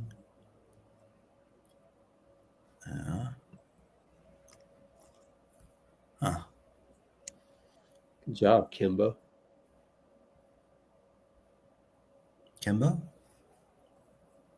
Yeah, Kimbo deleted a mad dude.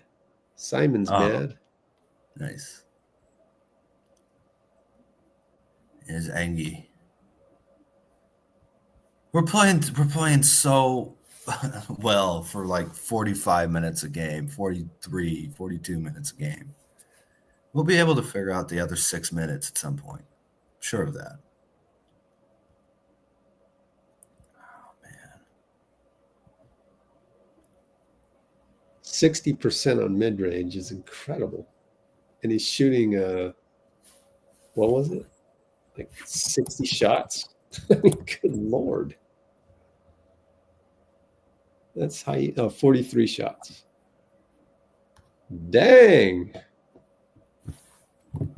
So what's mid-range defined as? I don't know. I can't find it. Oh, it's got to be outside the paint. So yeah, outside the paint, it's like 3. In the paint, non-restricted area. Mid-range has to be everywhere else outside the paint, inside the arc. It's got to be.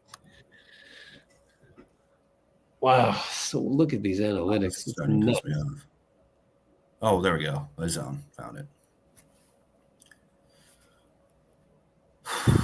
So it's fun. He's also not all that high up in even attempts, so is he? Oh, really? Yeah.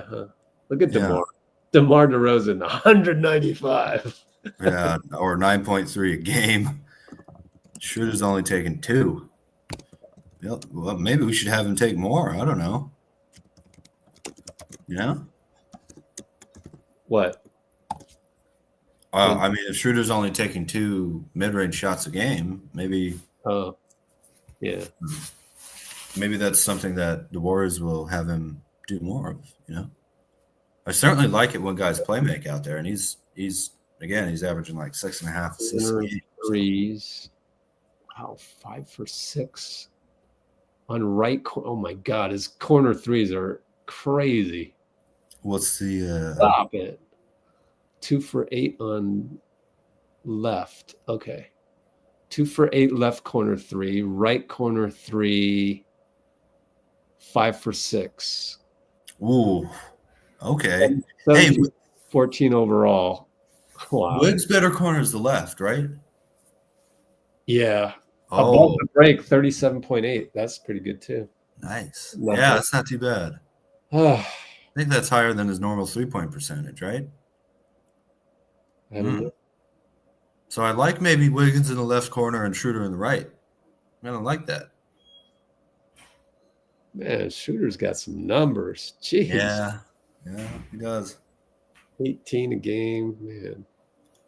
Wow. He's not lefty, is he? No. Yeah, how many years does he have? You know, off the head, top. No, 9. 2013. 11 years. Yeah. Dang.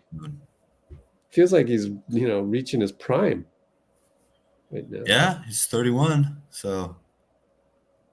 Well, kind of a late bloomer too, a little bit. Yeah, late bloomer. Yeah. Wow.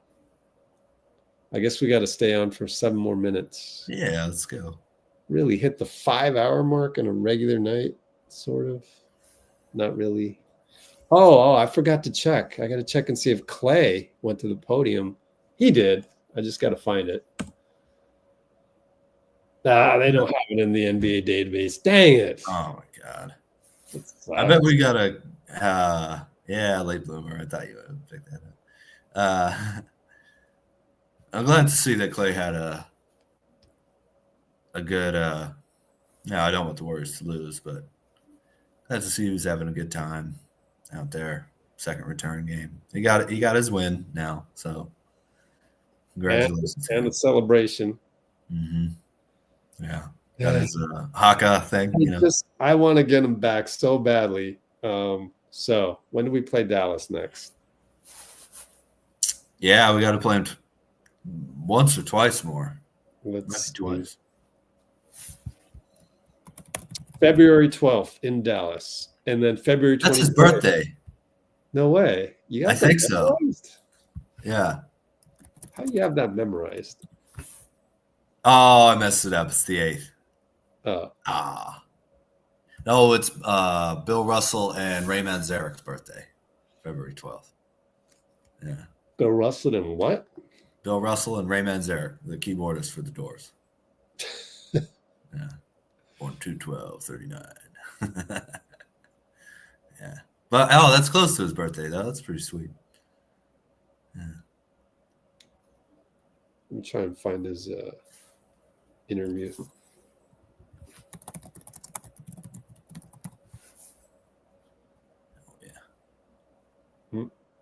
Nothing. No. Oh, there it is. Oh, wow. Oh, okay.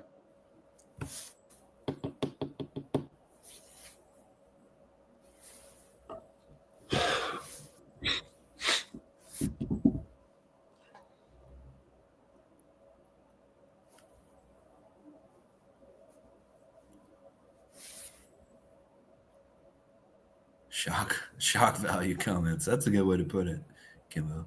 Yeah. I didn't see it.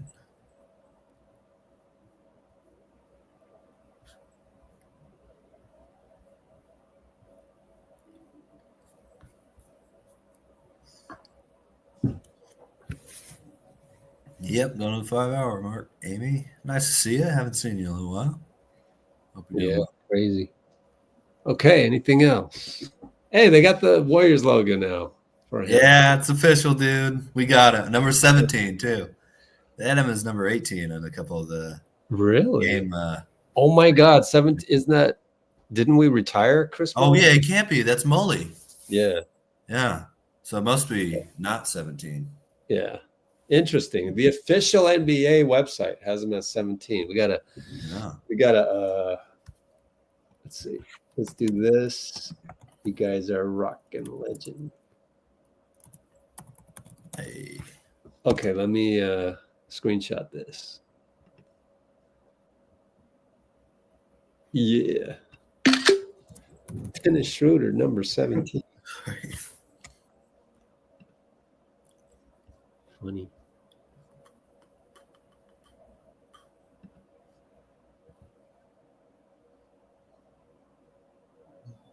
Wow, I did that many screenshots? Wait a minute. 6:43 or so p.m. 6:43. Oh, wow. Oh, my God. 3, 4, 5, 6, 7, 8, 9. Oh, I did 9 screenshots. Oh, thank you, Emmy. You did 9? Wow. Nice. Yeah, Jasmine. Oh, you being sarcastic? You really not know that? Yeah. What? Good melt for Schroder. She said, did I miss something? Schroder traded to Warriors. Yeah. You've done like 9 hours on it. 2 minutes. 1, 2, 3, 3. I'm on 3. 1, 2, 3, 4.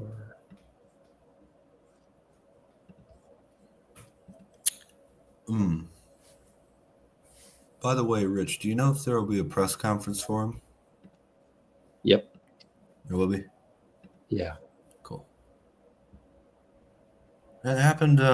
It was announced yesterday, Jasmine. And it was, you cannot trade guys who got recently signed until today, the 15th. So, but it was announced yesterday. We gave up Melt and 3 second-round picks for Schroder and 1 first-round pick, I believe. Although, No. No? They're not sending us a first rounder. Yeah, I think they are. No, come on. Yeah. No, you want to bet? That doesn't make sense even from just, it's not even like. Yeah, I'll bet. Nets are not sending us a first rounder. No, 1 second rounder. Thank you. Yeah, sorry. If I said first rounder, then no. No. We're sending them 3 second rounders. They're sending us. If I heard first round and he didn't say first round, somebody let me know. But no, they're that is a team that won't be trading their picks for a long time, I think. So yeah, and actually, Yossi Goslin on that podcast, he said that the Nets have been stockpiling that. They probably have the second most overall picks, second to OKC. Yeah, they're going to try and do what the Thunder did in a much bigger market. So that should be interesting. Yeah. Who's their GM anyway? You remember? Sean Marks. Sean Marks, right? Yeah, he's pretty good.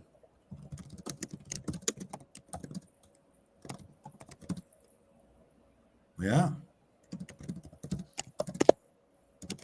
Well, I'm glad I got to break the news to you, Jasmine. That's fun. Oh, do we know what years those were, by the way, the picks? Well, on Discord, I have what we have left over. So you can go look at their, right here is our draft assets here in the salary cap section. Let's go all the way down. Okay. Here's all of our picks. Second. So we traded away a lot of the seconds. Yeah. And we probably traded the rest of them, I would imagine. What they're for, Yeah. Oh, you can buy them, Yeah. Anyway, so. I mean, from other teams, obviously, but. Wiseman, there we go. 29. Well, it must be 31, 32, right? Or something. Okay. Oh, we got the 5 hours.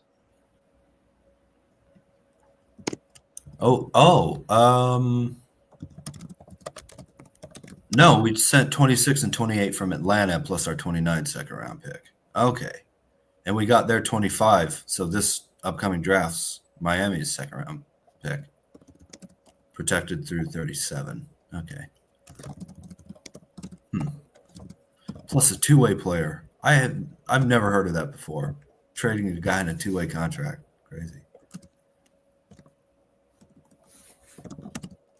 Or was he signed? He might have been signed. I remember that.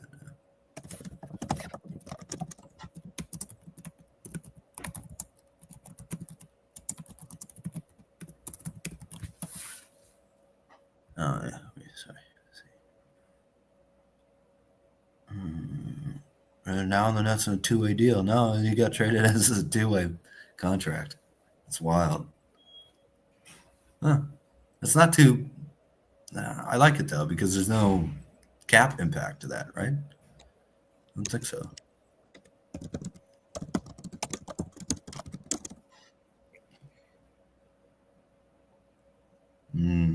Steph on Klay, Wiggs on Luka, Dennis on Kyrie.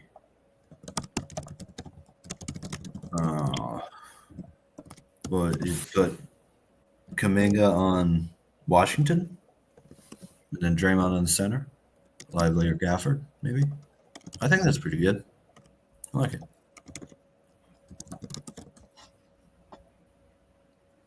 What's that? The defensive lineup you were talking about there? Yeah, again, I'm starting Dennis against teams like Dallas. Now, maybe against a team like OKC, maybe you can get away with a Lindy on Dort. I don't know. Like, let the coaching staff figure that out, right? I'm always I'm really about energy. I like vibe, and like I'm not going to really spend all this, brain energy on trying to figure out who we should start against OKC when it's already Steve Kerr's job and the coaching staff, and I trust them. And it's whatever. I probably would have started Draymond tonight and not knowing any better. I'm okay with him not starting tonight. I get it. So like, but I know that Draymond is totally cool with it too. I think that's really important for the team chemistry. But after tonight, I see Kyrie go off, Luka go off, Kyrie go off, and like we always have that one weakness, which then leads to the corner threes that everybody's complaining about. It's like, well, put Dennis Schroder in the game to guard Kyrie, and you have less corner threes. Then everybody can switch, and we're pretty much good. I mean, ideally, probably have Draymond instead of Looney to do switch at every position.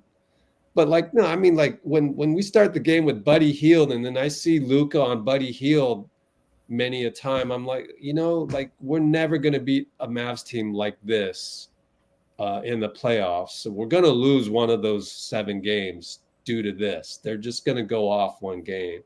And I'd like not to lose that game. And so that's why I'm starting Dennis. And also, but it's more of a defensive thing on whether he starts or not right now in your mind? Yeah. Rather than an offensive thing. I kind of agree with that. And the other thing is that Steve Kerr said that on the podium in the pregame, and I'm like, really? Oh, okay. I'm sitting there going, you'd start Dennis? Because the other night last night I was on the live stream with Dean, and I was thinking Dennis would be great off the bench and all of that. And because of the height, can you really play Dennis with Steph? And then Steve goes on the podium pregame to say that I can foresee Dennis starting on this team. And I'm like, what? That doesn't surprise me at all. But then I watched the Dallas game and I'm like, oh shit, Steve's right. Yeah. Steve's actually right. Oh my God. Oh my God. Wow. Again, that's where I just some humility to like just say, maybe he knows something I didn't know. And he happened to, I think. So now it makes sense to me, like, especially I'm kind of glad Dallas went off on us, because it's like, oh, now it makes it crystal clear that now you have, and it makes me, so grateful to have Dennis, and gives me the I'm giddy about rooting for Dennis, and not in February. Fix it now. Yeah. So like turning all of that into this like positive energy. That's what I'm here for. So like, So Dean has an interesting question about why. I'm sorry if you already answered this, but why Kyle Anderson got a DMP tonight? Why do you think? yeah, see, that's but I don't worry about that. I honestly don't worry about that. Like if that happens 5 games in a row, then okay, maybe there's something. But like, I mean, it's just I think maybe because I've coached enough games where I didn't play a guy and I felt bad and like it's just like so what?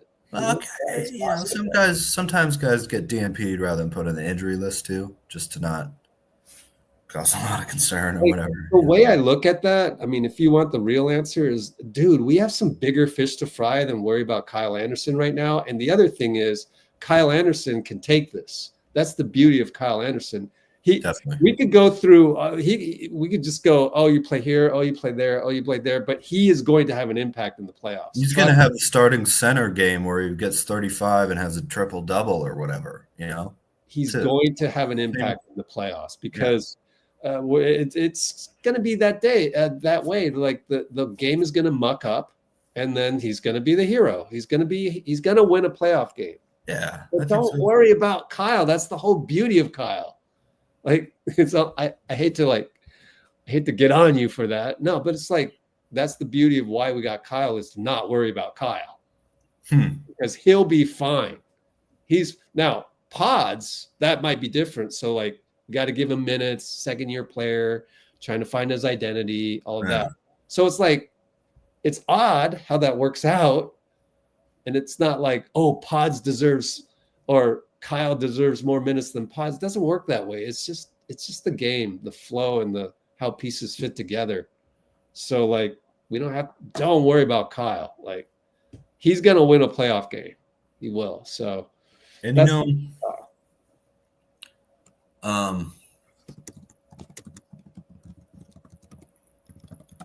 I can't say that every rotation thing has been something that I've always agreed with or whatever.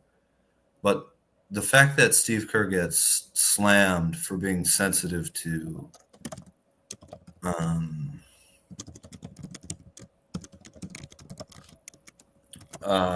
giving, well, just not even sensitive, just giving guys an extended leash, especially to build up their confidence. I think that's actually really cool, you know. And he's had a tight leash, and some other guys who've been already fairly confident, and you know, it's just a balancing act. And I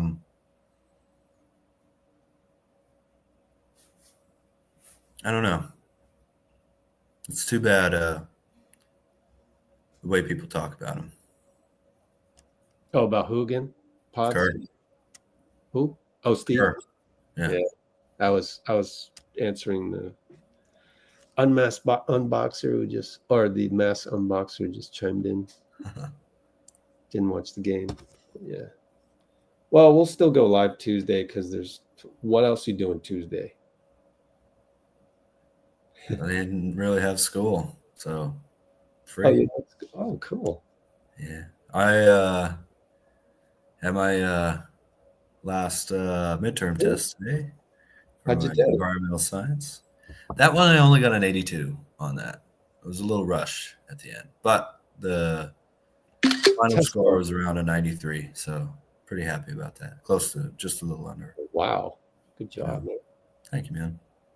Can't believe the semester's already coming to a close. I only have like one more thing to do. Wow, crazy. Yeah. Okay. Hey, there you go, mentality. So proud of our boys in blue. Love it. I didn't say in blue, but you know.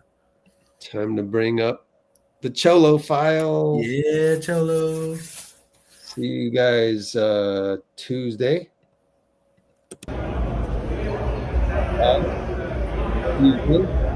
What's the game? Hey, that's 11.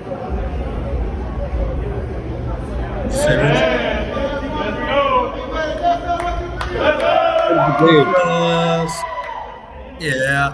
Let's go.